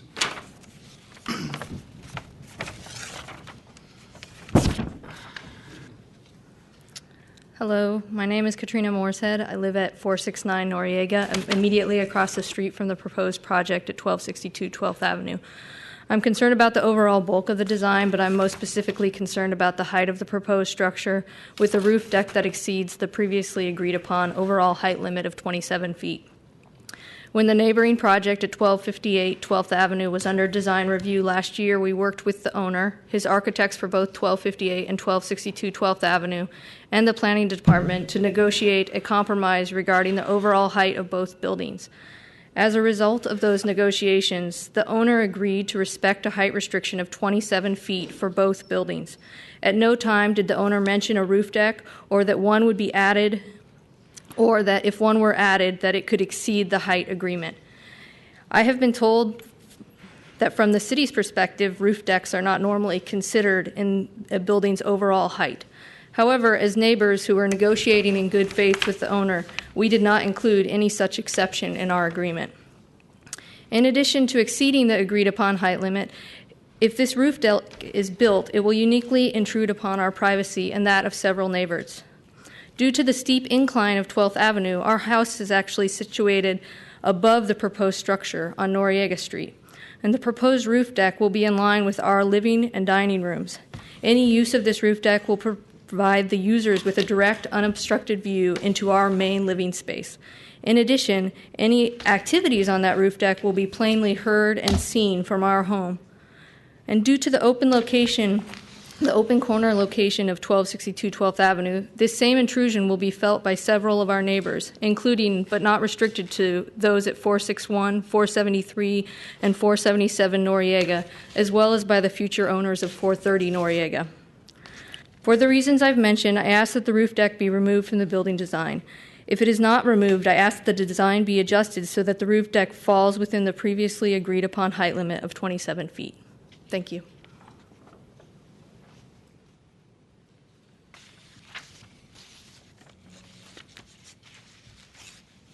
Good afternoon. I'm Steve Gornell. I live in two doors down, and I just wanted to bring up the triad thing here, which is really height, depth, and the actual architecture itself. 12th Avenue was built on our side of the street in the 30s and the 40s. The other side of the street was built, it used to be sand dunes when my wife was young. And that stuff was built in the 60s and the 70s. So there was a little bit of a discrepancy in the street. But on our side of the street, going up, all the homes, from when you're at the street level, they're all two-story homes. You got the garage, and then the standard, sunset home like Dolger or somebody would build. And then once you get up to this from the street, these are all three-story, they're huge homes. And it just doesn't fit in as far as the architecture. They didn't try to match the Spanish, stucco or, roofing or anything like that. And then the house where it's going to be put is next to the original home that's up there, which is like an old Cape Cod clapboard type vintage home that was probably be a historical home, actually, which is still there. And this thing's only going to be like 50 feet from that. They didn't try to incorporate anything to blend in with that home on that property, and nothing really to blend in with the homes coming up the street as well. So I think the architecture really needs to be looked at to make it blend so it doesn't stick out like some brand new big stone and glass, box store or something. Other than that, the height, I just want to reiterate what everybody else has said about the deck. I don't know what they're going to do with the deck. They could build a tennis court for all I know. It's going to be big enough to do that. But when they start putting umbrellas and potted plants and furniture up there and throwing parties and carrying on, and that extra little, whether it's clear or not, the railing that's going to go around it increases the height again. So now it really constitutes almost a fourth floor, if without a roof on it. But it really is. It makes it almost a four-story building. You're giving them another roof. And then the height, the depth of the house shouldn't not be able to go any farther than the house it's going to be built up to. From our deck, looking south, this house is already going to be taking away half of our view looking this way. So we're getting cut that off. So that house's depth needs to be back in line with all the other homes. And if you could keep that in consideration, that's really what I need to say. Thank you.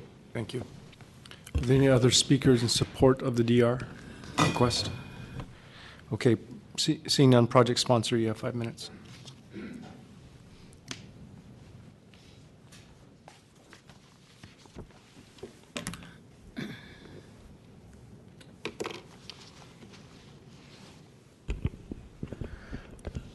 Good afternoon, Commissioners. My name is Troy Kashanipur. I'm the project architect. I'm here with the project sponsors today. The DR requester's principal opposition of this project centers on two issues. One, the roof deck, associated railings, and small parapets.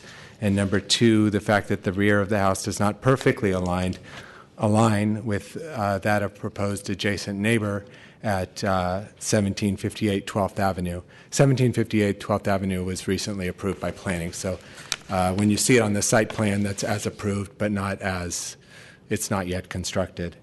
The DR requester correctly states that the owner, at his request, reduced the height of the proposed buildings at 1758 and 1762 through negotiation and agreement. It was my understanding that they first were dealing with a 29-foot number, and that number was revised down to 27 feet at the request of the DR requester. So there's been significant negotiation on this. What I guess is maybe a misunderstanding, or I'm not sure what the issue is, but it was always intended, and there's an email in your package discussing this, that the definition of building height would be as defined in the building code. And and including exemptions that are covered in in the planning code, exemptions that are covered in section 260B, which includes items such as open railings, solar panels, or other elements that are required to comply with building code.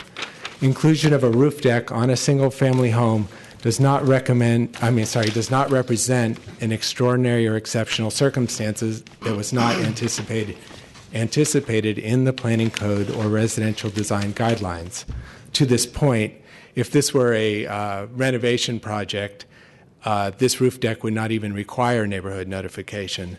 So, I mean, I guess that shows that there's a history of seeing roof decks as not having significant impacts. To my knowledge, there are no exclusion zones for residential roof decks in the general plan. The DR requester seeks to establish one as in this area, which I think would become a precedent for other areas of the city. The property owners, my clients, sought to compromise by limiting the size of the roof deck. It's about 500 square feet. You can see on the site plan that it's about 1/3 the area of the roof, and changed the rails from metal with cables to glass, which I think has its own, could be its own discussion. But they did seek a compromise on the roof deck. There's no penthouse associated with the roof deck, only a spiral stair coming up from a small light court on the north side of the building. So there would be the railing of the spiral stair that would come up to the roof. Regarding the issue of the setback of the property, there's some information in your package that says the overall length of the building is longer than that of the adjacent. That is not actually true. The building is itself shifted back on the lot to account for a driveway slope, and we need that slope to accommodate a 27-foot overall building height that was negotiated. So the building is shifted back on the lot. There, from the center line of the curb, the driveway slopes down. I have a section.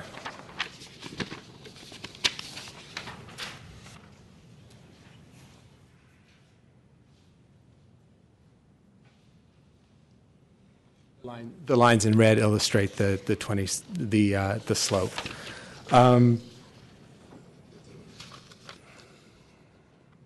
Regarding the setback at the back and the fact that our building extends slightly, it's not 5 foot, it's 3'9" past that of the adjacent.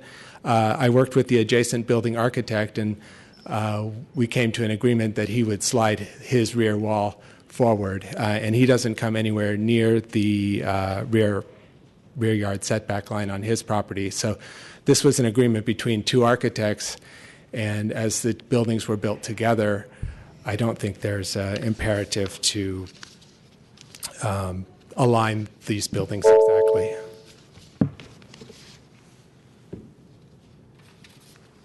Is my time up, or do I have more time? Okay.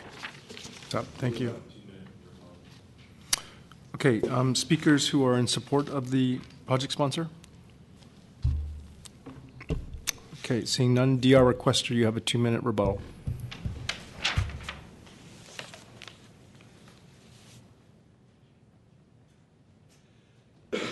Thanks. The only point I wanted to make was, and I know you're not here to be the arbiters of private agreements. We had negotiated a voluntary height limit of 27 feet, and that was based on the design of the adjacent house. Because we hadn't seen 1762 at this point, so we were negotiating in good faith, and that house had no projections above the agreed upon height limit. So I think it was reasonable assumption on our part to assume that the second house, which we asked for plans of it, but they wouldn't share those, would have the same relationship to the agreed upon height limit. So that's kind of the discrepancy on our part, is that the second house has additional elements, significant additional elements above the height limit. Thanks. Okay, project sponsor, you have a 2-minute rebuttal if you choose.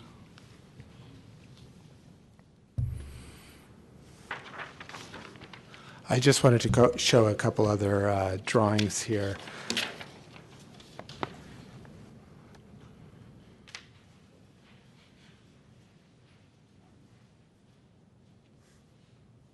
The line in red on this illustration represents the sidewalk grade at Noriega Street. So you can see that the house is significantly depressed from the sidewalk. I think the image that the DR requester showed was a little deceptive. I think it tended to exaggerate the size and scale of this house.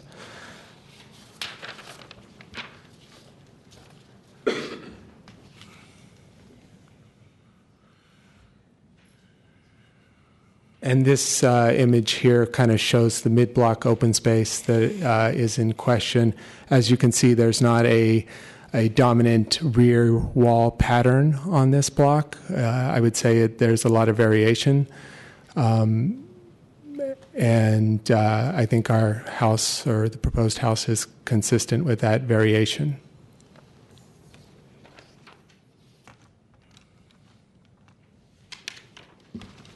That's all. Okay, thank you.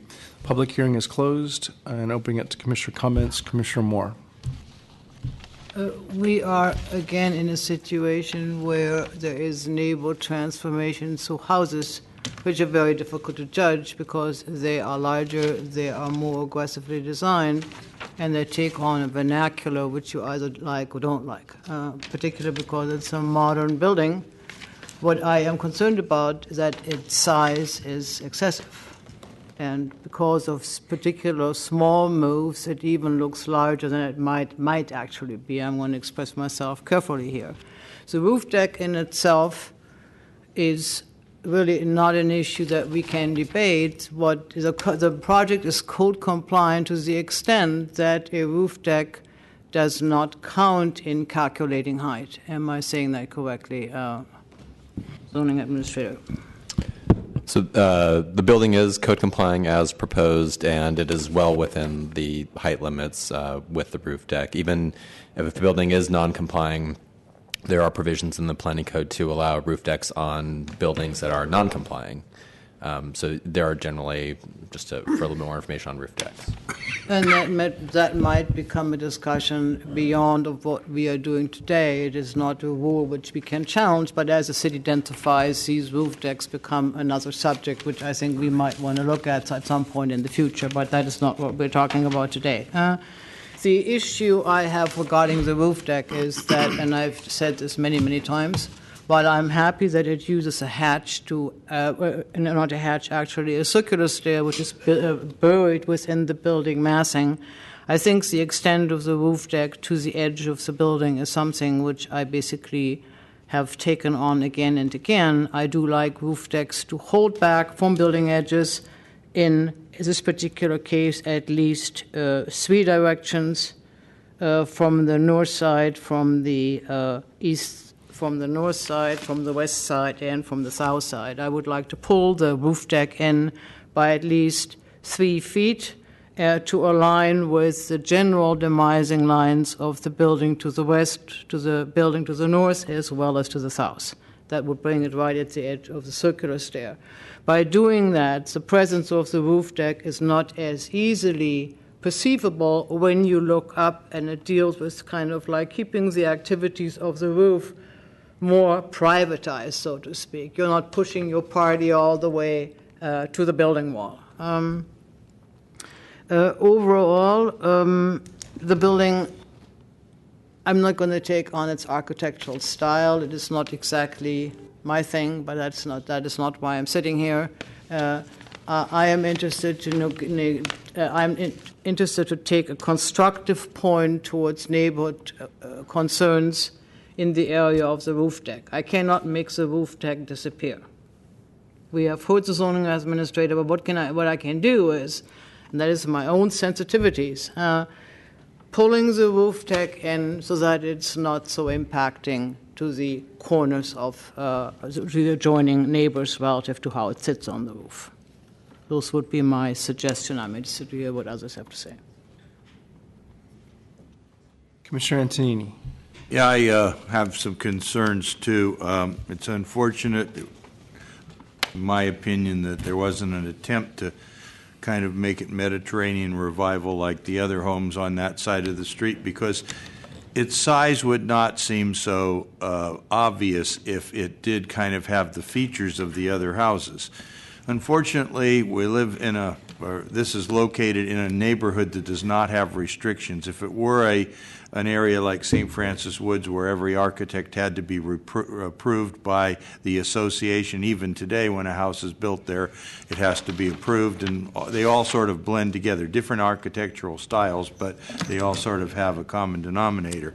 But that's not what we have here, although I have some concerns not only with the general architecture, but there's a wall on 12th Avenue that's almost completely blank except for one little window. I don't really know why there isn't more activity on that. I think that it's, you know, you'd think you'd have some more interest on that side because it's not a property line wall. It sort of looks like it would be.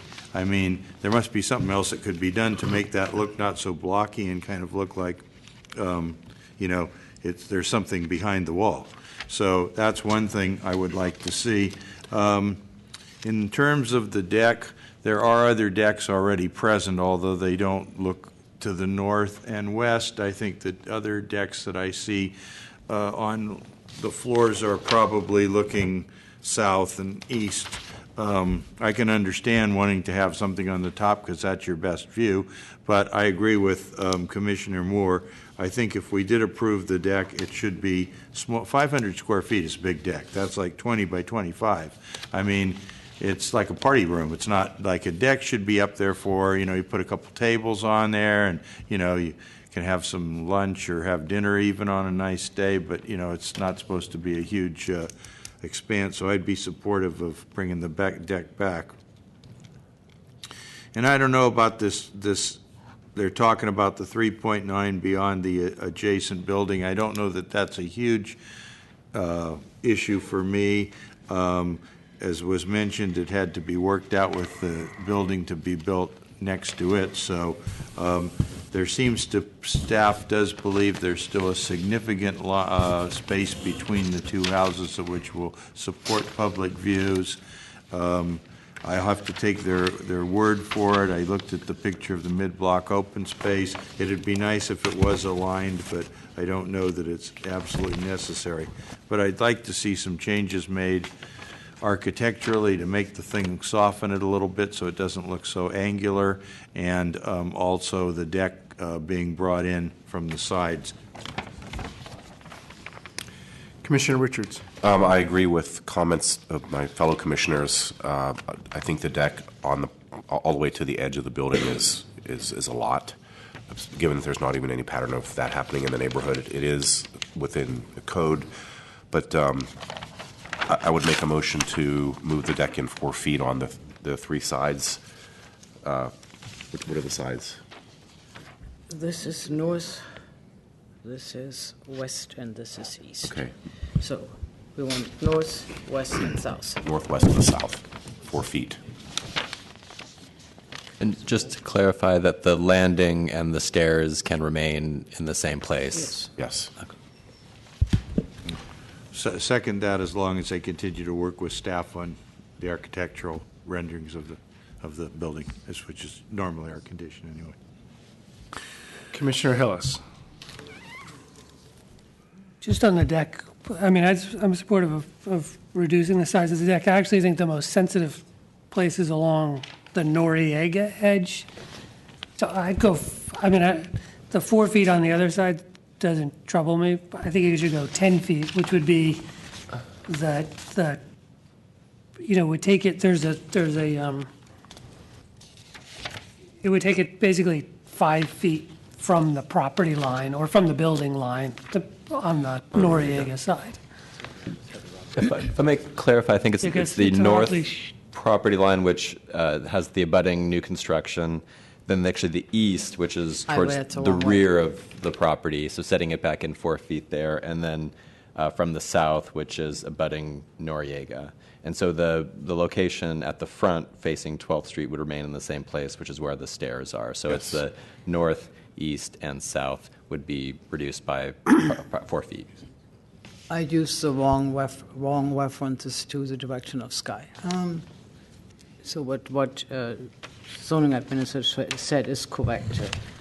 And what you want to try to do? No, I was just, I mean, I don't think shifting it next to the other building that's being newly constructed does anything for anybody, especially the neighbors that are here. They're more impacted by the rail on Noriega. Right.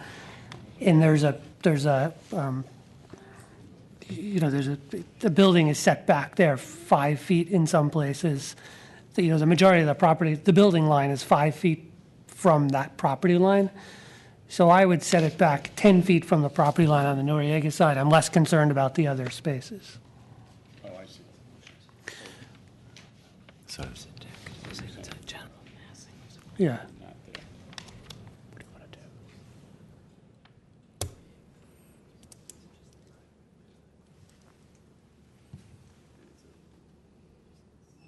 Right. But maybe can I ask the DR requester a question? You go up to the mic.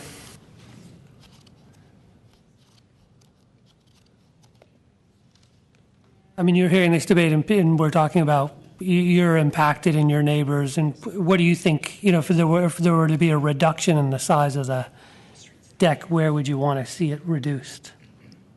Yeah, I think you were saying.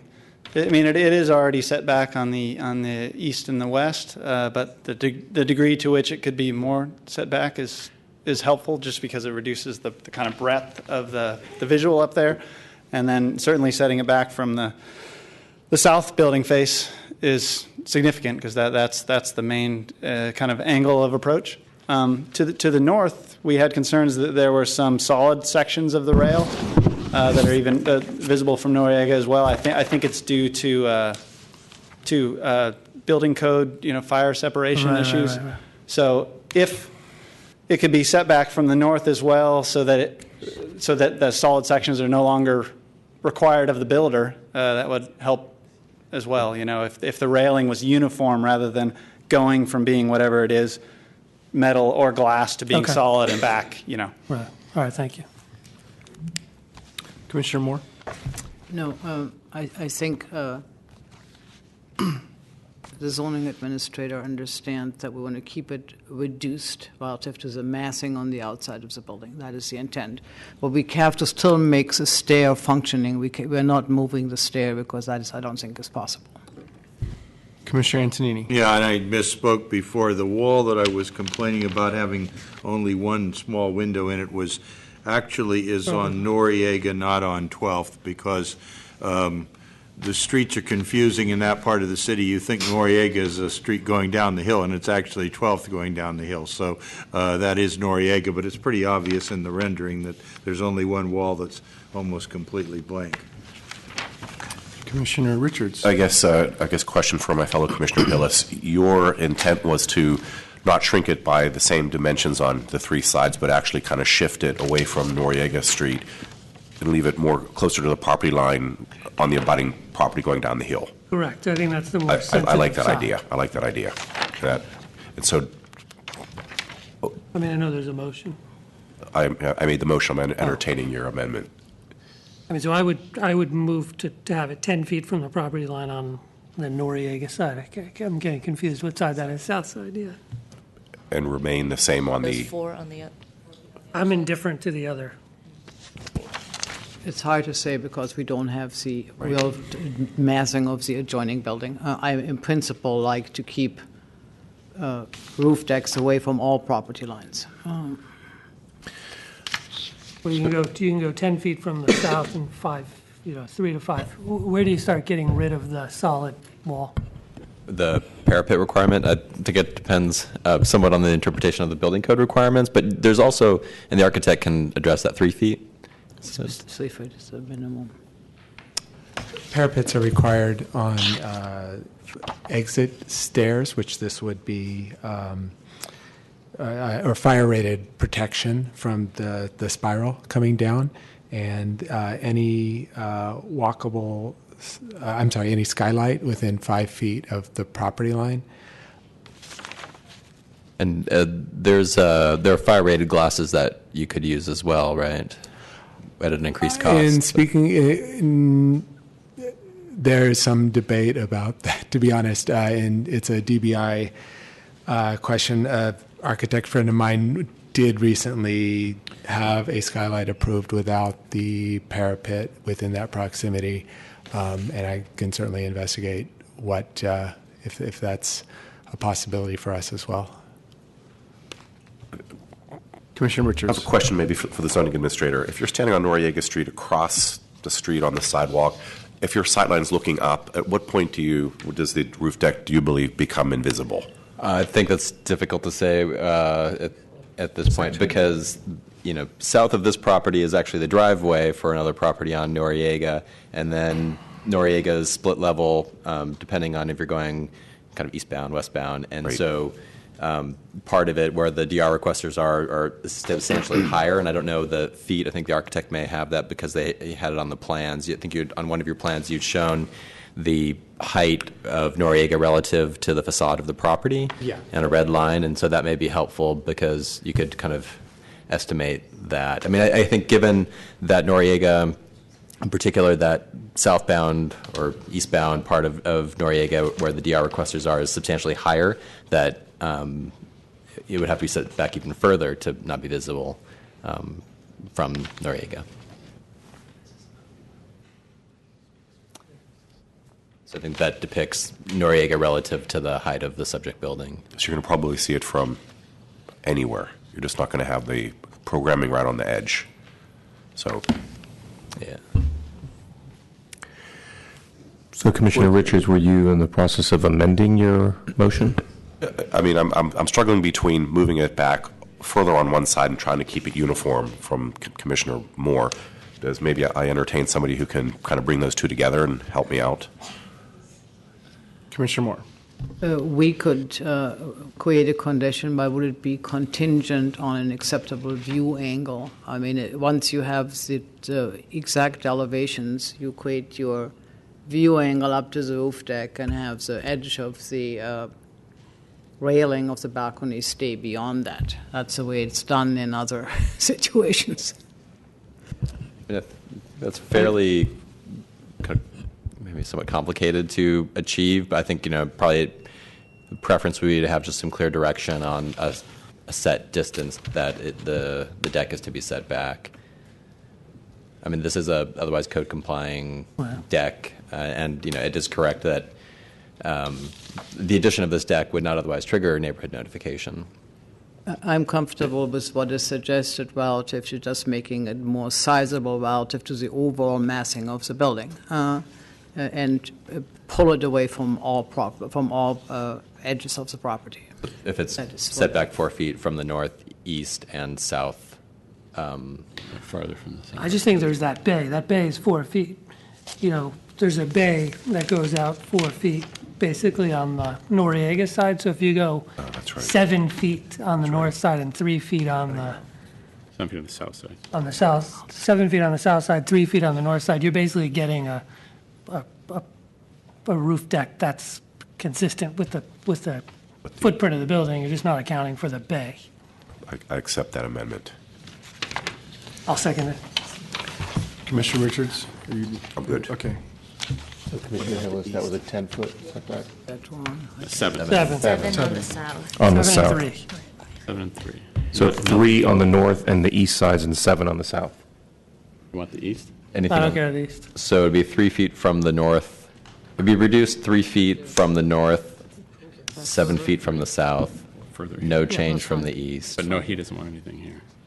I mean, let's- Is that acceptable? That's from the. You're okay having it go up? Is that amenable to the Fine. seconder? Yes. Oh, was I the seconder? You were the I seconder. was the seconder. The east would be the part along Noriega Street? No, south. The east would be facing the rear yard, and it's already Oh, set that's back. facing rear yard. It's Okay, already and it's set already back. been back part of the way there anyway. Okay, I think that's fine. Okay, so Commissioners, there is a motion and a second to reduce the size of the deck 3 feet on the north side and 7 feet on the south side. On that motion, Commissioner Antonini? Aye. Commissioner Hillis? Aye. Commissioner Johnson? Aye. Commissioner Moore? I'd like to have clarification based on the exchange we just had a second ago before I came back here. Director Williams, does- could you go through that one more time, please? I believe it does not include a setback on the east side. That's correct. Do you want to talk about a setback on Well, this? it's already set back. Not on the east side, no. Then let's On the It's east set back side from, itself. there's a big roof that extends beyond the, which is where the rear decks are, the rear balconies are. no, there's a sloping roof Okay. beyond the deck already on the east side.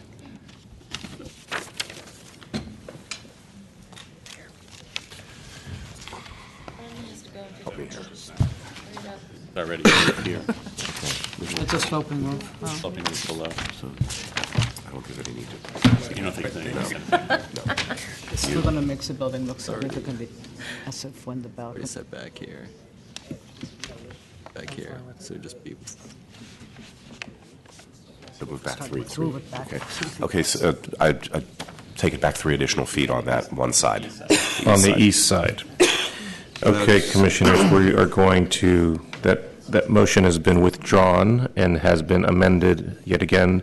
And is that amenable to the secondary? Yeah, repeat Okay. the I will seven, yeah. So the new motion is the deck will be, well, to approve the project, to take DR and approve the project, and to reduce the deck by 3 feet on the north and east sides, and by 7 feet on the south side. That's fine. Okay, thank you. On that motion, Commissioner Antonini. Aye. Commissioner Hillis. Aye. Commissioner Johnson. Aye. Commissioner Moore. Aye. Commissioner Richards. Aye. Commissioner Wu. Aye. And Commission President Fong. Aye. So moved, Commissioners. That motion passes unanimously 7-0. And places you on items 16A and B for case numbers 2014-002064 DRP at 2570 Jackson Street, a discretionary review, and case number 2013.1361V at 2570 Jackson Street, front setback and rear yard variances. Good evening, President Fong and members of the Commission. My name is Christine Lamarena, Planning Department staff. The item before you is a request for a discretionary review at 2570 Jackson Street. The proposal is to replace approximately 5-foot-tall windscreens around a deck above a one-story garage at the front of the property, as well as around a side terrace at the northwest corner towards the rear of the property, and to construct a new one-story high, 3-foot-deep cantilever deck with spiral stairs at the rear of the 3-story over garage single-family dwelling. The proposal is seeking front setback and rear yard variances. A variance hearing for the project occurred on April 23rd of last year, but is being reheard following this request for discretionary review. Planning Code Section 132 requires a 15-foot deep front setback for the subject property. The existing one-story garage structure is built to the front property line and provides no front setback, so the replacement windscreens above the non-complying portion of the front of the building would require a front setback variance. Planning Code Section 134 requires an approximately 32-foot deep rear yard, which is equal to 25% of the lot depth. As the existing building extends to within 25 feet of the rear property line and is therefore located partially within the required rear yard, the windscreen replacement around a side terrace at the northwest corner of the lot and construction of the deck and spiral stairs at the rear of the building would require a rear yard variance. The project site contains a 3-story over garage single-family dwelling constructed in 1924 on an approximately 50-foot wide by 128-foot deep lot. The subject lot is located on the north side of Jackson Street between Pierce and Steiner Streets in the Pacific Heights neighborhood. On the subject block face, the buildings consist of 3 to 4-story single-family dwellings, and Alta Plaza Park is located opposite the property. The subject block face is zoned RH1, while the opposite block is Zone P, public. The DR requester is Greg Scott on behalf of the Pacific Heights Residents Association. His primary concern is the loss of privacy, light, and air from the proposed rear deck and stairs. The project was reviewed by the residential design team, and they found that the proposed project meets the standards of the residential design guidelines and that the project does not present any exceptional or extraordinary circumstances. The RDT supports the proposed spiral stair and rear deck design because it is compact, will not require a fire-rated wall, and instead will also provide direct access to the rear yard. Therefore, the department recommends that the Planning Commission not take discretionary review and approve the project as proposed. This concludes staff's presentation. I'm happy to answer any questions. Thank you. DR requester, you have 5 minutes.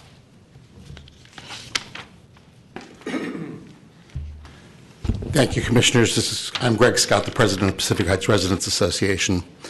This block has, on Jackson, Pacific, Pearson, Steiner, has a very consistent pattern of open rear yards.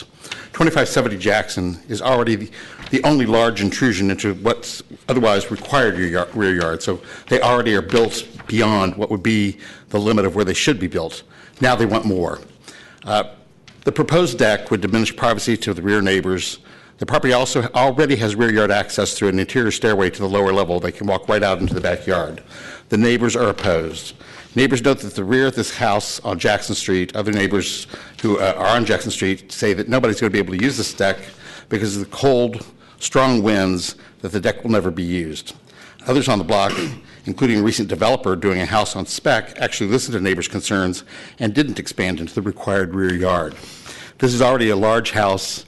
They have a lot of space. This house has an existing roof deck as well as a front deck. Do we really need another 3 feet taken away from the open space rear yard? Why not just let them build on the whole lot? We need to call a limit to this at some point as to when people can be building into the rear yards. This place is built before the rear yards were required into what's now required rear yard. We think an expansion beyond where it already intrudes into the mid-block open space is unconscionable and is something that should be denied. Pacific Heights Residents Association has been around for a lot of years. We have very strong feeling on this block. A few neighbors are here to speak. Many neighbors were reluctant to speak because they're reluctant to have their names in public record. But this is a project that has no good reason for further expansion beyond the required rear yard. Thank you. Thank you. I'm going to call some neighbors, names of folks who are in support of the DR. Hazel Wahaja, Judith Duffy, Bob Duffy, and Michael Kawaja.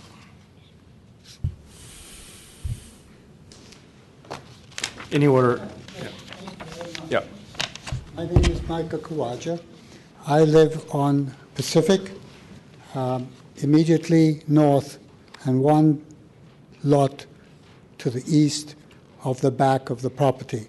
My main concern, apart from those considerations, is this deck will look directly into my yard, as well as into the 2 second-floor bedrooms at the back of the house, as well as directly into the family room and directly into the kitchen, so a considerable loss of privacy to us. Furthermore, additional activity and noise and conversations, whatever, on the deck would be a further potential noise intrusion. So my principal objection is the loss of privacy. Thank you. Thank you. Next speaker. Good afternoon, Commissioners. My name is Judith Duffy, and I live at 2519 Pacific, and I'm directly behind the property that we're discussing. I'm opposed to the approval of the rear deck on the second level of the property. The building is already intruding into the rear yard space. This expansion will extend the intrusion even further. We will lose privacy in our home. Anyone on that proposed deck will see directly into our bedrooms, bathroom, living room, or dining room, and kitchen. Also, the noise from that will be incredible. They currently have a huge roof deck. They have a deck at the front of the house over the garage, and they have a side patio. I'm not really sure that we should be inconvenienced by having this other deck added at the back of the house. It's not as if they have any lack of space outside. I'm asking you to please not approve the deck. Thank you.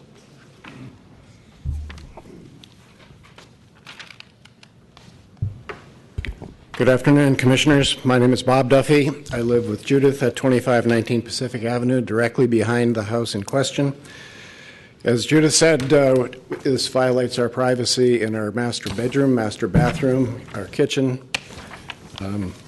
It's not any good neighbor policy, and we sincerely hope that you do not approve this variance. Thank you.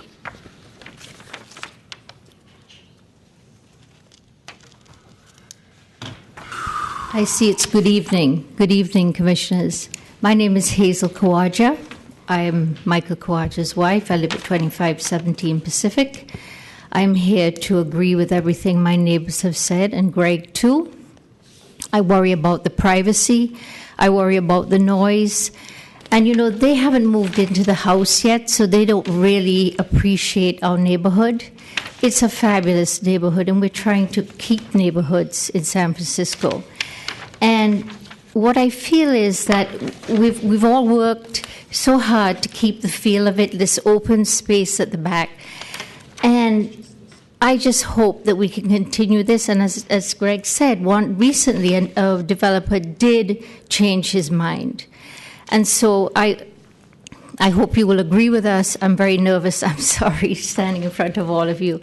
But I love my neighborhood and I love San Francisco, and I hope you will not approve what they're asking you to do. Thank you. Thank you. If there aren't any other speakers in support of the DR project sponsor, you have 5 minutes.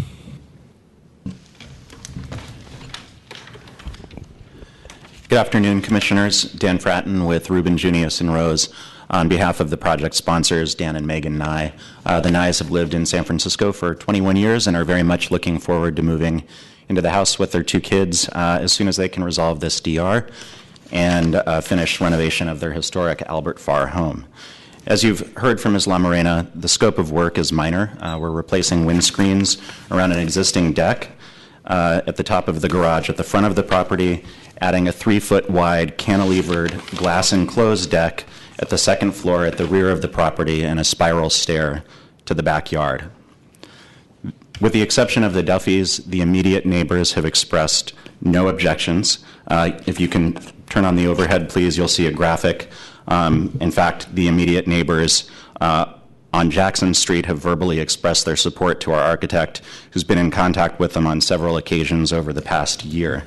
The DR requester received notice of our initial community outreach meeting in September of 2013. A member of its board attended. They expressed no objections at that time. They were also notified of the variance hearing in April of 2014. Again, no one expressed any objections then. In fact, we only learned of these concerns a couple of days before the DR was filed. So the DR has come to you late in the game for a very minor project. If the impacts were truly exceptional on privacy, on light and air to adjoining properties, we'd expect that the neighbors on either side would be here. They are not. The only neighbors who are here live more than 60 feet away from the proposed deck. So just to show you the project briefly, this is the area of the new deck and stair that's being objected to. There are 3 goals that we're really trying to achieve with these new features. That is to link all of the exterior open space, the front deck and the backyard, without having to go indoors, to allow direct access from the street to the rear yard so gardeners and the like can come through without going through living space. This is a feature that neighbors on both sides have. And lastly, we'd like to provide direct exterior access to the rear yard from the main living area. This is where the kitchen and living room is. It will improve both the amenity of that space as well as fire safety by giving a secondary means of egress from that floor. This building is unusually for this block set back quite far, 30 feet from the street, and so it extends about 7 feet into the rear yard. The deck will extend another 3 feet into this space. Again, it's cantilevered and has glass railings, so it really will have a minimal profile, leaving 21 feet clear to the rear property line. For what we're hoping to accomplish, there really aren't other alternatives. With that said, the deck is as unobtrusive as we can make it.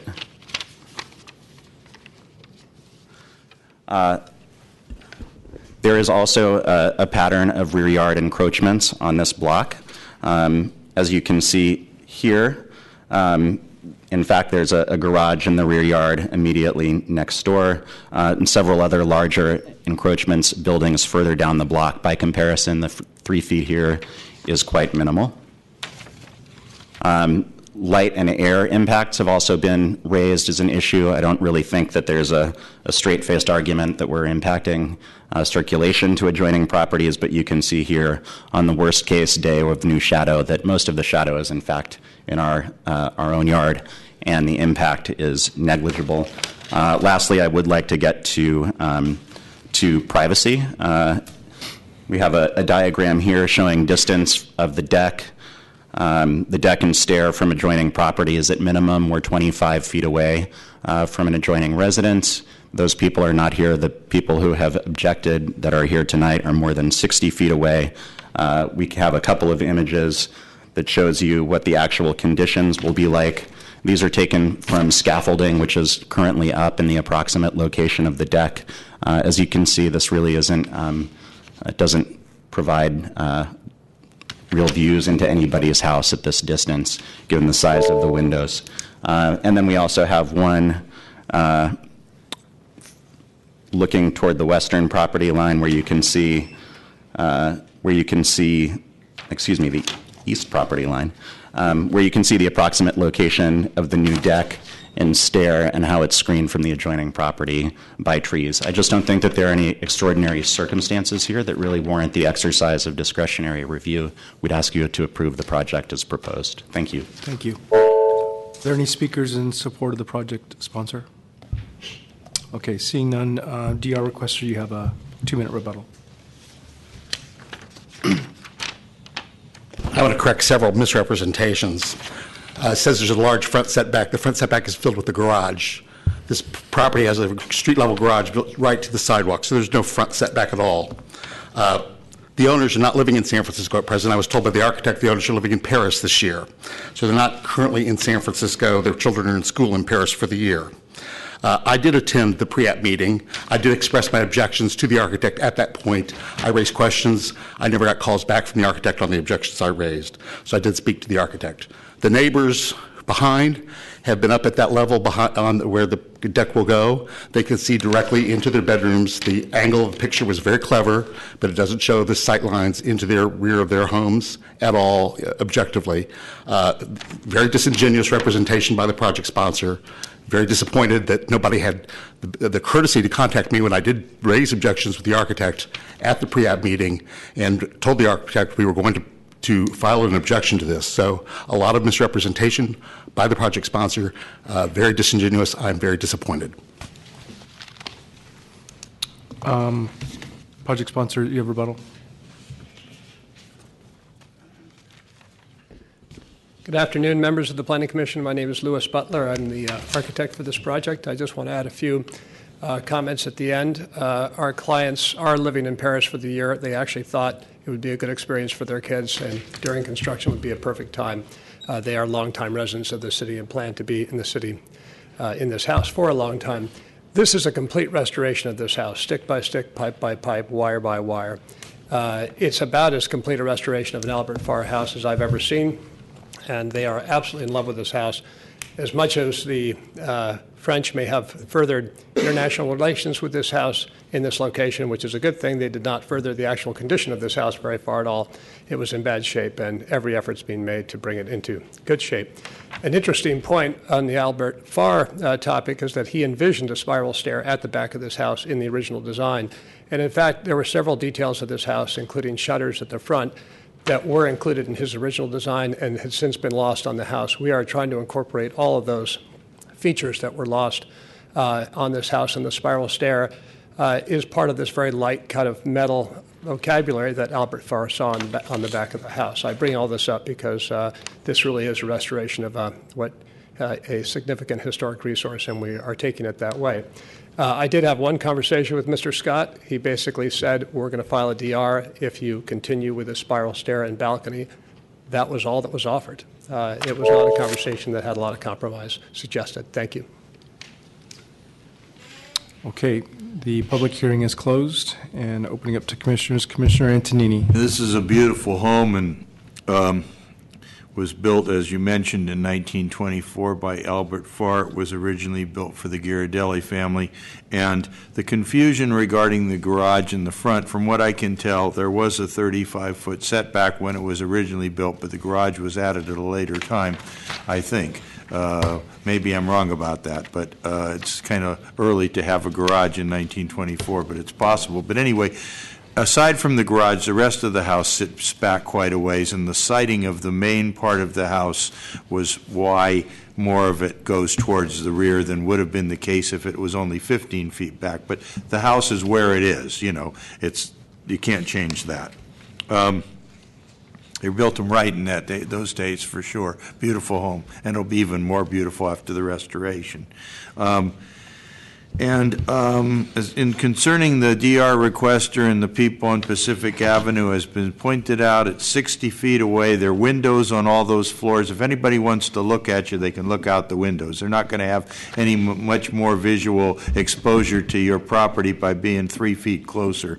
Doesn't make any difference. And in my estimation, it's more of a balcony or a landing than a deck. We talked about a deck on the last project. We had this huge area that was up to 500 square feet. This this is basically a means for the people to move from their main floor where the kitchen and the dining area and those rooms are, and go directly down to the rear yard, which makes a lot of sense. I have a very modest home in western San Francisco. Same kind of situation.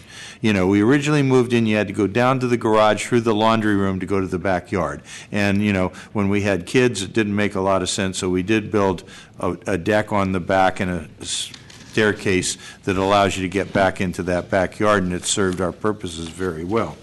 So it makes a lot of sense to me. I really don't see any impact at all from this very modest landing and spiral staircase. So I'm going to move to not take DR and approve the project. Second. If I may just briefly address the variances, there are two variances here, one the front setback, one the rear yard. In terms of the front setback, I don't see any issues with that. I don't think anyone else sees any issues with the proposal that they have there. Certainly think that is justified. In regards to the rear yard, I did have some concerns initially when reviewing this. I think that the materials that they submitted regarding the kind of historical precedents, at least of an application and plans showing that there were stairs to the rear yard, and the argument also that this provides direct access from the front of the property to the rear yard, I think are both quite compelling. The only issue that I really had was where along that rear building wall should those stairs be located. My initial reaction was that it could be more towards the west side property line. However, the residential design team did not quite like that location because the firewall would be required, and so that's why it is in the current location, which the residential design team supports. It is a minimal, almost kind of really a passageway rather than a full deck of just being 3 feet wide. So I wanted to see what the commission's thoughts were on that that proposal. Commissioner Moore. When I looked at the project, I just have to first remind myself that this particular property is 50 feet wide and 128 feet deep, which is by far, at least in width, twice the size of what buildings we normally look at. So it kind of composes with a significantly larger lot, and we all know that a 3-foot balcony, you would have to really lean very, very far forward, almost falling over the edge if you really wanted to look into somebody adjacent's property, windows or whatever. And that is just not the way I think these small balconies function. They're almost like a catwalk, like in a stage set. And it's for the narrowness of the balcony that the intrusion in the rear yard is really an overhang, but it's not on the ground level where you really perceive the flow of open space and green. So it's a slightly different condition. And I gave this a lot of thought. I'm very sympathetic to the neighborhood organization coming forward, but I do not quite see it. Commissioners, there is a motion and a second to not take DR and approve the project as proposed. On that motion, Commissioner Antonini? Aye. Commissioner Hillis? Commissioner Moore? Aye. Commissioner Richards? Aye. Commissioner Wu? Aye. And Commission President Fong? Aye. So moved, Commissioners. That motion passes unanimously 6-0. Zoning Administrator, what say you? On the variance, close the public hearing. Appreciate the commission's comments and be inclined to grant the requested variances. Very good, Commissioners. The last item on your calendar is general public comment, for which I have no speaker cards. Is there any general public comment tonight? Seeing none, general public comment is closed and the meeting's adjourned.